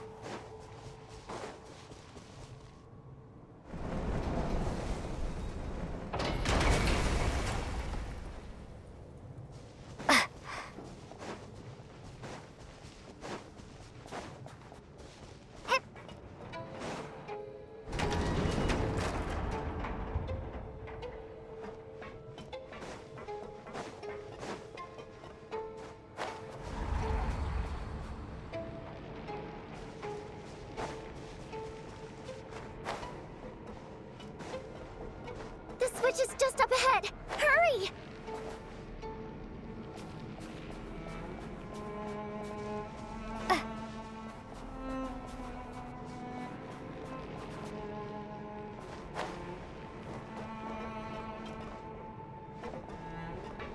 This is not the end. I won't let you die like this. Not on my watch. No. Night Prayer is here too. This can't be the only path. Let's head up there and take a look.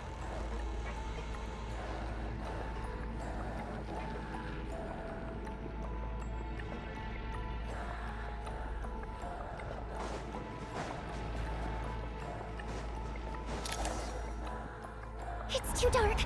We're not gonna make it. Come on, faster!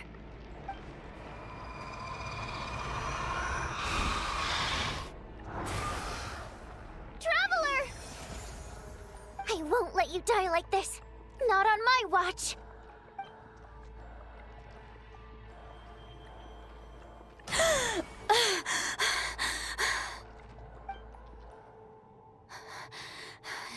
Even though it's not permanent, dying is definitely not a pleasant experience. Great. You're back. Yeah, thanks to you. Time for you to get out of here. Quick, before the light runs out. What about you? You're not coming with me? I can't. I've already been used up. A guardian spirit's skills are finite. I can only resurrect someone so many times. I might not look any different, but my essence has been exhausted. Now, I will slowly start to fade away. I can go no further. The black mist is where I belong. It's okay. Why didn't you tell me sooner? Because it wouldn't have changed anything. That knowledge would have just burdened you. And a guardian spirit's role is to protect. But... Go. Now, before it's too late. I already hear night prayer approaching.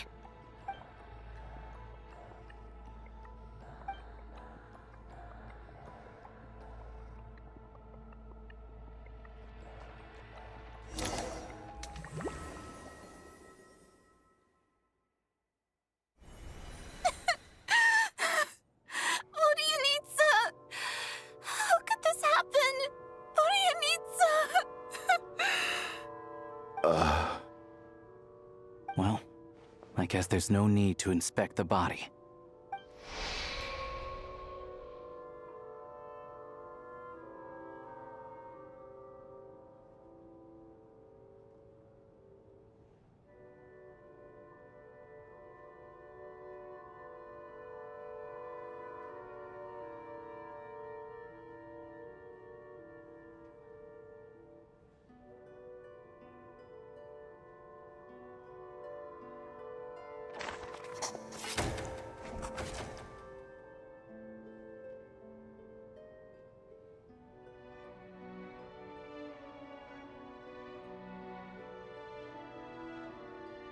This wasn't supposed to happen. You lied to us, didn't you, Chuganov? You've been lying from the start. Take a long, hard look at yourself before you go around accusing other people. I suspected you on day one, Lelik, and now look where we are.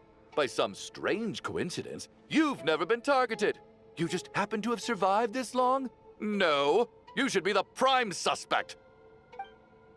And you, little hunter, ever so content with staying on the sidelines. Yet you were the one who stopped us from leaving from the start! Why are you trying to keep us here? Now you're just lashing out indiscriminately. That's either a sign of anxiety or a guilty conscience. Where was all this passion and bravado before? Decided to fight until the bitter end. Is that it? Is that a threat? Fine, bring it on. You think I'm afraid to die after all this? You want to kill me? Go ahead. I'd like to see you try. After all the trauma of the past few days, everyone's been pushed to the breaking point. Valeri and Mitya aren't here anymore. Someone else needs to step up and take charge. But first, I need to think this through. Considering everyone left, who's the most likely candidate for the deceased?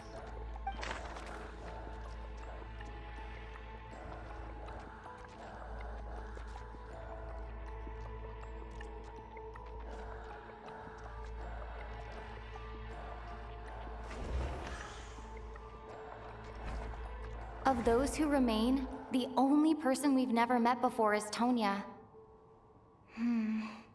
There is room to doubt her true identity.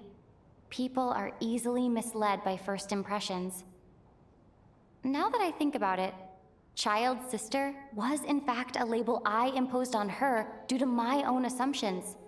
But Mr. Chuganov vouched for Tonya's identity yesterday, with basically no other possibilities left. Could it be...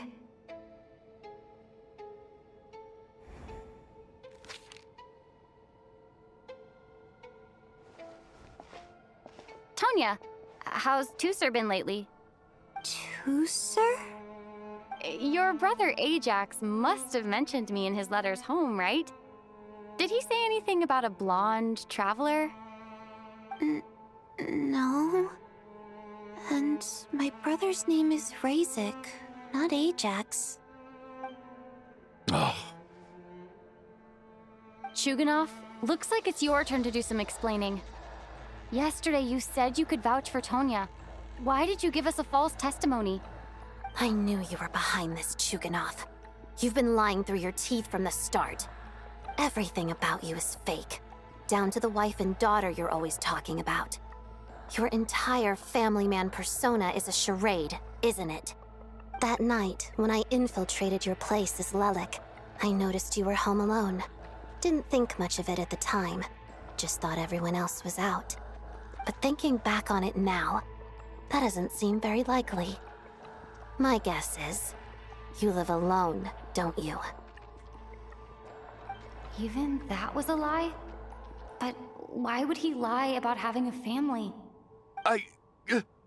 Oh! Curses! Oh, why is there no end to this blasted snowstorm? If it would just stop! If it would just stop. I think I remember now. I know how I ended up here. It feels like a distant memory. But at the same time, it's just like it was yesterday. The reason I'm always coughing is because I got sick with frostbite. The locals usually call it the snow cough. It's not a very common illness. It's partly genetic and partly caused by the cold climate, but it can be fatal. They sent me to the hospital as soon as they found out I had it, and I spent so long lying there in that hospital bed. After a while, I felt myself growing weaker and weaker. Nothing seemed to be working anymore. Neither the treatment that the doctors were giving me, nor the medicine my brother was brewing from frost fairy flower leaves. So one day, I told my brother that I wanted him to take me outside for once, so things could be like they used to, just for one day. I wanted to meet loads of friends, experience new things. He agreed. He snuck me out of the hospital, and we escaped. We got to the theater, bought tickets, and went inside. Oh, it was all so exciting. I remember the show very clearly. It was amazing. But I found myself getting sleepier and sleepier. Oh, Tonya. When I woke up, I couldn't find my brother anywhere, so I guessed he'd already left. But there's no way he'd leave me behind. So I decided to stay here and wait for him. At the time, I figured he'd probably gone to brew some more medicine for me. I was planning to chew him out for abandoning me when he got back. Tonya, it sounds like by then you'd already... Yeah, I know. I understand now. Dead, aren't I? This cough and the feeling weak, it's probably just my body's memory. After all of that, it turns out I can't blame my brother after all. I was the one who abandoned him. I'm sorry, everyone. I realized this much too late. It seems like death skewed my perception. And now I've dragged you all into this mess. Your name probably isn't even Tonya, is it? Didn't that ever strike you as odd over the last few days? Well, when I was little, my brother and I read a storybook, and Tonya is the name of one of the characters. When we escaped from the hospital, our family and the hospital security were looking everywhere for us. So when you first approached me and said my brother had sent you, and called me Tonya, I thought he must have chosen a fake name that only the two of us would know. Because he was afraid of getting caught. Now, It seems like that was just wishful thinking. At least your memory of death isn't painful. That is a small comfort. Now it's your turn, Chuganov. Talk to us. I believe no lie is ever told without a reason. You're right. I was lying. I happened to know that the Harbinger child and his sister Tonya managed to get tickets, so I lied to you and pretended I knew them. And yes, I was lying about my family too. The truth of the matter is, I lost them a long time ago. I just refused to accept reality. And now I've spent the second half of my life living a lie. I'm a joke. My daughter's name was Iskra. And before you ask, yes, Iskra, as in Iskra Manufacturing Plant. She also died from the snow cough. She was just 6 years old. If she were still alive today, she'd be around the same age as little Tonya here. After Iskra passed, my wife couldn't bear to face those memories either. So she chose to start a new life without me. One day when I came home from work and saw the empty room, I felt like I couldn't breathe. Subconsciously, I started to imagine that they were still there. I soon discovered that this was the only thing that made me feel any better, so I just embraced the delusion. Nothing more than a pathetic means of escapism, I know. But at least it's not a crime. So explain your false testimony, then. The night before last, when I was chatting with Tonya, she mentioned that her brother would brew medicine for her from frost fairy flower leaves. Combined with her various symptoms, I suddenly understood everything, including the fact that she was deceased. The snow cough used to be an incurable illness. I would pick frost fairy flower leaves to brew medicine for Iskra too. It took hours and hours on the stove.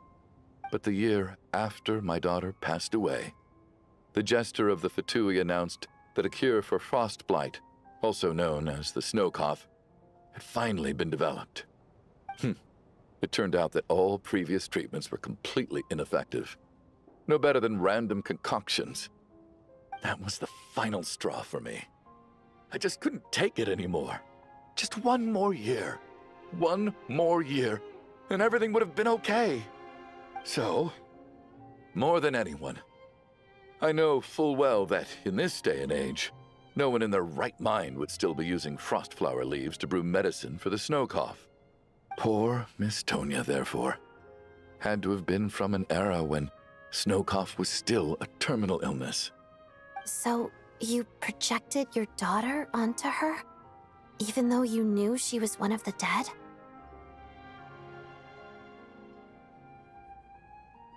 That doesn't make any sense. You knew she was already dead. What did you hope to achieve by protecting her? I just don't believe in your crackpot theories, nor do I approve of your actions. How can you just declare a living person dead and throw them out into that snowstorm? Nitia's gone. My good buddy Shram's gone. And now it's Tonya's turn, isn't it? The others I can make my peace with, but little Miss Tonya, here she is, standing right in front of us, alive and breathing, and fighting her own battles. Yet you're quite happy to say she's dead? I just want her to live.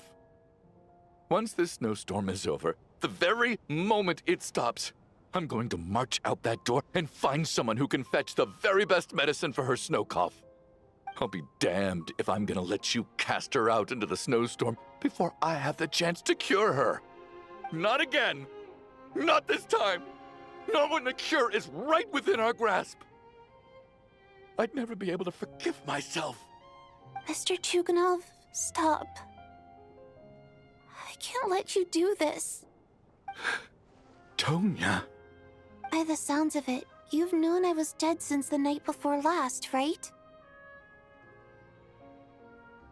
I really liked Mr. Valeri, Mr. Mitya, and Miss Vodyanitsa. And now they're all dead because of me. I'm not happy about that. The reality is, you've been trying to fight your own demons through me. But all you've really done is trap me inside your delusion along with you. No! Listen to me. I want to save you. I do! Well, at this point, I'm quite sure that I'm dead. I don't need to be saved. The time I got to spend with all of you is more than enough for me. Despite all the bad things that kept happening, I got to meet so many interesting people and spend so many days and nights by your side. Since the day I escaped that hospital until now, this has been an adventure I never even dared to dream of. I'm very fond of you all. If it were only possible, I'd trade my soul to bring back the ones who died. If it meant things didn't have to end like this. And that's why I'm not fond of you at all, Mr. Chuganov. I'm sorry. It's them that you owe an apology to, sir. Not me. Well then, I suppose this is it. It's time for my adventure to end. I've caused enough trouble. You're leaving already? It's still early. Don't you want to stay a little longer? No thank you. Oh, and by the way, my name is Patoshka. It was nice meeting you all. Feels strange that we're only being properly introduced now that it's time to say goodbye. Patoshka?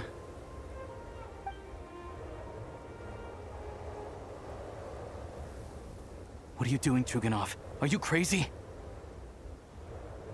Let me leave.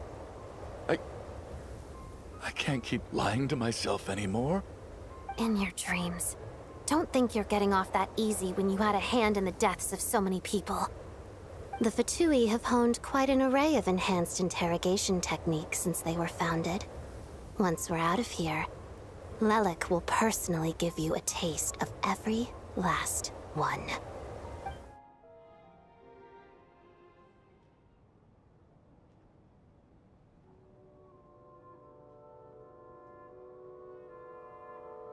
I think we should leave.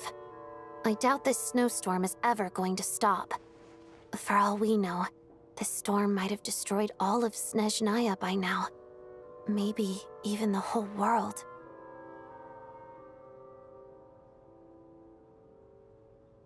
Wait, we finally solved the mystery of the haunted theater today. Maybe let's at least try to enjoy tonight? Fair enough. I don't particularly feel like dying in Chuganov's company anyway. And yet you won't let me die first. Hey, Chuganov, on a serious note, if we do make it out of here, you should close down that factory of yours.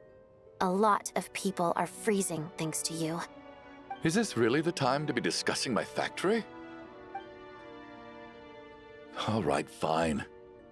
I'll shut it down. Doesn't matter to me anymore. Am I hearing things? Or was that a knock at the door?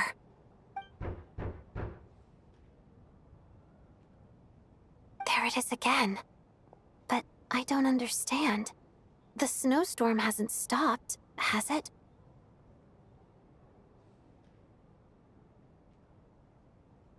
Should we open the door? Is this it? Is this nightmare finally over?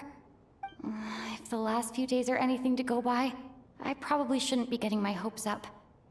Whatever lies beyond that door at this moment, it could be something even more terrifying than everything we've been through so far.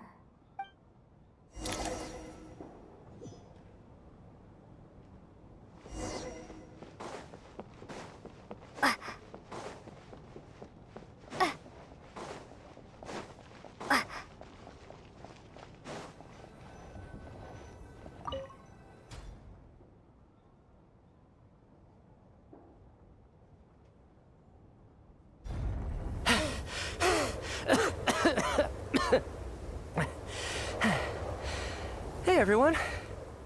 I'm back. How are you doing? Feeling any better?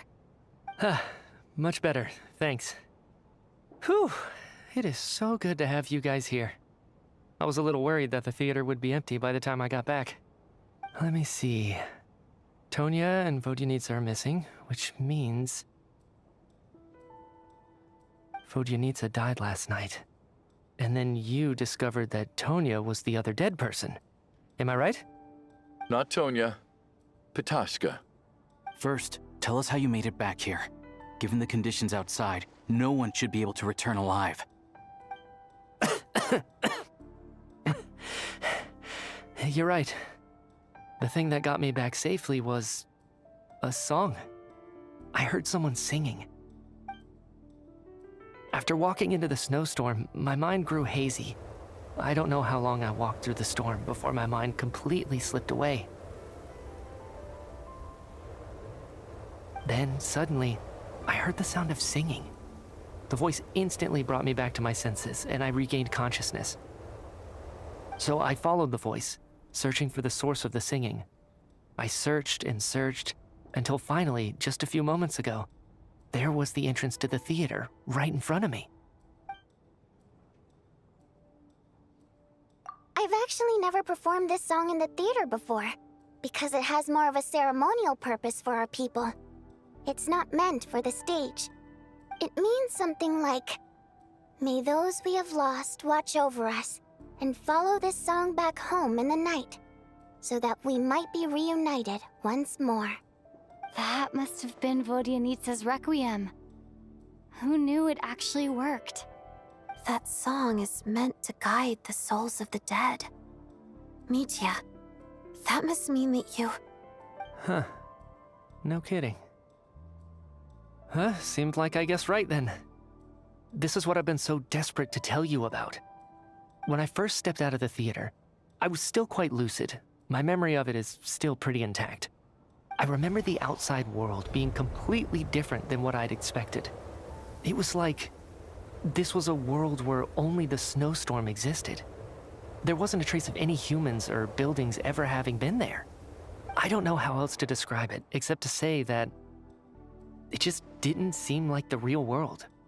And as for the requiem, if I was guided here by Vodyanitsa's song, it can only mean that I must already be dead. And this is my soul, not my body. But I didn't experience a clear moment of death while I was out there. Nor do I feel any different now than before I walked into the snowstorm. You don't seem any different to me either. In fact, this is something I've been wondering about for a while now. If souls aren't physical, shouldn't they lack tangible form? Both Shram and Pitashka were clearly deceased, and yet their souls didn't look or feel like ghosts at all. They were visible, tangible, no different than you or me. This raises a truly terrible thought. Is that really what Mitya is suggesting?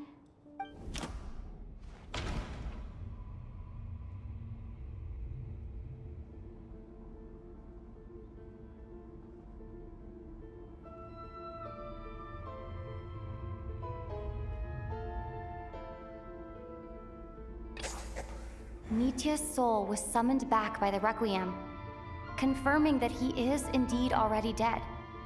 And yet, he looks no different from us. Of course, if even the long-deceased like Mr. Shram can blend in with us undetected, then maybe we've all been dead from the very start. And all of us are now souls wandering the theater.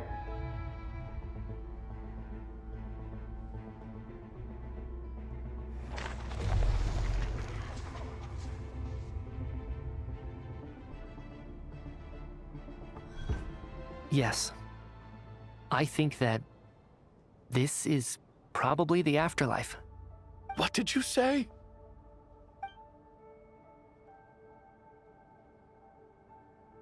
You heard me. We died in the theater. All of us did.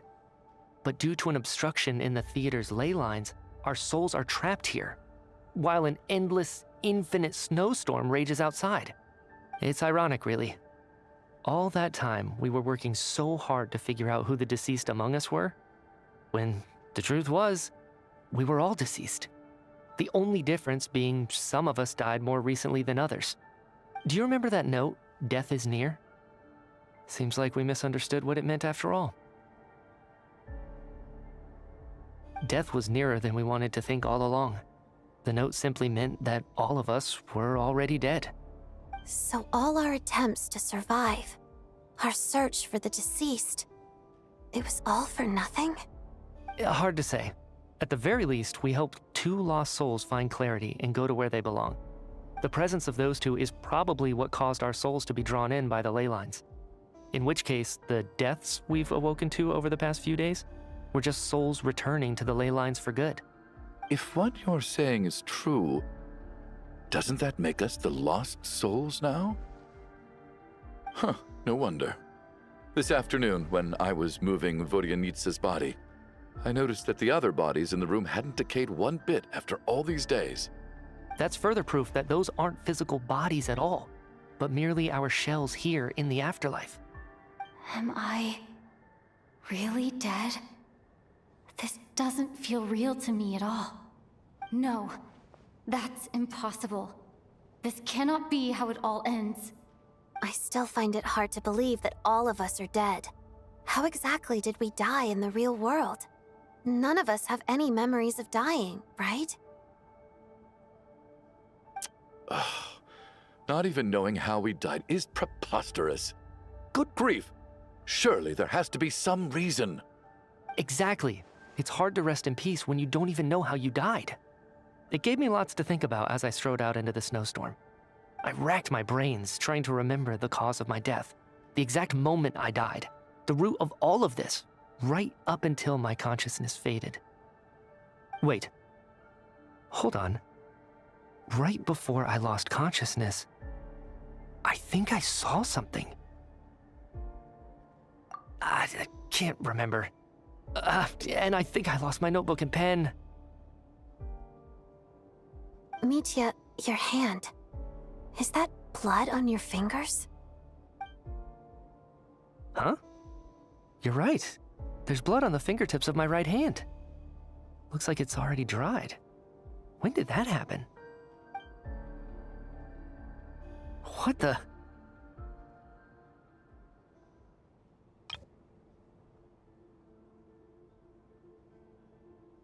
I guess this was what I saw. I must have desperately drawn it in my own blood right before losing consciousness. What's wrong? Do you recognize the symbol? It's Renova, the ruler of death. Huh? Alosha, do you still remember that Snezhnayan folktale you told me about? It was about the Grim Reaper. When someone's about to die, he appears as an incarnation of someone familiar to guide their soul into the afterlife. And as soon as you recognize his face, your life is over. I heard a similar tale when I was little. You think the Grim Reaper in this story refers to the ruler of death you mentioned? That's right. In which case, death is near could also mean that the Grim Reaper is here, disguised in a familiar form. Death, the deceased, and the Grim Reaper? So it's a triple entendre. When I first saw this note, I thought it contradicted the investigation report. But now it seems like that was the whole intention. So the Grim Reaper deliberately misled us. Then, we started suspecting each other and searched for the deceased while they hid in plain sight. By that logic, the one person most likely to be the Grim Reaper incarnate is...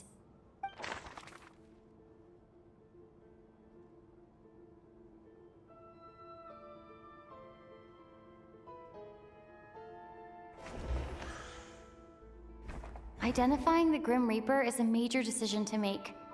I should think it over carefully.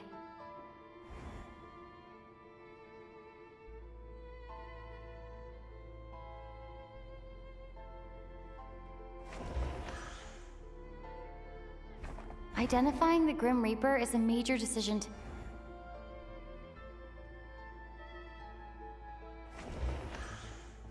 Identifying the Grim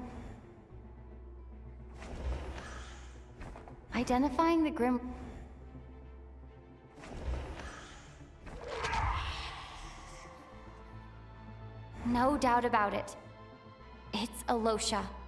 Looking back at how everyone has acted over the past few days, Alosha is most likely the Grim Reaper lurking among us.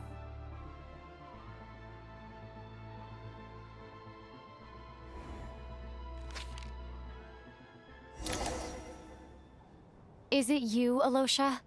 You were the first to discover the investigation report, and you had plenty of time to slip the note inside to mislead us.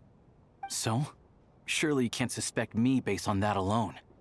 What if someone else found the investigation report first, slipped the note inside, and then put it back without telling anyone? There's no denying it. The note could easily have been slipped in much earlier than it was discovered. That's not all. I've also noticed that, although on the surface, Valeri, Mitya, and sometimes I were the ones taking charge of the situation, looking back now, even though you didn't say much, you were always subtly guiding everyone from the sidelines. What do you mean? You were the one who emphasized how dangerous it was outside and insisted we all stay here. It was also you who suggested that we all sleep in the same place. And earlier today, you tried to convince Patoshka to stay. I don't understand why, but it was out of character. So, you didn't understand my intentions, and now you're assuming the worst. Seems pretty unreasonable if you ask me. He still won't admit it? Fine. Let's see how he responds to the most damning evidence of all.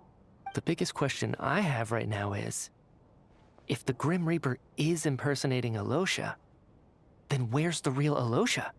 When did they switch?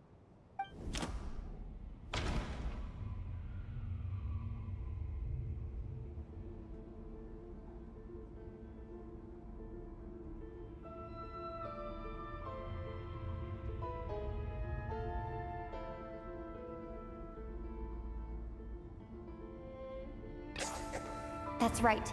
This was the moment. Right at the start, before any victims had even emerged, Alosha was switched with the Ruler of Death while everyone's guard was still down.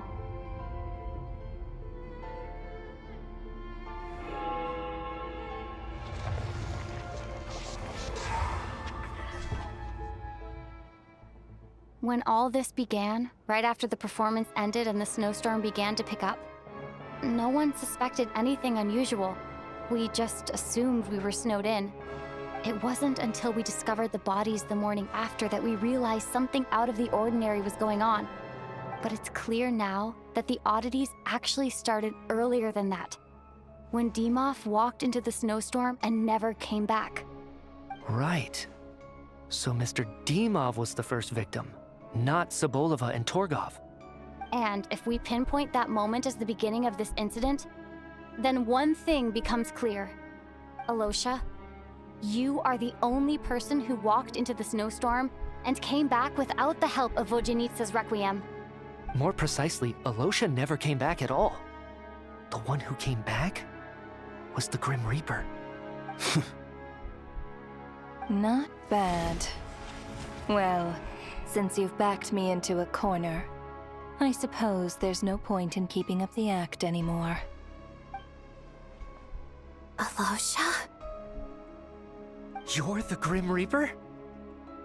I am no such tired cliché. Mortals should address me as the Ruler of Death.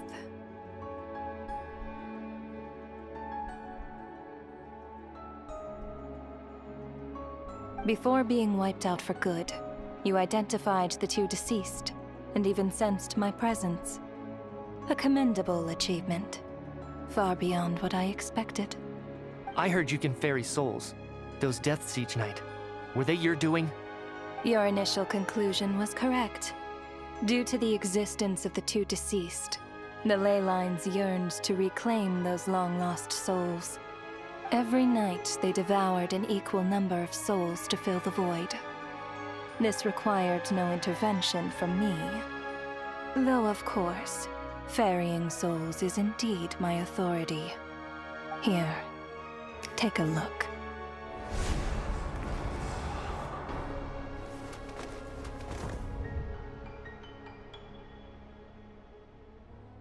What are you doing? That takes care of today's too. Don't get so worked up. You are already dead, and your souls must return to the ley lines. I know we're already dead. You murdered us, didn't you? Murdered? No. Murder is when mortals usurp my authority. Death is my jurisdiction. If I require someone to die, I need not resort to such laborious methods as murder. You simply met the criteria to trigger my curse of death. I know about the curse of immortality. So there's another death-related curse too? You cursed us? When? And why would you do such a thing?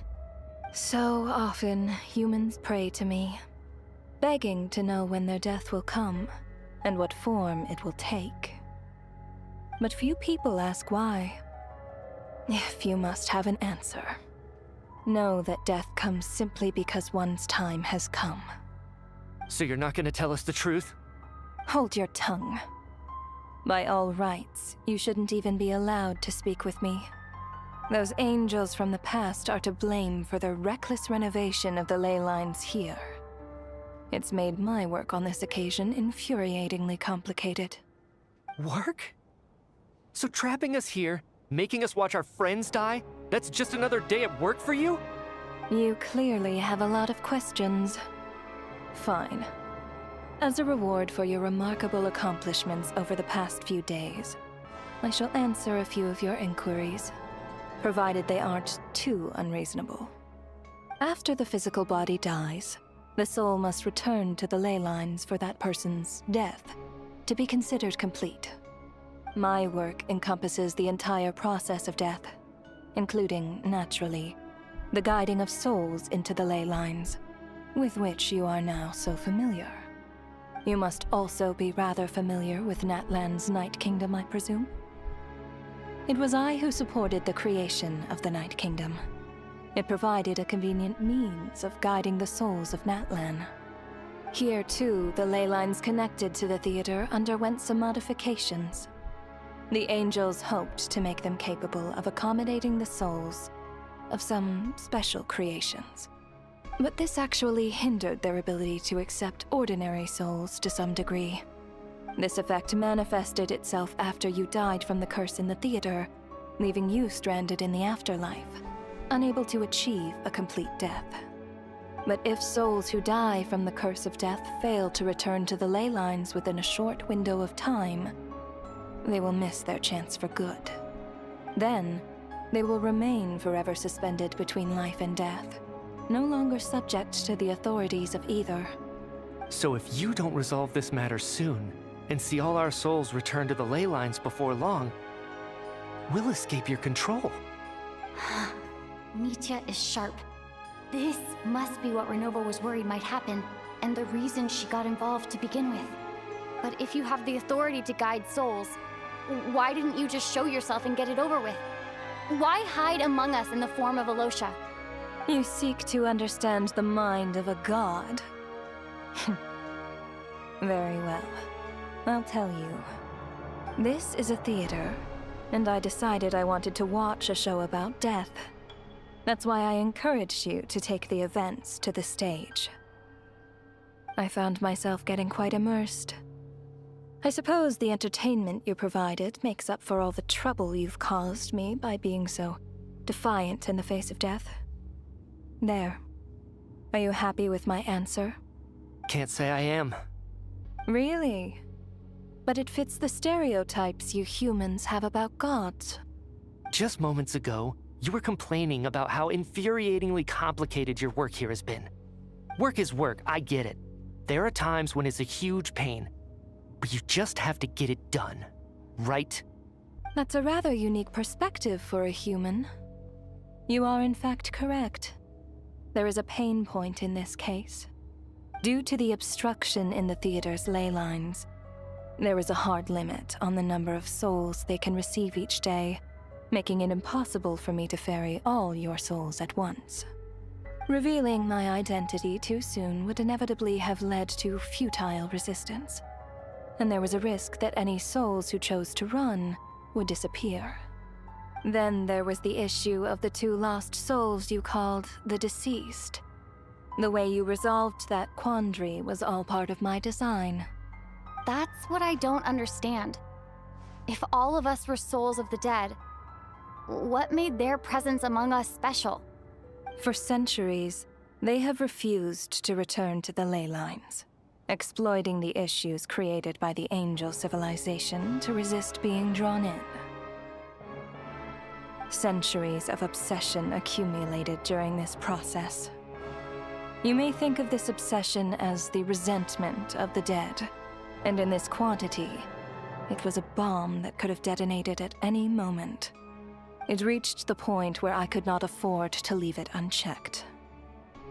But the only way to fix it was to help them acknowledge their own deaths, make peace with their regrets, and willingly walk into the snowstorm.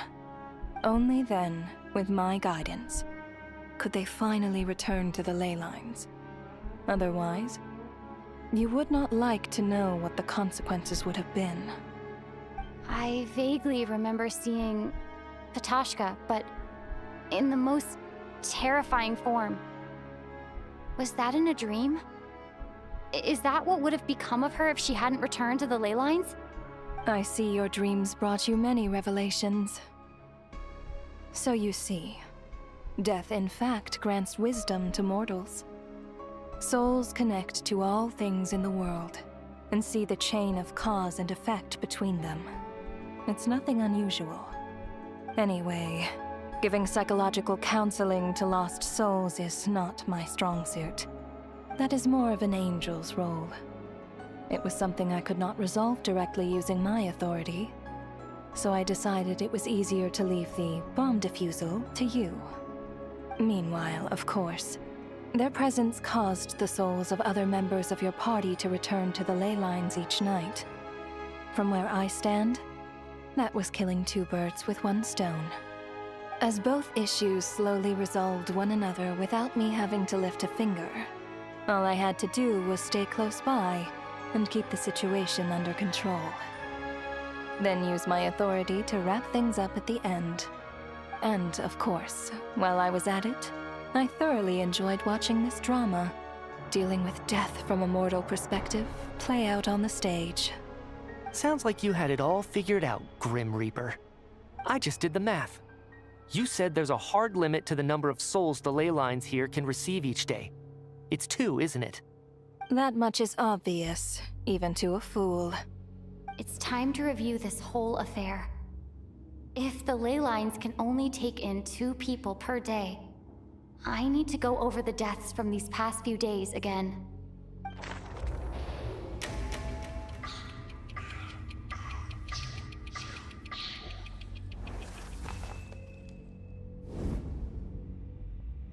Looking back now, none of us had the faintest idea at the time.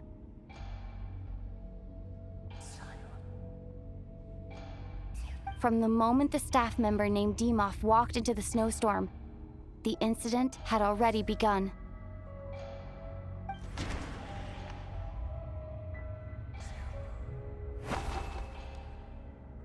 No. Let me go over this again.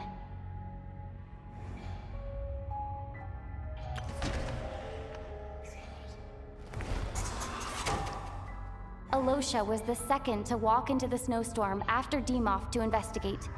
During this process, the ruler of death assumed his identity, making him one of the victims.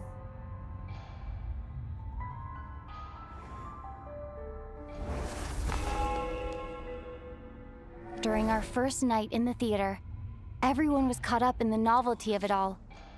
No one could have expected there would be victims the very next morning. Despite all the confusion, and with the help of hindsight, we finally began to realize that something was amiss with the snowstorm.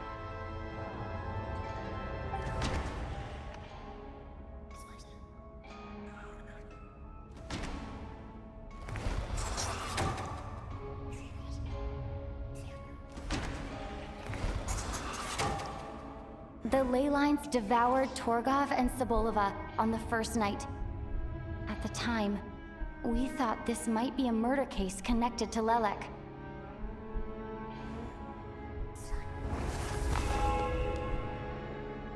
Odette and I spoke a lot that night. 3 people were on watch, but in the morning, we discovered that someone had fallen victim all the same.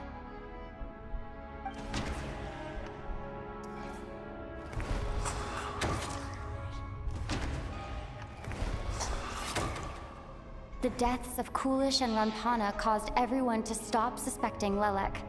Unexplainable phenomena occurred one after another, leading Mitya to suspect that we were caught up in a supernatural event.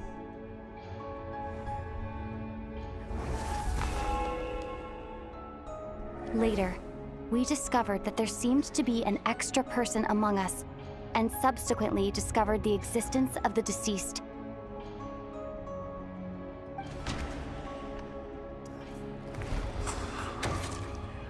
Mr. Schramm realized he was the deceased and walked into the snowstorm to return to the ley lines of his own accord. It turns out there really was a dead person among us.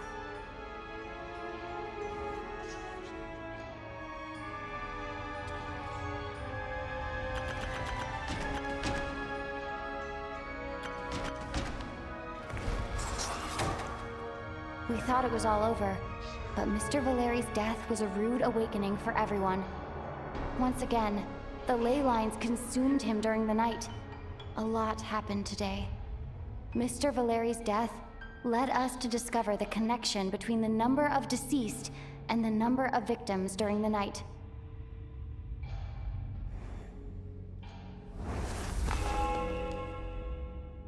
The fact that there was more than one deceased seemed to bring us back to square one. Odette revealed some information she had been keeping to herself.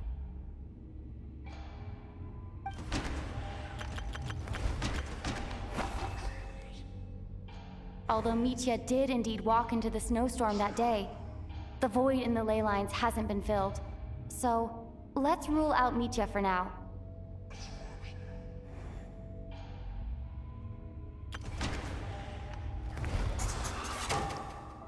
Vodyanitsa was swallowed by the ley lines in her sleep, but the requiem she sang before falling asleep was quite a game changer.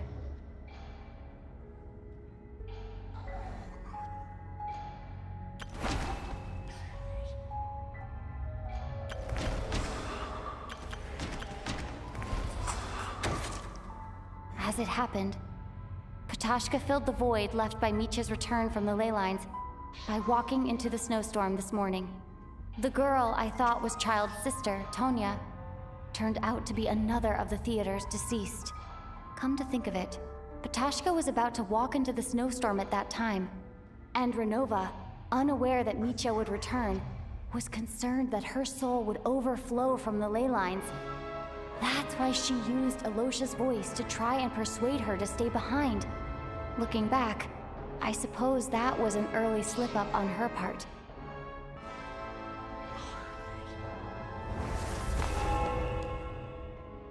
No one could have expected anyone who walked into the snowstorm to return. But just after nightfall, Mitya returned, bringing crucial information with him. Various truths began to surface, including that all of us were already dead, and that the ruler of death was here among us. Then, after revealing her true form, Renova callously claimed 2 souls.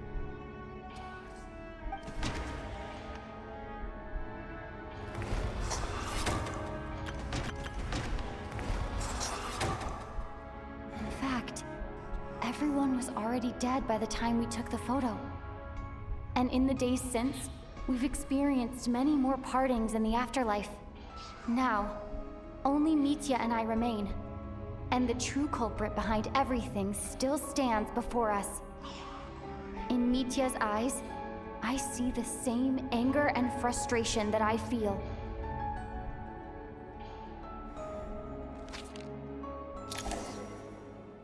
That covers everything. It's all clear now. Your work isn't finished here yet, is it? The Traveler and I are still standing here, safe and sound. The water imp's song threw things off a little, but it is of no consequence. The ley lines have already anchored your soul, and the first ray of light tomorrow morning will take you back. I, meanwhile, need to review my attitude towards the water imp race. So, the reunion in the night that Vojanitsa mentioned, I suppose that was never meant to be a permanent reunion. That just leaves you, traveler. My power only allows me to temporarily separate your soul from your body. The ley lines of Tevat would not accept you, and your soul is firmly anchored to your body by your will. For a descender like you, who is not bound by Tevat's rules, your death can only be brought through the most violent of means, such as directly destroying either your body or soul.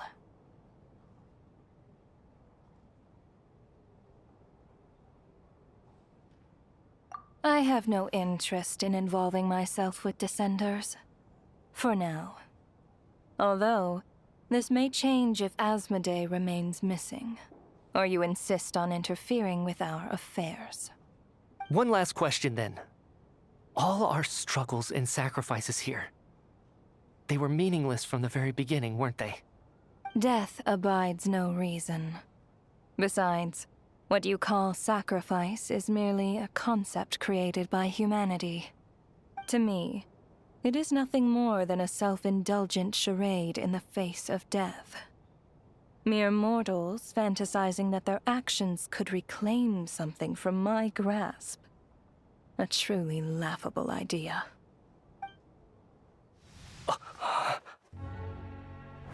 Grim Reaper, you really know how to get on my nerves. I'm not here to ingratiate myself with you. I kill merely because your deaths are necessary. Oh, you've made that quite clear. But humans don't take well to being scorned. Not even by the gods.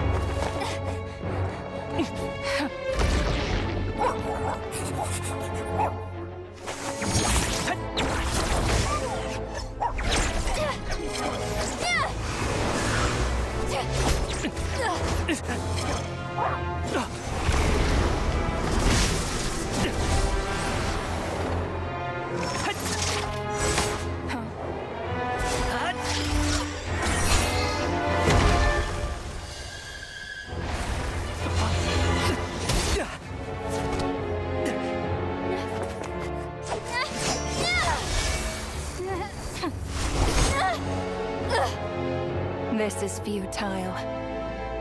You must know that you are powerless against me in my own domain. I suggest that you save your strength. For what? Maybe we can't change it. But if nothing else, we can at least teach you to have some respect for the dead. Audacious.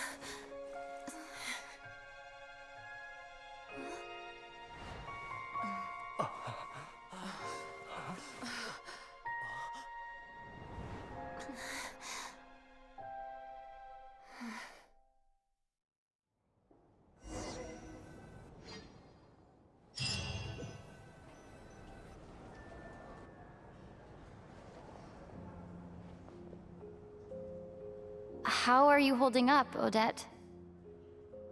What happened to me? How much do you remember? What do you mean? Is the performance over? I can't seem to recall what happened. Has Odette already forgotten?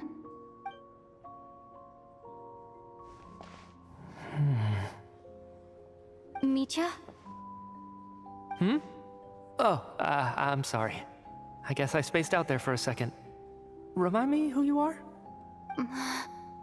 Don't you remember anything?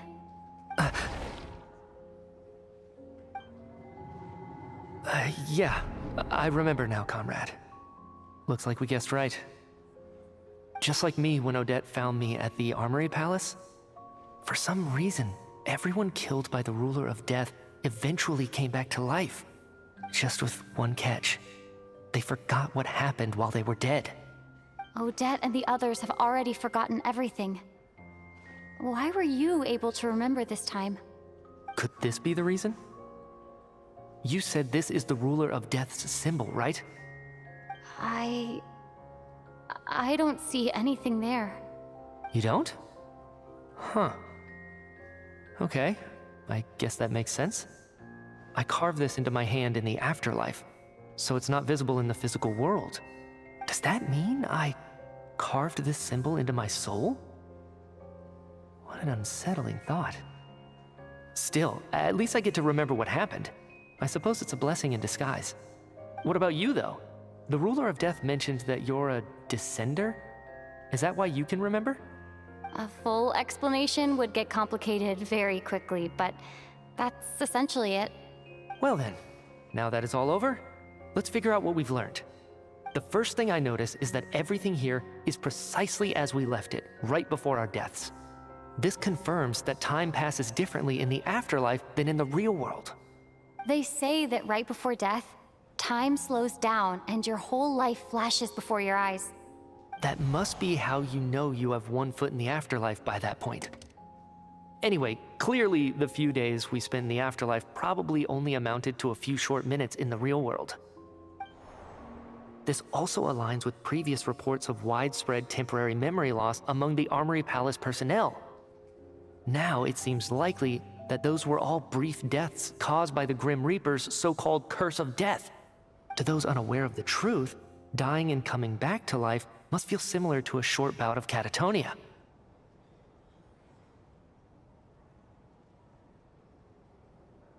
This leaves me with a couple big questions. What are the conditions that trigger this so-called curse of death? And why are we resurrected after we die? If nothing else, I think it shows that killing us wasn't her ultimate goal. We still don't know her true reasons for subjecting us to death. Right. This time only got complicated because of the situation with the theater's ley lines. That's why she had to approach it differently. If the previous incidents of amnesia among the researchers are anything to go by, killing us is usually a pretty routine matter.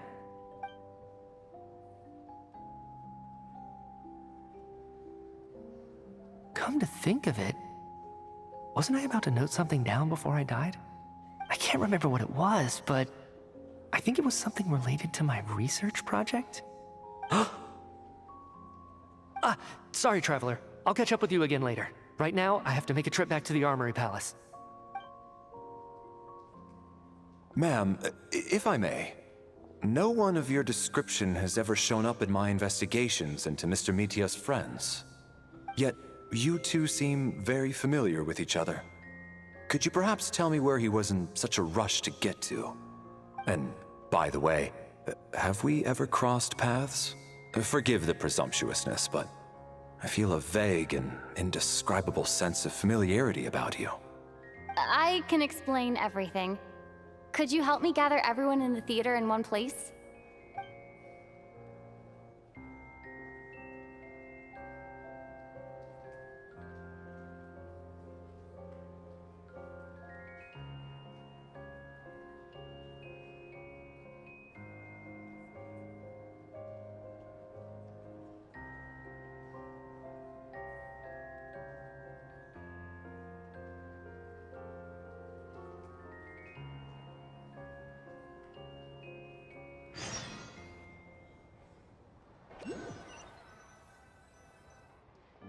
So Chuganov really is going to shut down the factory. I guess this theater incident actually did us some good after all. So, you said I promised to take you to the Armory Palace while we were in the afterlife, yes? I believe you. I think I even have a vague memory of it. Agreed. Let's check in on her first. The whole reason for our trip to the Armory Palace anyway is to figure out what's going on with her health.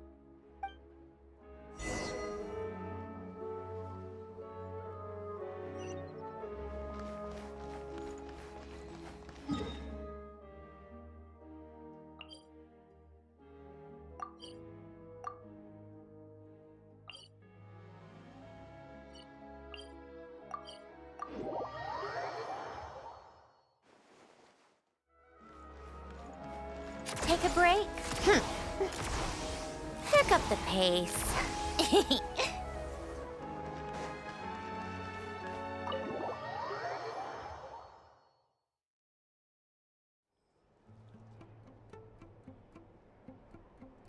I'm finally back. Even though a long time has passed from my perspective, as far as Paimon's concerned, I probably just went out to watch a very short show. I should keep my emotions in check when I see Paimon again, or it'll seem weird. Wait. The atmosphere here feels off. Shh. Stay quiet. Let's go inside and take a look. Have we still not been able to notify Child yet? We need new orders. What if that person comes back again?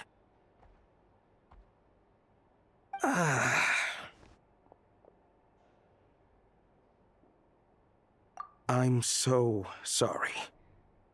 Under the circumstances, there was really nothing we could do. Tell me, what happened to Paimon?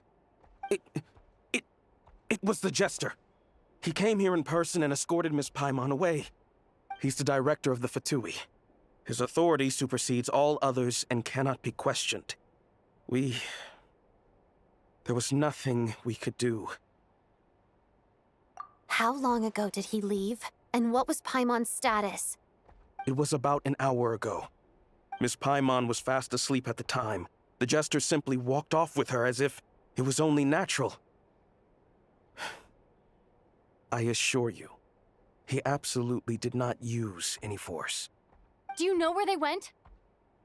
The Armory Palace, most likely. Lord Piero, the Jester, has been overseeing the experiments there lately, keeping a close eye on their progress. Everyone in the Fatui has heard about it by now. I'm surprised he came in person. Whatever his reason for taking Paimon, he'll most likely return to the Armory Palace first, which is exactly where we were headed anyway. Then lead the way, Odette. Okay, let's go.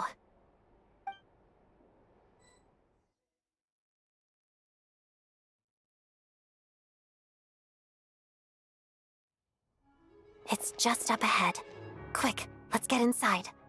No, I'll go alone. You know I'm planning to force my way in. You're with the Fatui, so you should stay outside. I was hardly planning on taking you through the official channels anyway. I'm here to force my way in, just like you. I may be a Fatus, but I'm also Lelik, enemy of Project Stuja. Paimon's safety is paramount right now. With me around, you'll have an extra pair of hands. There might be devices inside that are easier for an insider to deal with. If you say so. Let's go. There's no time to hesitate.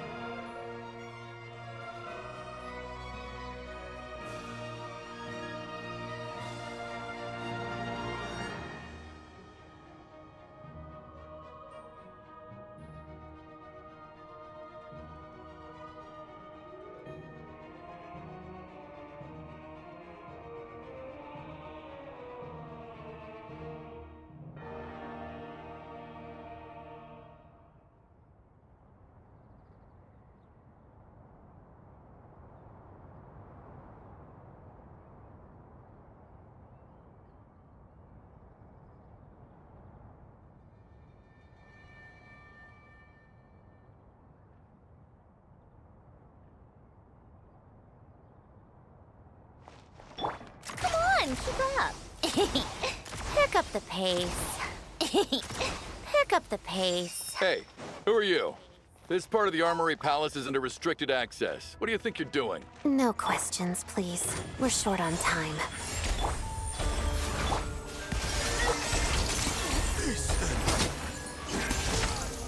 How tiresome.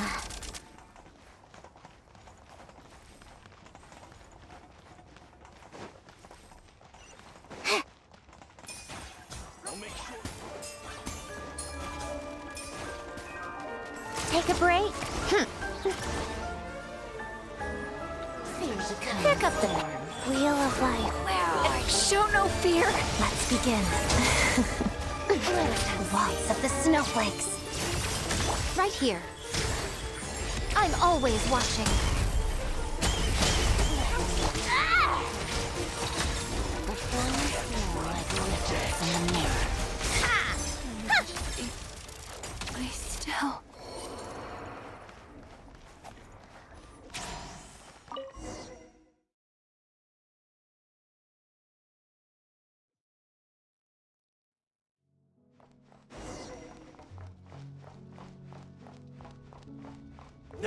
You have a pass?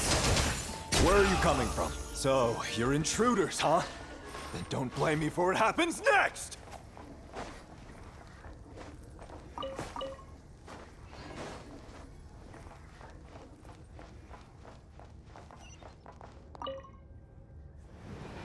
The Armory Palace is hidden this deep in? This place is much bigger than I imagined. They're conducting top-secret research, after all. The deeper it's hidden, the better, is standard Fatui logic. Pick up the pace. The style doesn't really look like the Fatui's handiwork, though. They must have requisitioned some structures from a past civilization. Looks like we're in for a intruders! Stay alert!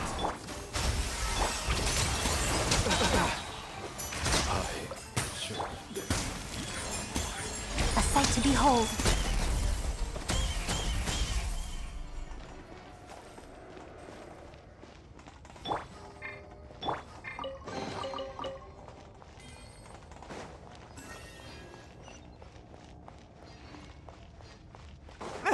Intruders? Don't come any closer! Just what are you guys trying to do here? Make sure it works your skull! Crystalline Adagio. Emerge. Right here. Come on, keep up. No one interferes with a jester's work!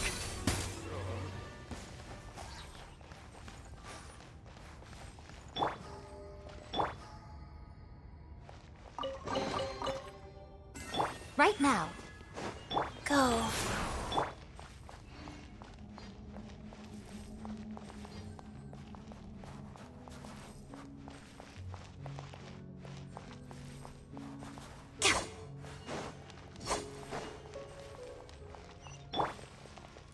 Life goes on.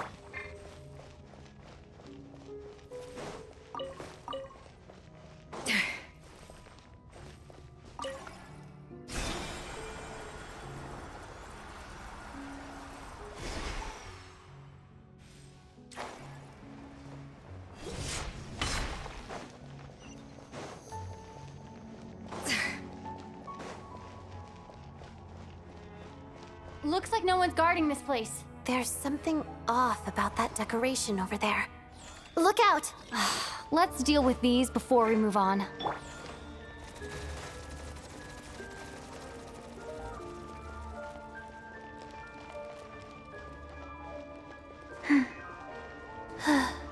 Faster?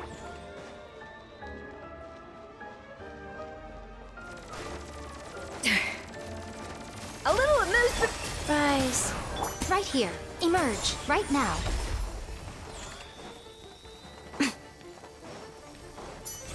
Nothing lasts forever. Right here. Emerge.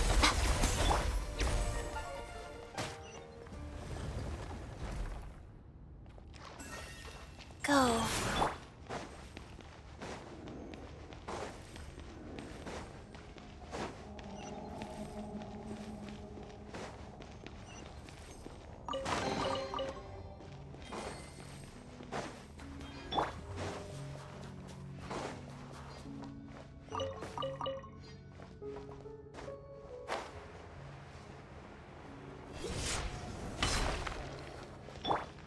The researchers here probably don't know that we're uninvited guests. Let's try not to hurt them. What's the big star from the theater doing here? That's Miss Odette. She's a member of the Fatui. Don't tell me you didn't know that.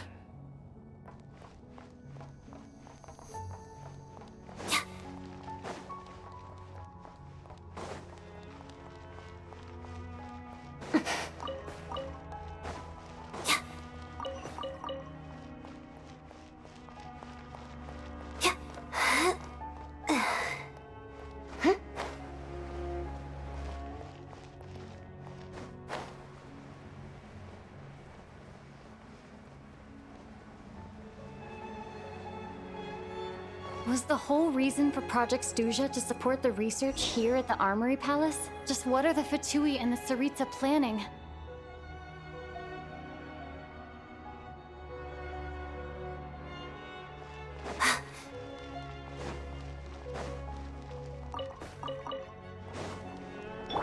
Take a break.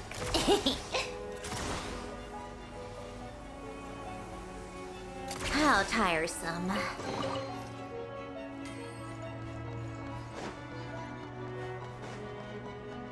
Whoa! Who are you? Never seen you around here before.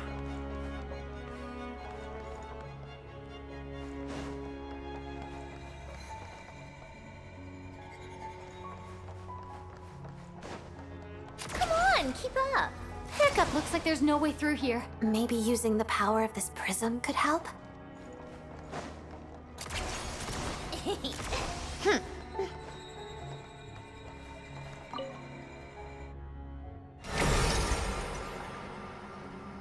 I think I see some images. It's the prism's power at play, causing images of the past to reappear, albeit only as illusions.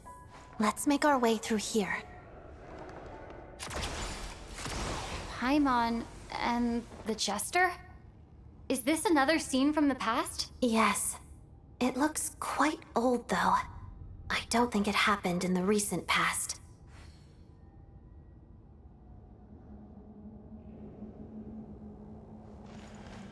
Come on, keep up.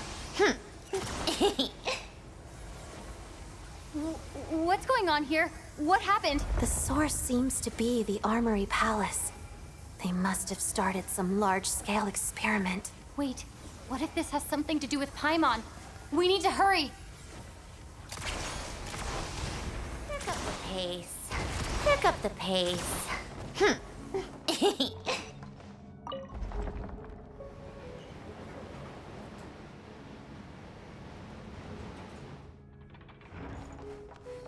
We're almost there. The Armory Palace is just up ahead. Paimon, please be okay. Life goes on. Up to the freezer! Right here. Let's begin. Waltz of the snowflakes. Take a break. You'll regret that! Listen. Ha!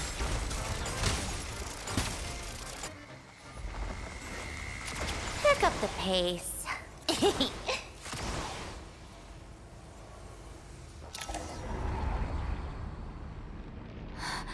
What's going on? Wait, I remember this feeling.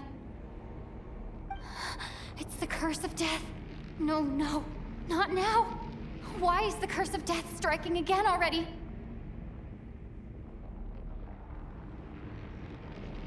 Odette?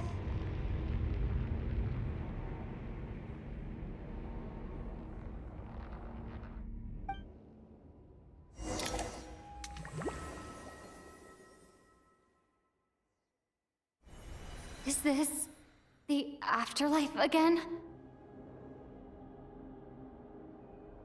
I need to find a way back to reality. Is that Odette's core Ignis? Could that be what just woke me up?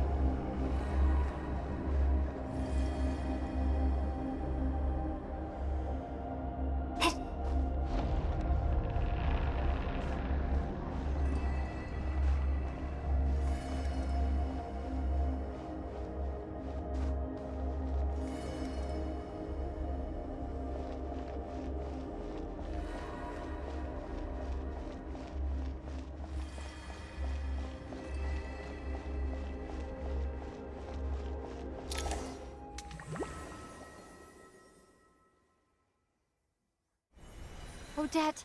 Odette! No signs of life, but past experience says that she should be resurrected before too long. Right? Did Odette intentionally use her core Ignis to guide my soul? I feel like something similar happened in a dream I had before. Thank you, Odette. If not for you, my soul wouldn't have found its way back to my body so quickly, and I might not have woken up so soon. But I'm sorry. I don't have time to protect you. I have to use the time you bought me to get Paimon back.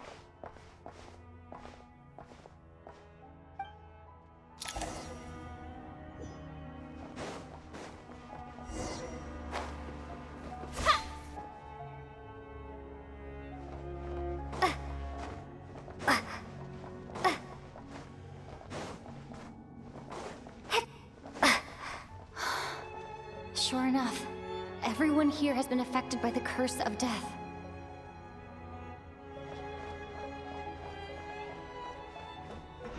Paimon! Paimon! No, wait. Paimon probably didn't escape Renova's curse either. She won't be able to respond to me right now. I'll have to find her myself.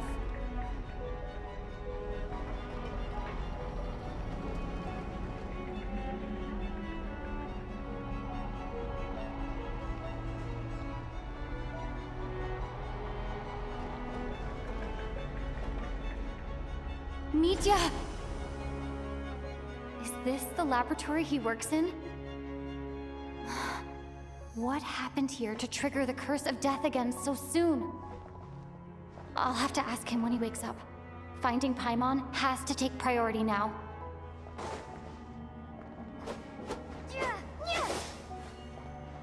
And Case!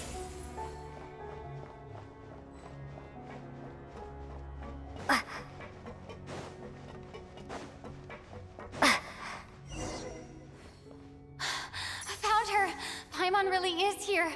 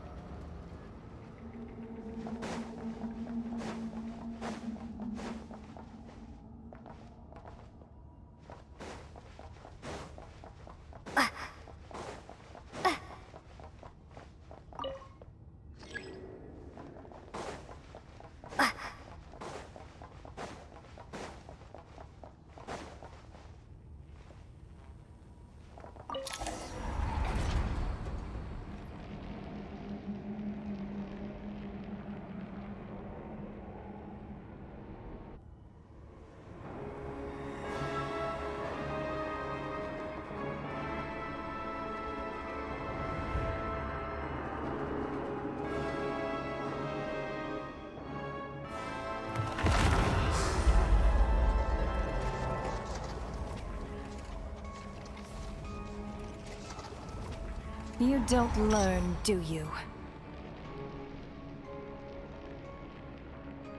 You've already been involved in one mass death, and now you show up at the scene of another. This might have passed for a coincidence the first time, but a second time? Am I to assume you are intentionally interfering in Snezhnaya's affairs? Judging by your expression, it seems that you understand little of what is going on here. In that case, a word to the wise. Do not interfere in Snezhnaya's affairs. A civilization that fails to learn its lesson constantly depletes its own worth. It will one day lose any reason for its existence. And as a descender, you are perfectly suited to be the lifeline to which a dying civilization might desperately cling. Consider your position carefully. No advice needed. I'll make my own judgments. Suit yourself. When the day of reckoning arrives, not even a descender can hope to escape unscathed. The time for resurrection fast approaches. The mortals here are not yet worthy to behold my form. So that will be all for today.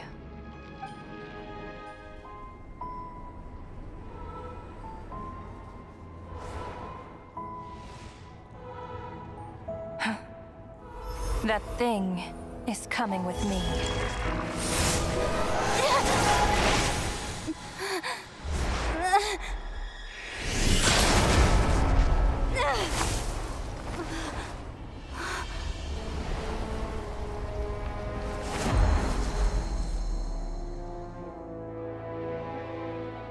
You awoke sooner than I thought. The curse of immortality is stubborn, unable to enter the ley lines, yet not content to remain a spirit. Ruler of death, what do you want? You perplex me. Both you and you. That thing may be a creation of Celestia, but it possesses none of Celestia's power, let alone authority. Your obsession with it baffles me. No matter, the resurrection will soon begin. It's worthless anyway. I'll reclaim it next time.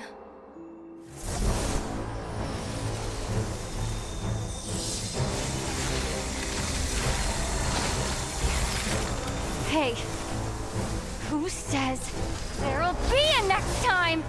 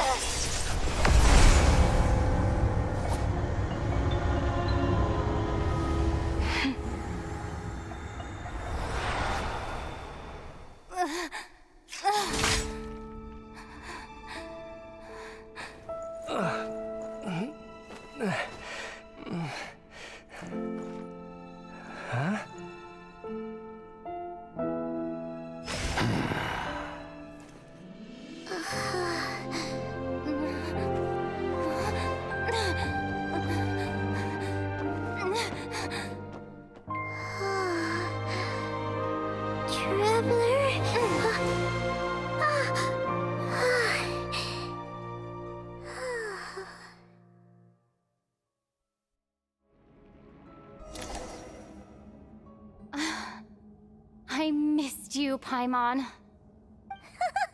are you talking about? We haven't even been apart for that long, have we? It was different this time. You seem to be in pretty good shape. Yeah, Paimon's back in tip-top condition. It's the weirdest thing. Paimon fell asleep earlier, and when she woke up, she found herself here. The Jester and that guy talking to him used some kind of energy on Paimon, and she could kind of feel it canceling out that other thing that was making her feel unwell. So, Mitya helped too?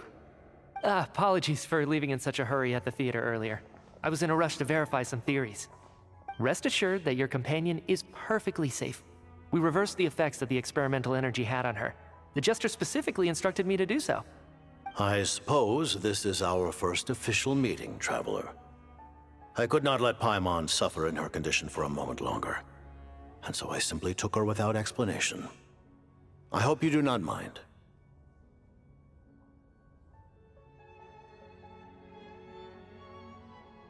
But why would a big shot like you care about what happens to Paimon?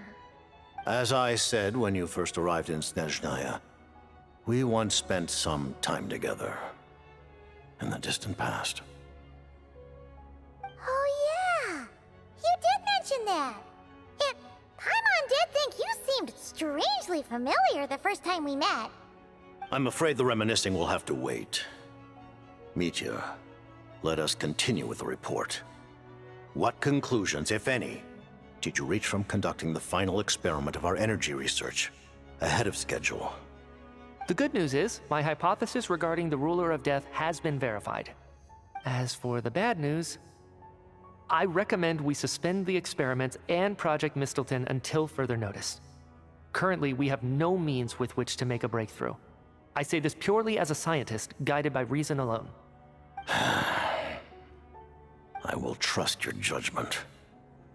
We shall put the project on hold until the Ruler of Death has been eliminated. Wait, what are you guys talking about? You want to get rid of Renova? Like, how? By killing her? By whatever means necessary, so long as it removes the threat she poses to us. Until then, everything we do will be in vain. After what just happened, I've ascertained Renova's goal. Or rather, the trigger condition for the Curse of Death. Okay, let's hear it. What she's doing is blocking Snezhnaya's technological progress, preventing us from possessing any means with which to threaten the heavenly principles. Just like the little lapdog she is. So, any ideas, research, or experiments that lead to technological progress can trigger the curse. Just now, for instance, I was set to launch a final phase energy experiment ahead of schedule. If the experiment was successful, we could have achieved a crucial breakthrough. As expected, though, the moment the experiment began, all the researchers, technicians, and witnesses died from the curse. All that effort, not to mention the energy and materials we relied on Project Stuja to gather for us, went to waste. In the end, nothing was gained. Does that mean something similar happened when we were at the theater? That's right. During the performance, I thought of an important breakthrough regarding the experiment, and wound up dragging everyone into this. So the nature of the curse seems to be something like, when moments of technological progress occur, all life in the vicinity is taken away. What a violent method. Of course, that meant the curse was normally limited to the Armory Palace. Since outsiders are forbidden from entering, this mass death phenomenon went unnoticed, until Odette came along. I believe she was the first witness. The Curse of Death was triggered just before she infiltrated the Armory Palace that day. But you mentioned something about a final stage experiment. Doesn't that mean you've actually made some progress? That's right. Even with the gods locking certain key components out of reach, humanity can still advance technology in incremental steps accumulated over time. But, as I'm sure Renova anticipated, even incremental progress has its limits, a point where the truth you're seeking must be put to the test in an experiment. You mean the experiment you were just about to do? Yes, we were at a critical juncture, a moment where the quantitative was about to translate into fundamental qualitative change. With this single experiment, we could have brought everything we've worked for to fruition.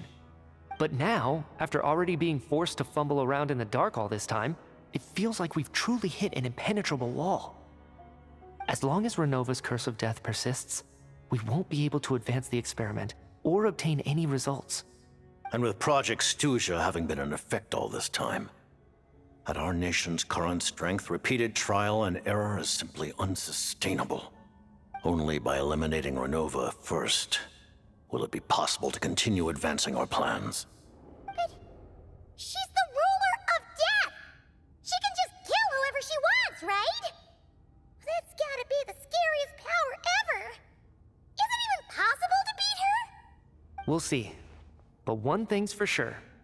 She definitely can't just do whatever she wants. The best proof of that is me, standing here, very much alive. You're saying... Wouldn't it be easier to just kill all of us researchers for good? Why resurrect us over and over again? Why let us advance our technology to this point? So, you're saying even the ruler of death has limitations we don't know about? Exactly. And I think that's where the key to our breakthrough lies. Regardless, the ruler of death has always been an obstacle we must overcome. Indeed, we must face life, death, time, and space. After all, our goal is the heavenly principles. The Fatui want to challenge the heavenly principles?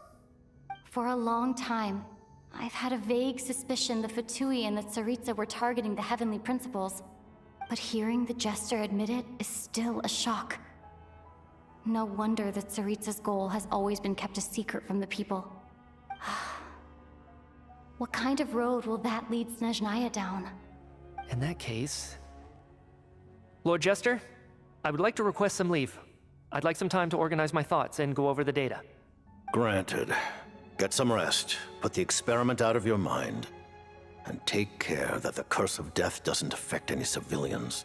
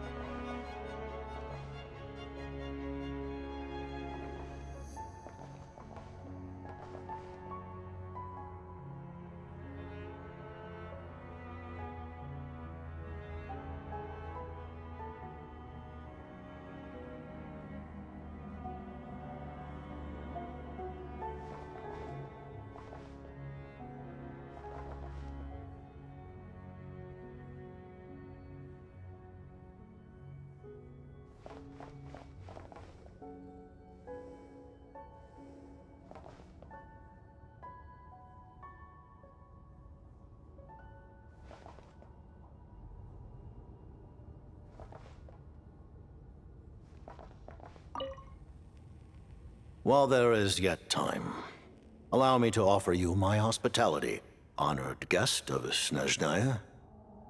Is there anything you wish to know?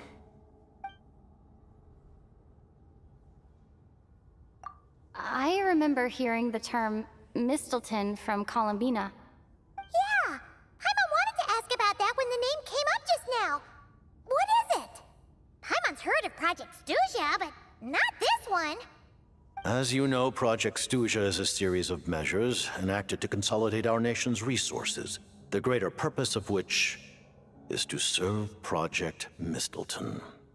Many of the things you have encountered thus far are essentially for the advancement of that project. This includes the Kuvaki Experimental Design Bureau in Notri. Researching Kuvaki was merely a facade. Its core objective was to use local resources and research findings to build Mistleton itself. And that's a weapon built for the final battle against the Heavenly Principles, isn't it? Huh? How did you know that? I was given some intel, and I made some deductions. Wait. You must mean that thing over there. Oh, Paimon's gotta take a closer look at this thing. Especially after you guys sent so many people to Notri to work on it. Kuvaki alone will not break through Celestia's defenses, let alone challenge the Heavenly Principles. The Heavenly Principles are no doubt accustomed to combating the power of the Light Realm, and elemental energy is simply the power of the human realm, converted to that form by the Heavenly Principles themselves. Any attempt to use this power against its creator would be a futile endeavor. For now, therefore, we have set our sights on the form of energy associated with the Third Descender and the Stellar Linchpins. This may hold the potential to allow Mistleton to contend with the Heavenly Principles. You could say that by reverse engineering the Stellar Linchpins to extract the energy within, we have obtained a source of anti-Celestia energy. The Kuvaki Experimental Design Bureau, Project Stuja, and the new energy experiments. Huh. So, Project Mistleton is what ties it all together. And it looks like your plan is almost complete. No wonder the Ruler of Death came after you.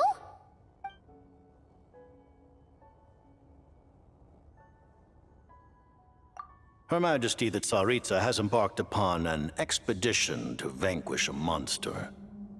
Were it not for this, I imagine she would have been delighted to grant you an audience. Seems like the powers that be in Snezhnaya don't intend to hold my past conflicts with the Fatui against me. The Harbingers have been granted significant autonomy in retrieving the Gnosis.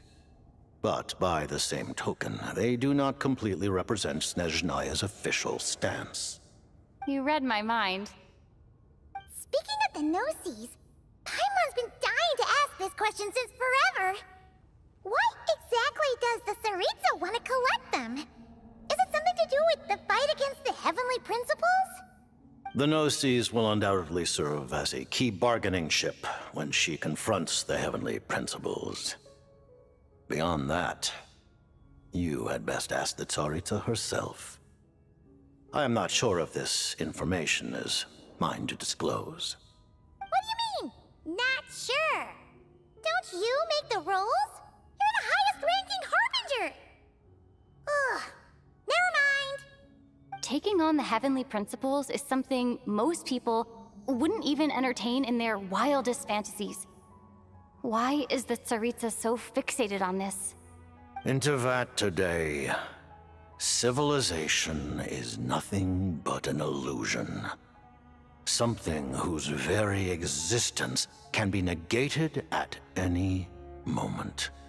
Our civilization may very well be destroyed in the struggle, but as things stand, the Heavenly Principles could choose to negate our existence on a passing whim. And we must not sit back and accept that fate. Only by changing the state of affairs, only by overthrowing the Heavenly Principles, can our civilization truly be said to have taken root. Otherwise, the fate of the people of Conria and Hyperborea is a cycle doomed to repeat itself. Accepting potential destruction in return for getting to control your own fate. Furthermore, perhaps this is still somewhat difficult for you to understand. Are you aware that all the rules of this world are made up of curses? Huh? All of them? Paimon knows about the curse of death you mentioned, and the curse of immortality that you and Dainsleif have. Then, the birth of the Hilly Churls, the rules of Natlan's Ode of Resurrection, those are curses too? Farina's long life seems to stem from a curse placed on her by Focalor as well. Yes. Even a god's love for humanity is a curse the Heavenly Principles inflicted upon the gods. What? The Tsaritsa has always had ample reason to hate the Heavenly Principles. If she can seize their authority, she will reconstruct the entire world, and when that time comes, humanity will be completely liberated from curses and lies. Look forward to it. It will be a world beyond your imagination. Though the ordinary people of Snezhnaya may not understand these details, in this frigid land locked in a ceaseless struggle against the environment, in this nation to which the gods have never shown favor, we all believe that standing in solidarity with the Tsaritsa in our shared struggle will surely usher in a new and better world.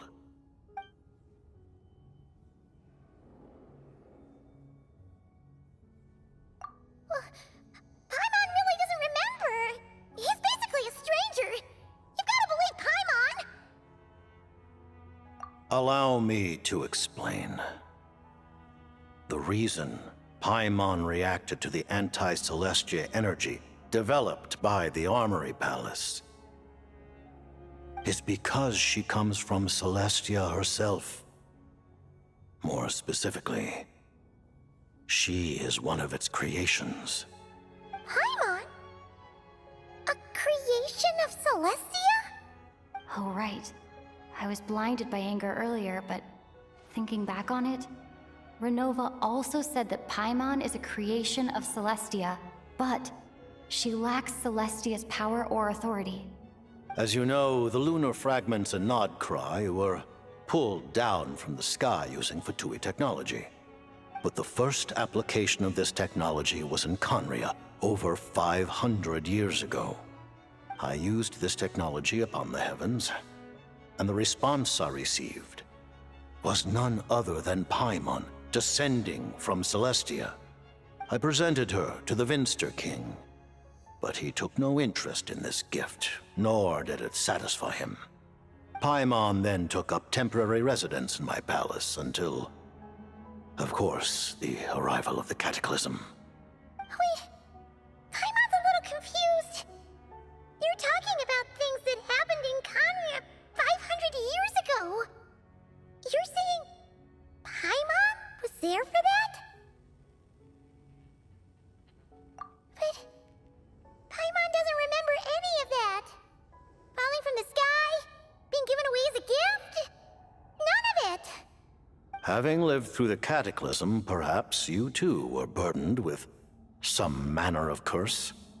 Although, losing your memories would indeed be the smallest price I've ever seen paid. But it's not just her memories from Conria. Paimon doesn't even know how she spent the last 500 years. She only has memories from the past few years. No matter how hard she tries to remember. What was Paimon like back in Conria? Did she know a whole lot because she came from Celestia? Was she super smart? Unfortunately, when you arrived in Conria, your consciousness was like that of a newborn infant. None could say what kind of being you once were in Celestia. During the time you lived in Conria, your personality was no different from how it is now.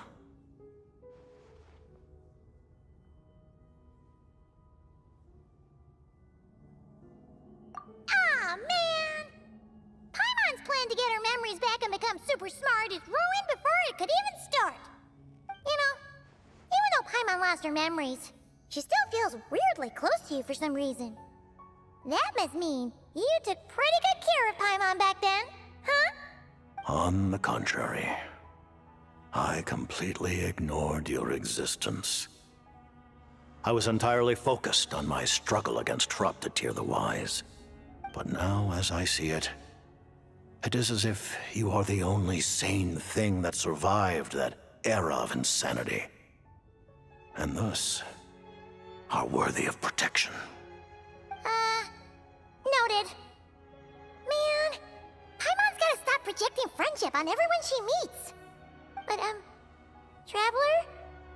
Even though you know Paimon's some creation of Celestia now, you still want her, right? You're not going to abandon her?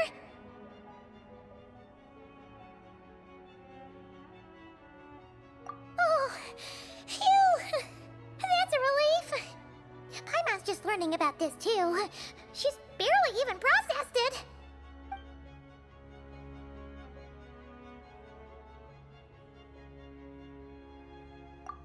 Thank you for telling me so much. I'm a bit surprised, honestly. I didn't expect you to be quite so transparent with me. Given the circumstances, the Fatui need not hide anything from our allies. Allies? To advance Project Mistleton, we must first resolve our issue with the Ruler of Death. And, if I presume correctly, you have no intention of letting her actions go unpunished either, do you? That's right. Ever since she said she intends to reclaim Paimon when we next meet, I figured reconciliation was out of the question. Against an opponent of this caliber, deliberating over our allegiances would waste time we do not have. We must join forces unreservedly with whomever we can, if we are to stand anything like a fighting chance. You're going to challenge the Ruler of Death? Just for Paimon? But Paimon's only... Thank you. Oh, thank you. Oh, gee.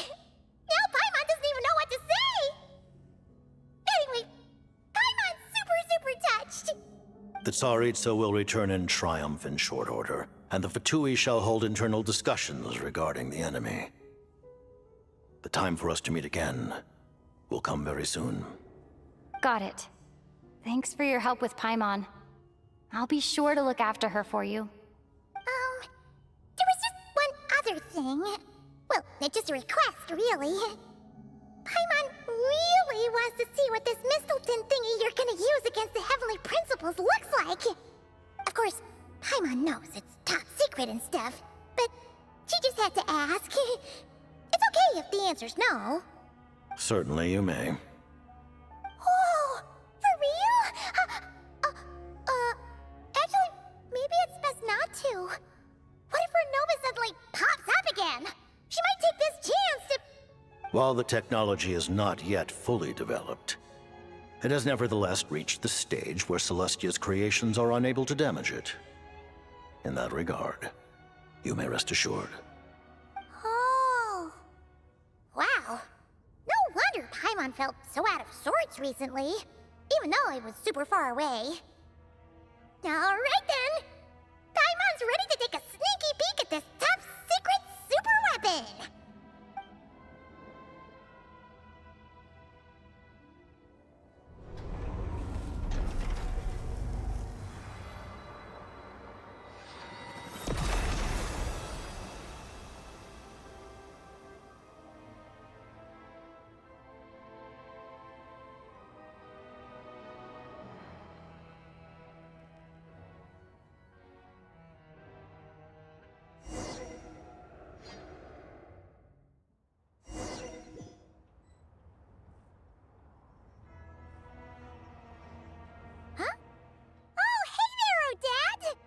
Paimon? You're okay. Thank goodness. You look well. Have you recovered? Long story short, yep, Paimon's all better. What are you doing here? Were you waiting for us? That's right. When I woke up, I wanted to go in after you, but the guards had woken up as well. It would have been tough to take them on alone, and there was no easy way to sneak past them. So I returned the way I came and waited for you here. It was thanks to you that my soul found its way back to my body so quickly. Thank you. Huh. That actually worked? Nice. I just figured I'd try my luck when that ominous feeling struck me. Really, you should be thanking this thing instead. Anyway, and now that things here are all taken care of, I have other things I should get back to.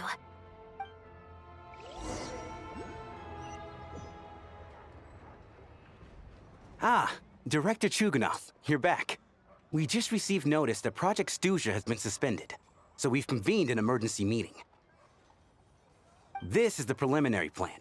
In addition to expanding production capacity, we've also discussed feasible layoff plans to optimize revenue and expenditure structure. Our calculations indicate that the factory's profits will increase by at least 30%. Just give the word, Director. That won't be necessary. Leave the energy for those who need it. Whether they use it just to get by or to run a business, that's up to them. Start preparing to halt production and lay off the staff. Make sure the workers are able to land on their feet and that they are duly compensated. Thank you all for your hard work during this time. Am I hearing you right? Why? After all the tough times we made it through, now is exactly when we should start to turn a profit. I just suddenly don't want to do this anymore. Huh. Does there have to be a reason? Iskra, it's time to rest.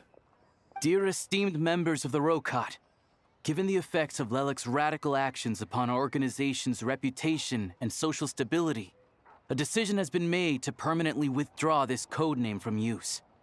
Considering that Lelik did what they did for the benefit of the people, the Rokat has nevertheless negotiated with the authorities, ultimately securing a waiver for all penalties due to them. Lelik will be suspended for a period of time. Depending on their future performance, they may be allowed to adopt a new codename and continue acting as part of the Rokat. The purpose of this notice is to remind everyone once again that motives and methods are equally important when one operates in the shadows. Even with Project Stooge's suspension and our interim operational victory, we must guard against complacency and rashness and work to consolidate the progress we have made so far. We act only for the greater glory and solidarity of our nation. May the aurora shine ever on, and the tundra always stand firm. We act only for the greater glory and solidarity of our nation. May the aurora shine ever on, and the tundra always stand firm. Looks like it's finally over. You mean for us? Just thinking out loud. I've never seen the Snezhna Gradvecha so lively before. I never once thought I'd come here. But I understand everything now, Rosaline.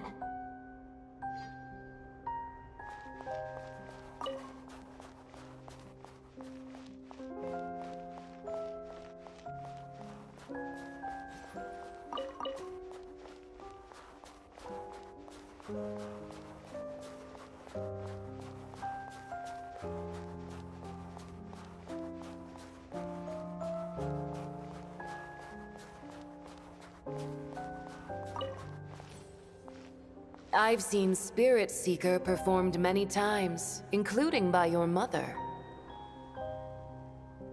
Why do you bring that up all of a sudden?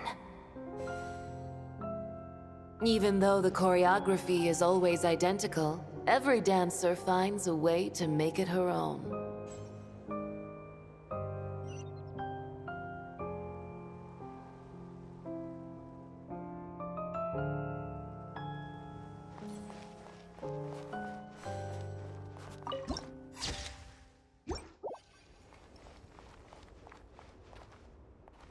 So you actually want to talk to me about ballet? I just think it would be a pity if the dance was lost to history. She didn't teach it to you, did she? That was an unusually subtle taunt for you.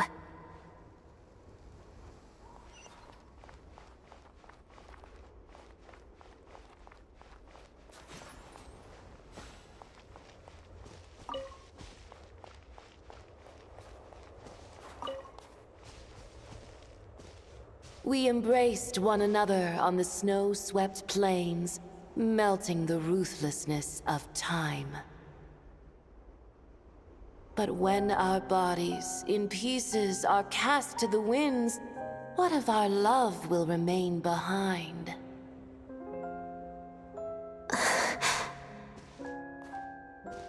Don't tell me you can't sing. Shush.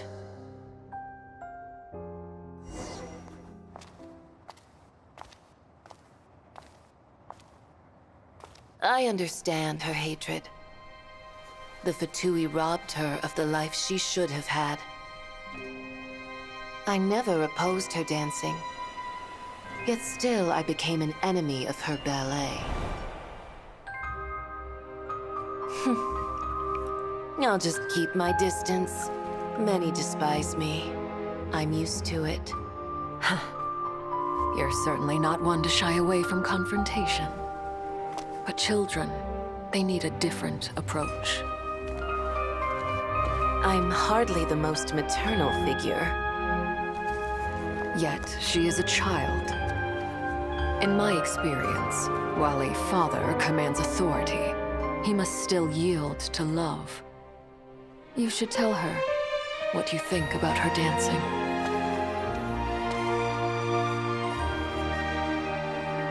Odette will soon take the stage at the Koralyevsky Theater. This could be your chance. Geonosis secured. It went smoothly. I'll be there. Have them send me an invitation.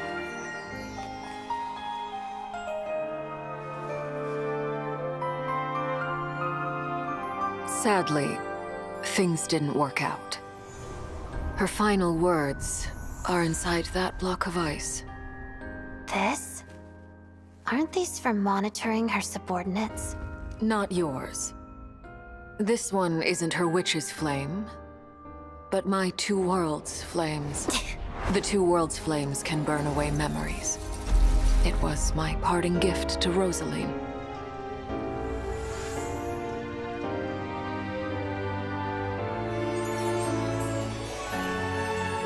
If all goes to plan, she and I will both live to see that Tsaritsa succeed. I believe she'll find peace. But if anything happens to me, she needn't follow in my footsteps. The cryo-energy will fade away in time.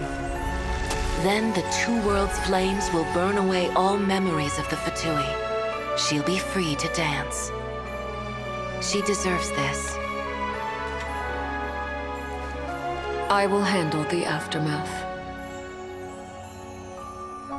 The choice is yours, child.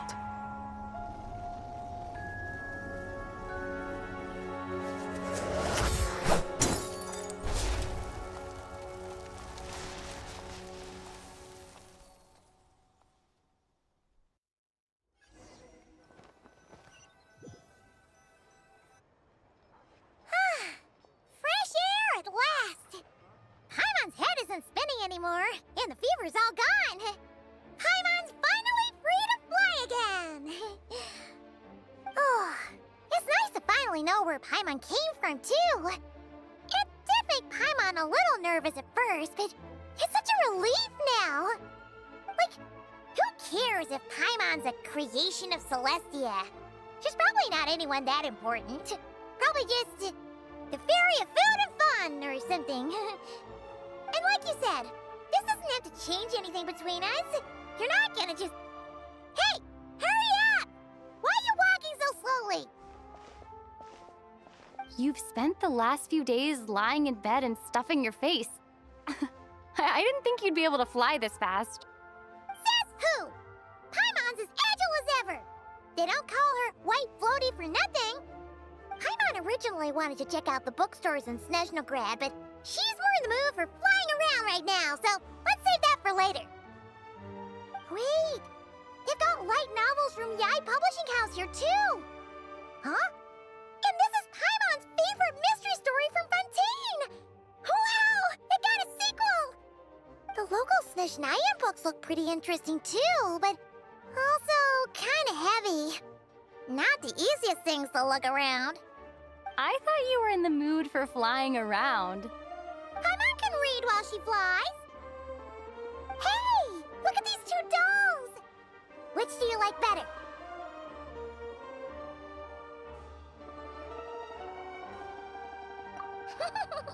Alright! Boss, we'll take both. Paimon will have the other one. Oh, I thought we were only getting one. All right, fine, I'll pay. There you are. Thanks for visiting. Paimon will grab this and then... Huh? Huh? Huh?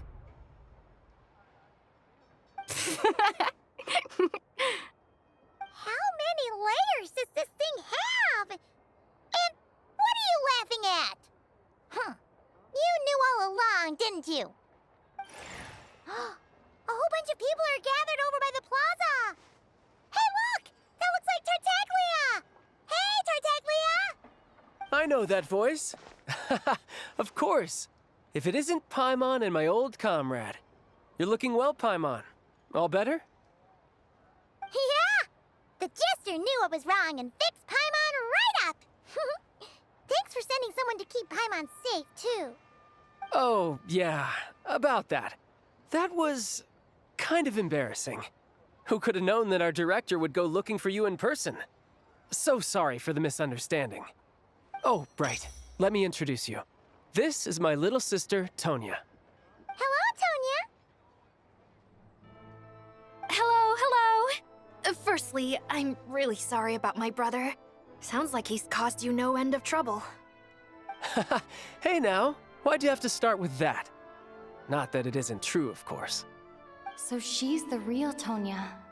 She said you two didn't manage to meet up at the theater. She waited ages for me, and when I didn't show, she got a little worried and went outside. I know, right? He didn't bother to say a word to me. I searched up and down the city for him, and he only told me about it when I finally caught him at the gates of Glupov. I've been rushed off my feet lately, so I didn't get the chance to go home. I just figured the Traveler would fill you in when she got there. Well, the snow was bad, and you're never late. So I was really worried about you. How was I supposed to know that you'd stood me up? I'm sorry, Tonya. I really am. I'll make it up to you somehow. Just... please don't tell Mom and Dad. Although the mix-up led to a series of misunderstandings, it's probably for the best that the real Tonya didn't get caught up in that mess. Besides, it's obvious that Tartaglia isn't usually one to break a promise. He only gave his ticket to me because he had to look into Lelek. No, it's fine. It just meant I didn't get to see the show in the end. By the way, what did you think? You were one of the first people to see it, you know? I would say... the best is yet to come. Huh? What kind of review is that? Hey, look!